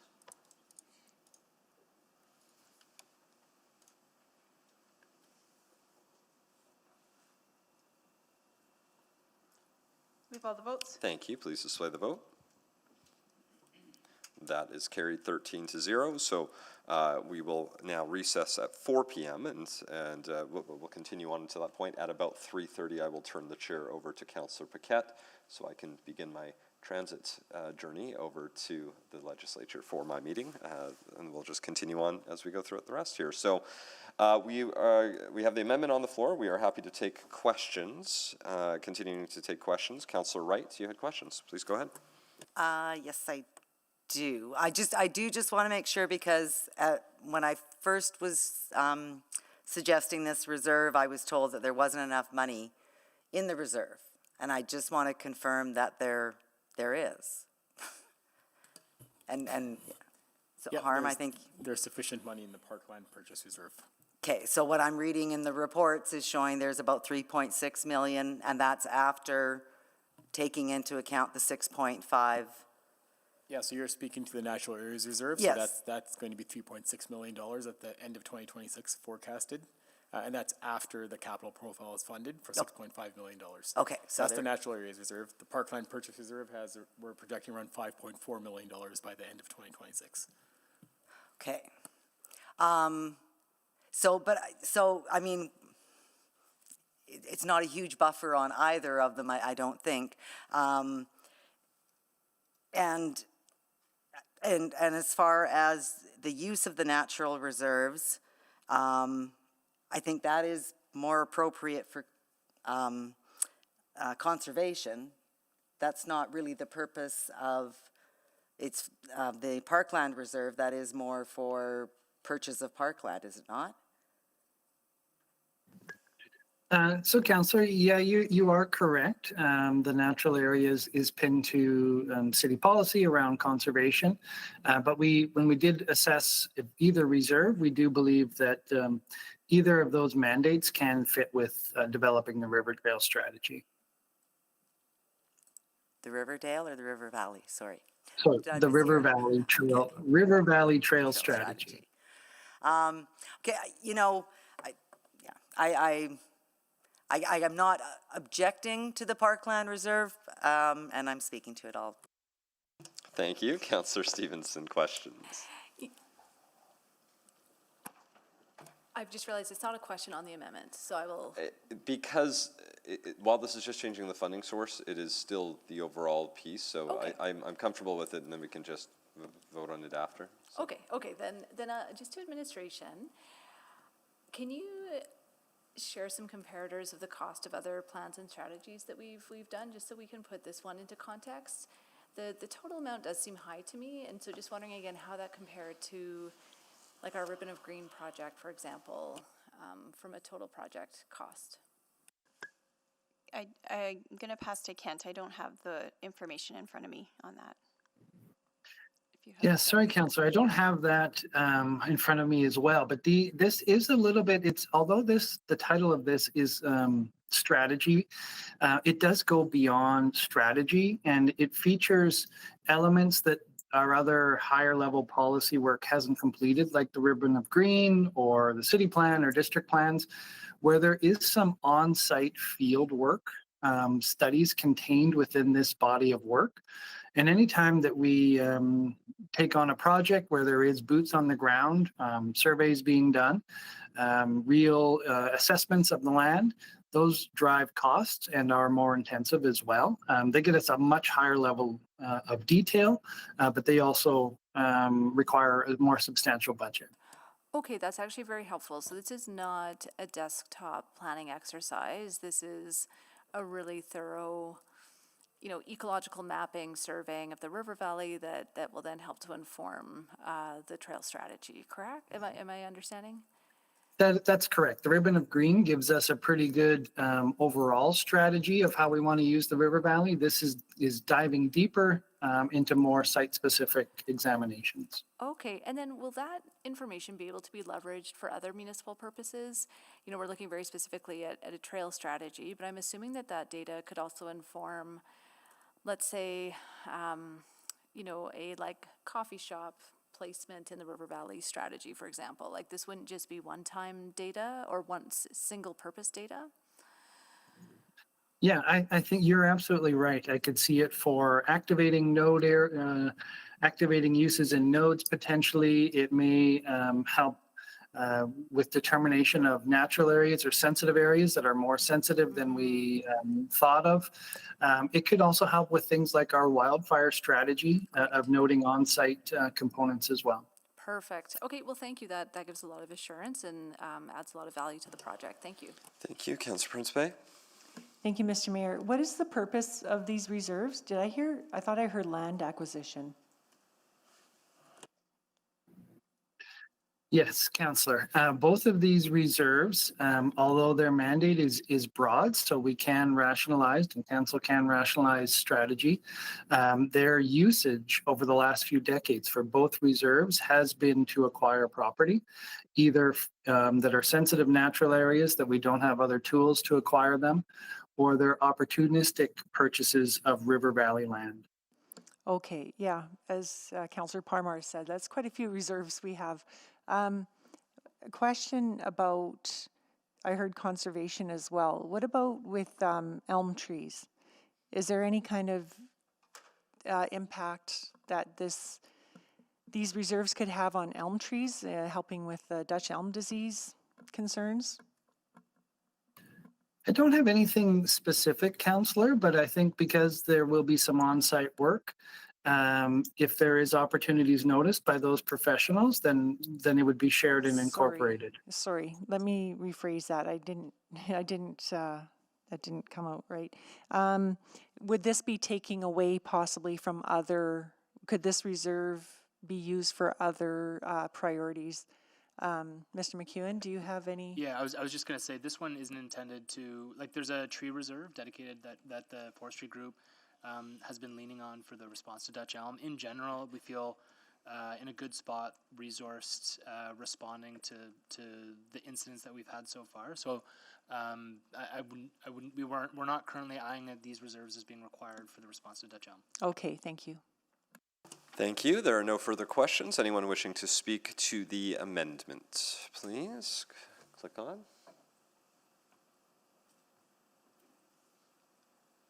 Not seeing anyone. I see hands pointing at each other, but nobody clicking on, so I'm going to assume that nobody wants to speak to the amendment. Oh, maybe I do. The board is a useful thing for me to know. If people want to speak, please, everyone. Thank you. Councillor Wright.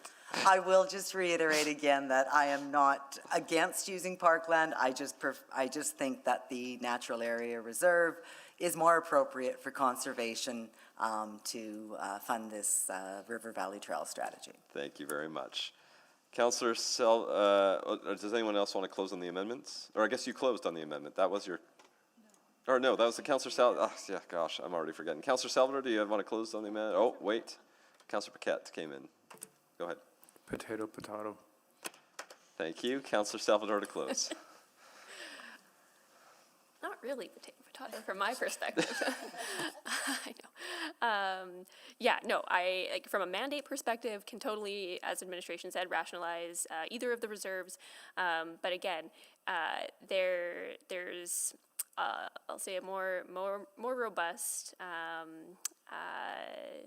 financial mechanism to ensure that the Parkland Purchase Reserve gets refilled, which is why that is my preference. Thank you. Thank you. Please vote. Yes. Thanks, Councillor Jones.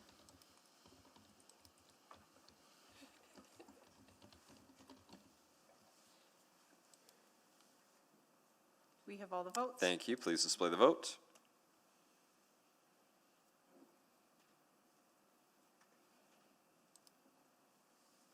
Patiently waiting, suspense. That vote is carried 11-2. All right, so now that's motion as amended. Were there any final questions? We'll wait just to double check. You have time to click on if you really need to and ask those questions, but once it clears, there we go. Councillor Salvador, is that you for no, that was you from before. I'll speak to it on the time. Yep, that's fine. I'm not seeing anyone else on the board for questions to speak to it.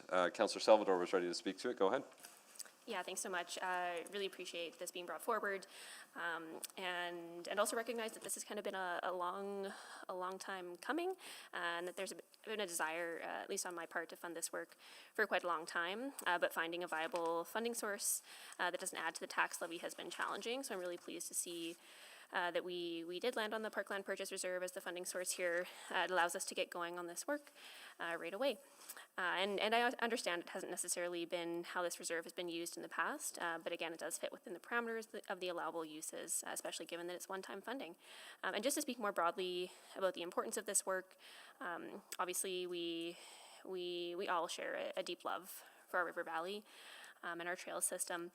I think about how important it is for establishing equitable access to nature and green space, whether it's for leisure, health and wellness. Our trail system has an immense benefit and contributes to the physical health and mental well-being, not only of residents, but it's a draw for visitors to our city and the region as well. And of course, it's a vital corridor for nature and wildlife that we need to be very conscious of. I think what's so important about this work is that it will allow us to understand how to best commingle some of the different uses that we're seeing in our river valley. Being able to accommodate recreation and leisure while also protecting the ecological integrity and environmental value of our river valley is so fundamentally important. So very pleased to see this on the table and would encourage my colleagues to support it. Thanks so much. Thank you, Councillor Stevenson. Yeah, really appreciate Councillor Salvador's comments around this plan helping us to commingle, to balance the different pressures, I suppose, on the river valley, or different ways that people want to interact with it. I just wanted to, say thank you to administration and really underscore what I've just heard in terms of how this package goes well beyond just a single use, a single issue around the trail strategy. It's really provides us with the comprehensive data we need to inform many different elements. So extremely pleased to hear that this can help inform some of our fire protection work. I know that that's of keen interest to many of the communities I represent, and how it can also strengthen natural area protections. So very glad to see that many trees growing from one acorn, I think, is the other way of saying many birds with one stone. So really appreciate that administration has taken that lens and is looking to maximize the value that this work brings to our city as a whole. Thank you. Thank you. Councillor Wright to close. Just glad we got the funding. Thank you. Well, we don't know yet. I would encourage my colleagues to support the funding for this initiative. Thank you. I like your confidence. Please vote. Yes. Thanks, Councillor. We have all the votes. Thank you. Please display the vote.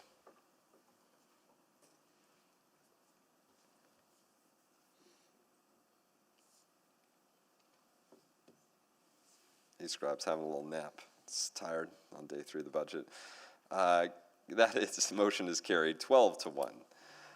Wonderful. Let's do because I'm not going to move my motion yet because I'm going to be leaving, and I think debating that motion while I'm not here is, or at least in transit, is not the smartest thing. So let's take a few moments and just do a little bit of cleanup because I think some of the motions can be cleaned up. So for example, my other motion, which was OP 33, is no longer necessary based off the Explore Edmonton vote, so I can get rid of that.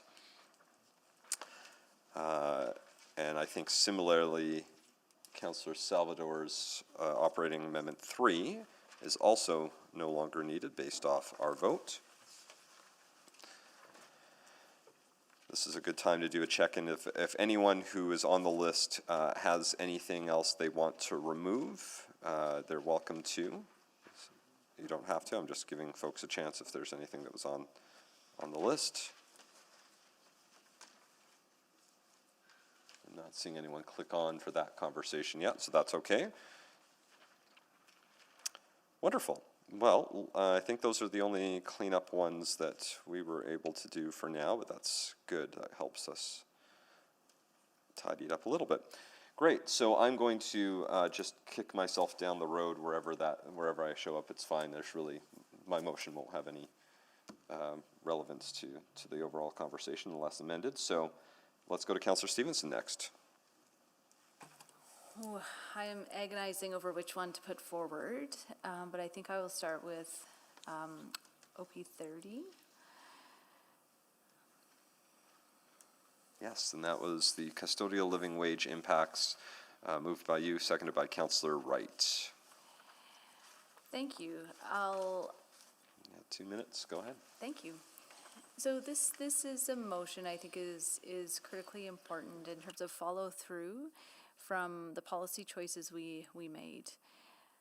We've talked a lot about the struggles that Edmontonians have with affordability, and committing to a living wage as a city is, I think, one of the most effective levers that we have. This not only supports affordability for those who work for our corporation, who are our team and employees, but it also sets a bar in the city as a whole to have positive pressure to make sure that people who are working multiple jobs, are receiving compensation that allows them to live. Not only live, but invest back into our community. When people have enough income, they're able to support local businesses, they're able to support our local attractions. It's a virtuous circle, and it starts with us. I think it's also really important, and I think having some questions on this is important, but my understanding is that if we don't fund this, administration will not run a variance on this. There will be a reduction in services. I think that would have a really negative impact on our transit service, on the sense of safety and cleanliness that Edmontonians expect in our system. I also just want to note that, I do want to restate the funding source. I apologize. That might save me clicking on. So yes, please go ahead if you'd like to update the funding source. So the funding source is to be from the EPCOR dividend. And so, again, I don't mean to cross-reference different amendments, but with the DATS package, with the bus cleaning service, potentially coming out of EPCOR, this would fit neatly within that 5 million piece as well. So no impact to tax levy. Thank you. Sorry, can I call a point of order? Sure. Which one are we talking about? I heard 030, but from what you said, it heard like it was 032. No, 030 is the custodial living wage impacts is the one we're on right now. Oh, is that what you were talking about? Yes, I think there was a reference, yes, that we are dealing with 030 with a restated funding. Instead of tax levy, that'd be from the EPCOR dividend. Yeah. Okay, that was the 2 minutes, and I'm going to click off because I don't need to amend the funding source. Any other questions? Councillor Principe. Thank you, Mr. Mayor. I did hear that there was going to be a reduction in services with this. And that's to the mover. Were you? So when I met with administration last Friday, I said, hey, if we don't fund this, are you just going to run a variance on it? And the answer I received was no. If we don't receive this as funded, then the custodial services will be reduced in order to come in line with budget. I see a nodding head, so. Okay, so my understanding is to comply with our policy, the city will be giving a living wage to the custodial staff. Therefore, there's going to be a variance? Correct, yeah. So if we implemented our policy without this budget increase, that would mean some staff, I believe, would have to be let go, so that the remaining ones could receive the living wage. But I can answer that. The idea here is, the policy change required us to pay a living wage to the staff are good on the contractor side, so then the cost has gone up. So it's about $600,000 was the overall net impact. So in order to stay within budget, what we would do is this wouldn't be hitting permanent staff, but it would be a reduction of the contractors. So then there would be a reduction in the service level, largely in LRT facilities is where we are seeing it on the custodial side. But we'd be able to rebalance in terms of like, you know, priority areas, but this would have an impact to the custodial services based on the policy impact. Okay, so this would be for contracted workers, not city workers. That's right. Okay, thank you. Thank you. I see no further questions. Anyone wishing to speak, please click on. I'm not. Oh, sorry. Yeah, no, it's all right. That's okay. Do you have more questions? That's all right. Yeah, nobody started speaking yet, so that is, you are completely allowed to continue on. Apologies. I heard, okay. was that now the change was to, from the EPCOR dividend, is that correct? Correct, yep. So again, this is a total of 550,000. And the proposed is out of the 5 million EPCOR dividend. Okay, thank you. Thank you. Councillor Morgan, were you to speak or questions? Questions? Go ahead. No, that's all right. Yeah, I kind of lost the plot there for a minute. Just question. So it's contract cleaners on our LRT side. That's right. That's correct.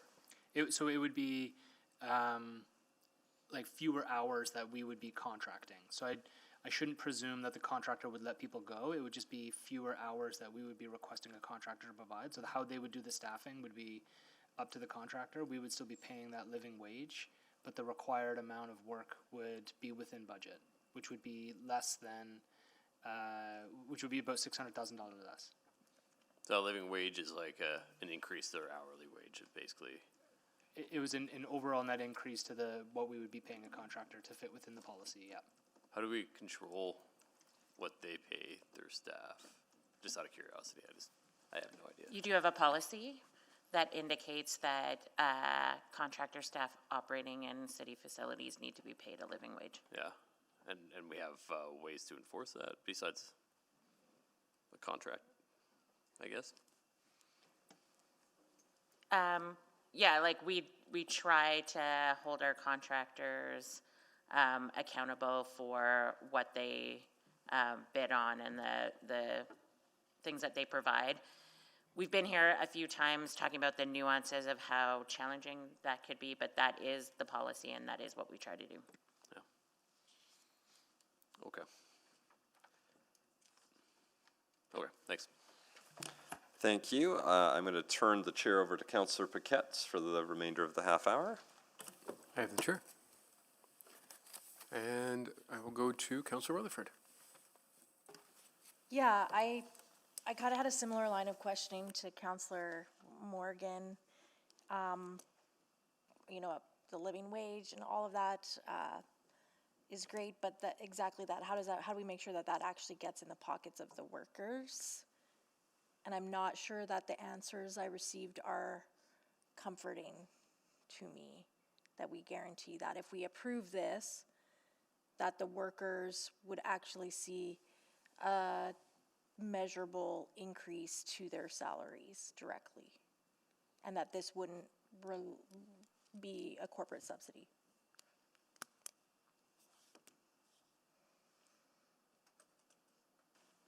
So, okay, so maybe ask Mr. McEwen, or if there happens to be anyone from Fleet and Facility Services, it was just, they can speak to managing the contract. Sorry, I was just messaging the team. I'll hand it over to Arjun here to jump in.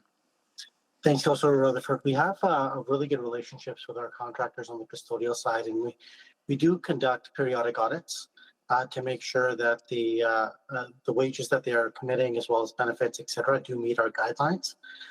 Previously, it was our contractors who had wanted to meet the living wage policy, and so they proactively reached out to us. And if this was enacted, we would have some checks and balances in place to ensure that they were compliant with that policy. Like, and I don't want to have to move into private, but I need some assurances, because I would say at a high level in my experience, there's been, those checks and balances are not easy knots to untangle once a contract is signed. So I just, like, in order to make this decision in front of us today, I would want to have some assurances. So I don't know if it's a subsequent motion or what. I would want to have some assurances that there is a confirmation that this has proportionately gone to wage increases, to a living wage. And if nobody can assure me of that, then that's my decision for today. But that's what I would be looking for. So if you're looking for assurance on whether we manage the contracts, I think Mr. Sharman just answered that for you. They manage the contracts and they audit them periodically. I guess what I'm asking is for this specific contract, would there be a commitment to, within, let's say, 6 months of implementing, that you would do that audit on them? RJ, maybe you can answer how periodically. Yes, audit absolutely. We can commit to that, Councilor Rutherford, that after this decision is made by council, that we can do an audit to ensure that there is compliance to the living wage policy across the board with our custodial contractors. Perfect. That's all I needed. Thank you. All right, thank you. Councillor Tang. Do you have a set, can you give me approximately how many custodians we're talking about?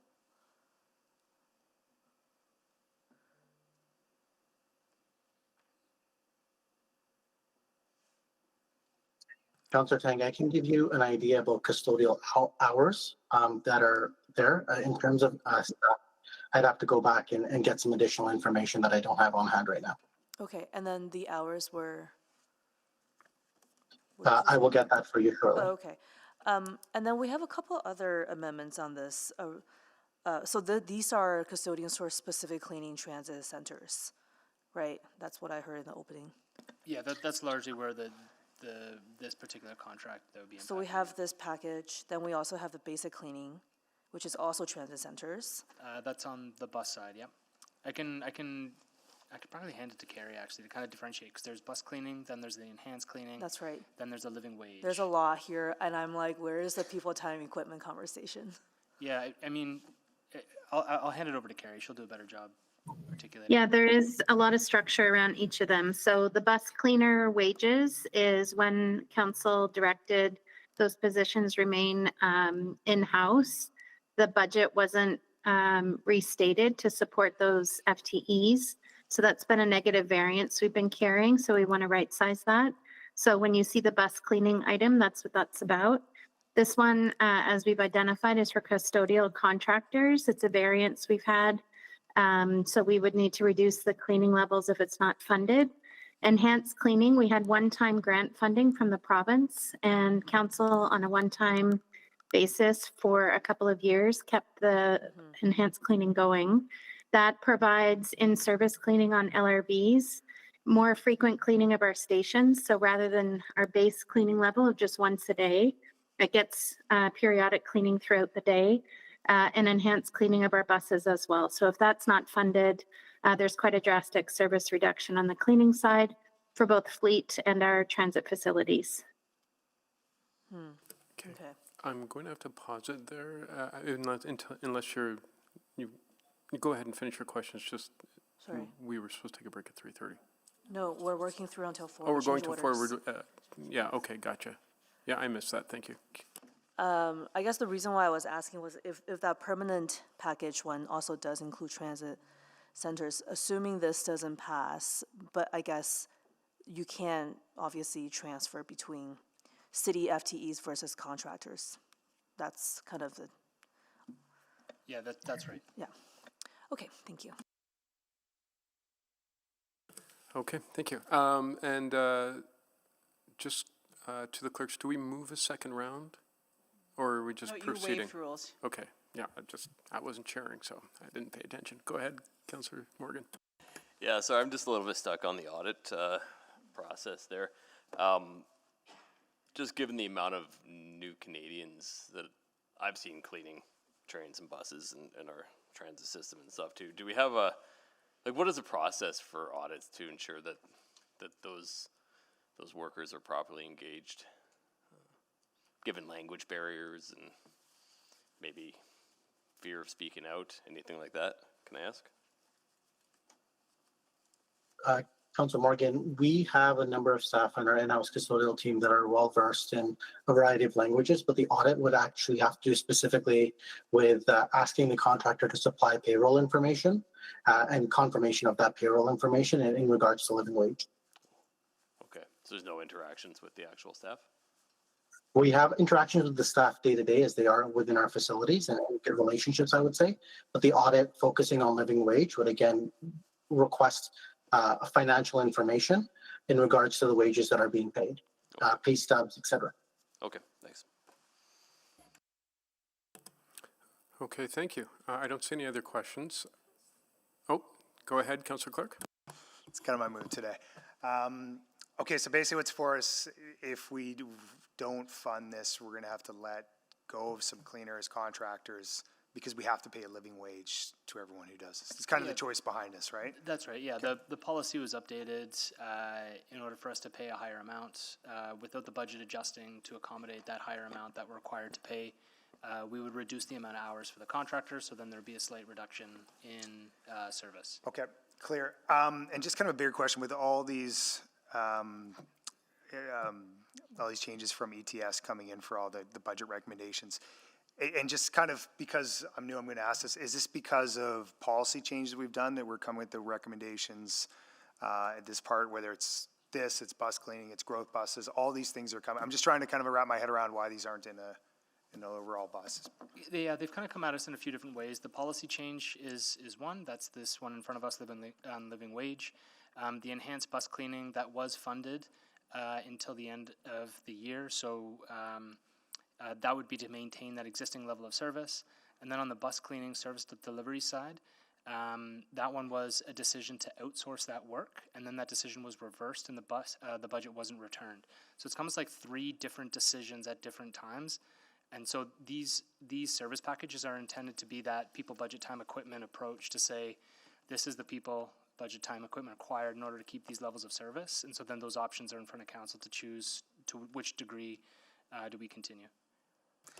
And just closing, fair to say this is a lot of adjustments coming from ETS? This is more than typical or not? I'm just trying to get a sense of it. Yeah, that's a tough question to answer. I'd say, ETS is a big popular topic. It's on there. If I could quickly digress, the answer that Arjun wanted to mention before is 25,000 service hours on the custodial side is to answer that question previously mentioned. But in terms of I don't know if I have more than a qualitative answer to that particular question though. Fair enough, all good. Okay, thank you. And there is OP 21 coming, which is similar. Okay, so I don't see any other questions. If anyone wants to speak to this, you've got a little bit of time to indicate so by signing up.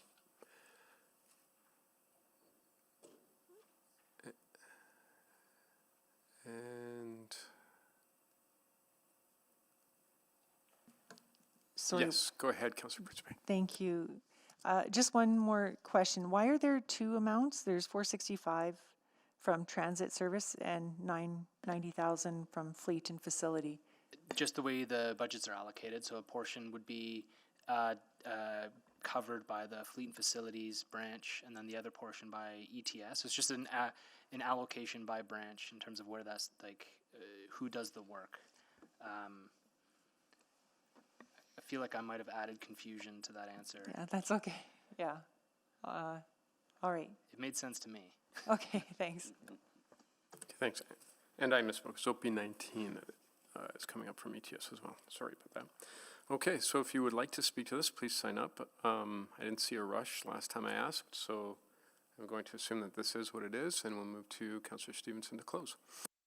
Yeah, thank you very much for the conversation. I appreciated the questions from my colleagues in terms of ensuring that this is money that will end up in the pockets of those who are working to keep our facilities clean and safe. Really appreciate the assurances that I heard and the work the administration is doing to make sure that our policies are being implemented. Nothing further to add, just would encourage folks not only for supporting affordability in Edmonton, but also maintaining our transit and public spaces in great condition. Thank you. Yeah, thank you. Please vote. I'm a yes. Thank you, Mayor Knack. Yes. Thanks, Councillor Jans.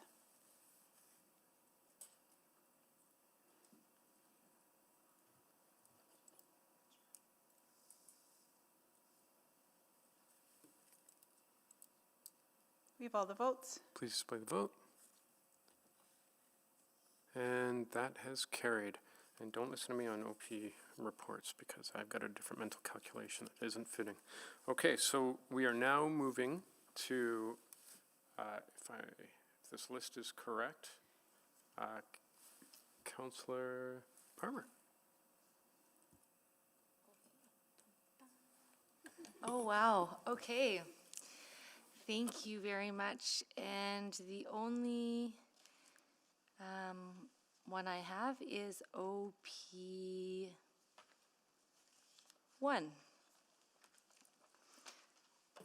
Go ahead. Okay. All right. So there haven't been a lot, and as you can tell, I've been trying to balance the. Can you read the motion? I don't think You I don't need to read the motion. Oh, you don't need to read the motion? It's already been moved already. It's been put. Man, I am not, Mayor Knack, get back.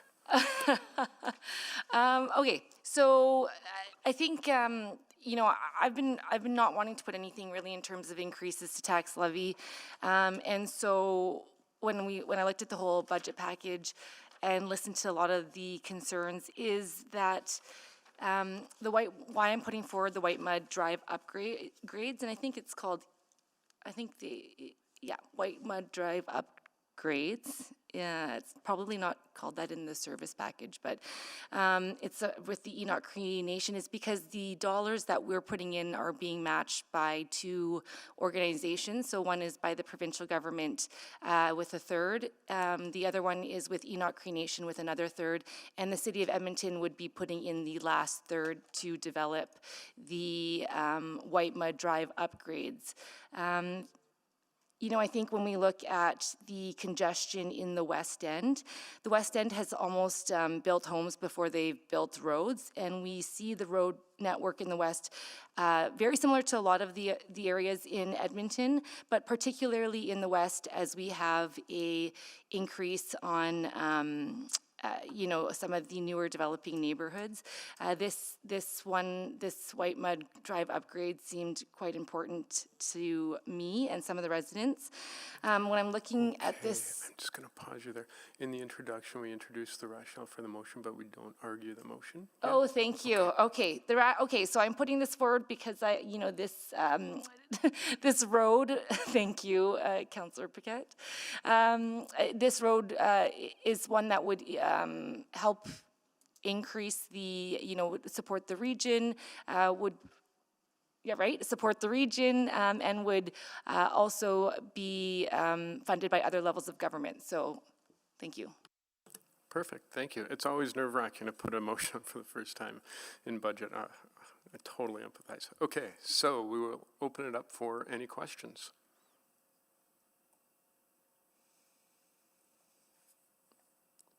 Not seeing a rush. Not seeing any eye contact. Okay. I'm being patient. Okay, go ahead. Councillor Wright. Thank you. I'm just wondering, is there a time limit on the funding, or is that something I could ask administration from the other orders? Oh, I'm going to ask administration to answer that, please. Councillor Wright, it's our understanding the province is waiting to confirm commitment from the City of Edmonton to fund, and Enoch Cree Nation is ready in terms of But they their haven't funding. put an arbitrary date on this again, that if we don't get an answer to them by such and such a date, the money's gone? Or is it just open? Enoch is looking to begin construction next year. Okay, but if we wait until the 4-year budget just to see how everything else plays out, will it still be there? I think that from a timing perspective, in terms of the construction intentions by Enoch Cree Nation, is for next year. And it's my understanding the province is waiting to confirm the city's commitment and then intend to fund as well. So all of that is likely to happen in the early part of 2026. Enoch is ready to go. The province is ready to go. They want to start building immediately, so they're just waiting on us. Okay. I mean, I do, yeah, I know it's a lousy road out there, but we've got other lousy roads too. And I guess putting this onto the financial stabilization reserve, I know we've been cautioned about using that. Is the same caution exists for this? Yes, it does. You're still within that 22 million that we've added. Okay, so from the EdTel, okay, thank you. Thank you. Councillor Clark. Yeah, questions on this area road. I know it well.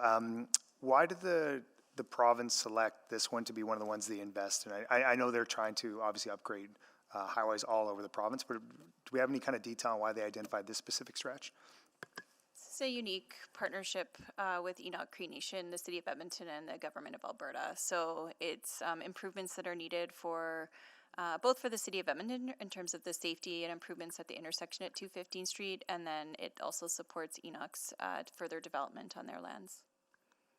And do they provide any kind of traffic assessment or any sort of reports on that, or is it just more the unique partnership and opportunity that's in front of us? Travis Pollock, branch manager from Development Services Online, perhaps can add a bit more context on the details. But we know that there's safety concerns on white mud in this area, as well as that intersection that need improvements. But I'll just pass to Travis if there's more to add. Yeah, so through their future plans on reserve, they're proposing a fairly significant development program, which will require upgrades to the surrounding road network. And that's all been supported by applicable studies. And then have we looked at anything in terms of traffic assessment for the neighborhoods that are right there, Rosenthal, Secord, everything down 215 Drive? Have we looked at how this would help kind of alleviate any of that? So as part of the larger network, these improvements will help. It's not going to solve all of the traffic issues in the immediate area and in the basins, but these are improvements that would be included in any package that we would look to help upgrade 215 Street, which is a city obligation. Good, yeah, it ties into that. And then question on the funding source, the FSR. I mean, if there was a project to dip into that, would this one lean more towards a positive sense on that than a negative sense? I feel like you keep asking for a change in opinion. We did not propose this, but we have given you options if it's your will to fund this. Question answered. Thank you. Thank you. Councillor Tang.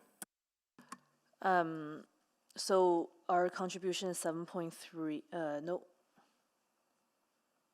So our contribution is 7.3. It's 7.3 in 2026 and another down. 2 million in 2027 for a total of 9.3. 9.3, and then, so that's the same as province and Enoch, correct? Like equal amounts. Yes. So, and this capital project is through operating because technically that stretch of the road that this is working on is not within city limit. Is that right? The roads are within city limits. It is within city limit. Okay. So will there be any operating impact on this capital? So Councillor, the project is being managed and built through Enoch. So that's why it's our operating contribution towards their capital project. At the end of it, the municipal portion will be contributed back to the city. So it does become our asset eventually, later on after it's been constructed and developed. So there will be operating impact down the road? There could be, yeah. I'm not sure what those would be, but yes. Have we contemplated? Have we, forecasted, analyzed? I don't know. Councillor, this would be similar to a developer contributed asset, as we grow out in terms of developing new roads and having developers pay for it, it becomes our asset. And through budget planning, those are included in those. Right, but in this case, we network. are also paying for it. Do we still have a MOU with Enoch? Yes. And this is, in this particular contribution or equal contribution is part of that MOU? It's how we began the conversations with our partners at Enoch Cree Nation in terms of looking at how we can support economic development, collaboration, and improvements. So it did stem from that relationship there. Okay, but not specified. That level of detail is not in the MOU. Okay. I'm glad to see the province taking interest in municipal road network. I think that invitation has been there for a long time. At that time of negotiating this tripartite agreement, did we ever offer for the province to consider maybe a citywide review of all of our road network? And I don't know who negotiated this. I'm just putting it out there. No, there wasn't a conversation related more broadly citywide. Much of the conversation here has been with Enoch, who were also working with the province of Alberta in terms of their contribution. Okay, thank you. Thank you very much. Councillor Stevenson. Yeah, thank you. Just a few quick questions around whether there's been conversation about who bears responsibility for cost overruns. Travis, do we have more detail on that? I think it would be through the servicing agreement that Enoch would be responsible, but Travis, do you have more around? I don't at this time. What I would say is that the budgets have been based upon some detailed engineering work, and we expect to be within budget through the delivery of this. And if we're not, for whatever reason? Hi, Councillor Tang. It's Councillor Stevenson. It's Mark Pivovar here.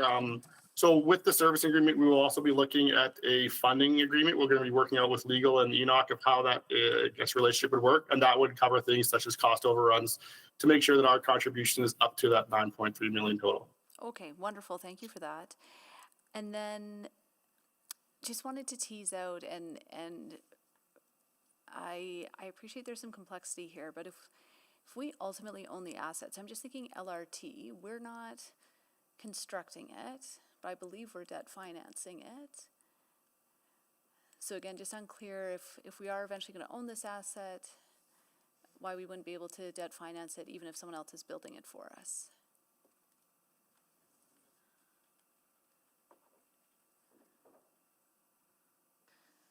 Gosh, I'm trying to remember because I thought there was a nuance in the placement of this road and its responsibilities. So it might be something I have to take away and look at again.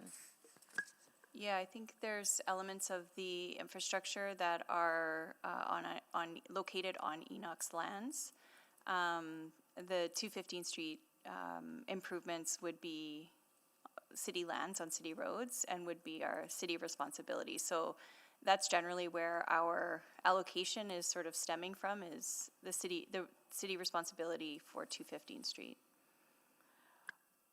Okay, but in normal times though, we would typically debt finance work on 215 Street, would we not? You Councillor Harm over here. So yeah, like you could debt finance road infrastructure like this if we were, as the city, were managing the project, and then it becomes our asset. It's kind of, that's where it gets a bit tricky, is that we're not managing this project, we're not building this. It's a developer that's building it, an external partner, and then it contributes back to us. So that's where it's a bit different. And that's the difference. Contributed. This will be contributed to us after the fact. Right, we're not contracting them to build it for us. And a fairly small amount too. So we want to be mindful of when and where we use debt. So we like to use it for transformational stuff, larger infrastructure projects. 9 million is not too big of a number when you think about it that way. Gotcha. Okay, and trying to conserve debt room. Sorry, I had to get that in. Great. Okay, so the preference is, even if, let's say, we were building it on our own, if it was a $9 million project, you'd want us to pay for it in cash? Yeah, typically when we've had smaller projects like this, in that threshold, we typically don't use tax-supported debt for it. Okay, that's very, very helpful. Thanks so much. All right, thank you. Councillor Jans.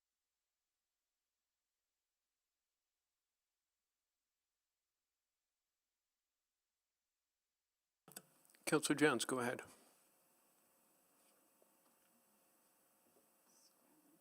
Sorry, I can't talk right now, but I'll just have to come to speaking.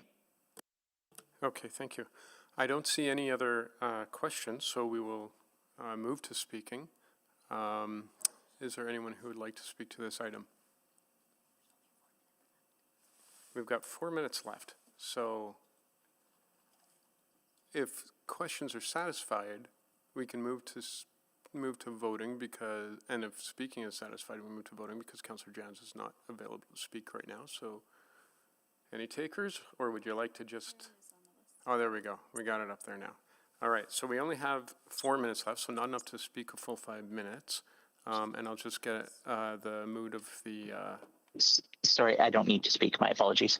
All right. The first person on the it's okay, Councillor Jans. There's lots of people. I'll just get a little nods from council if you'd like to fill up the last 3 minutes or just adjourn for today. Okay, we are adjourned. Oh, sorry. That'd be great if we were adjourned.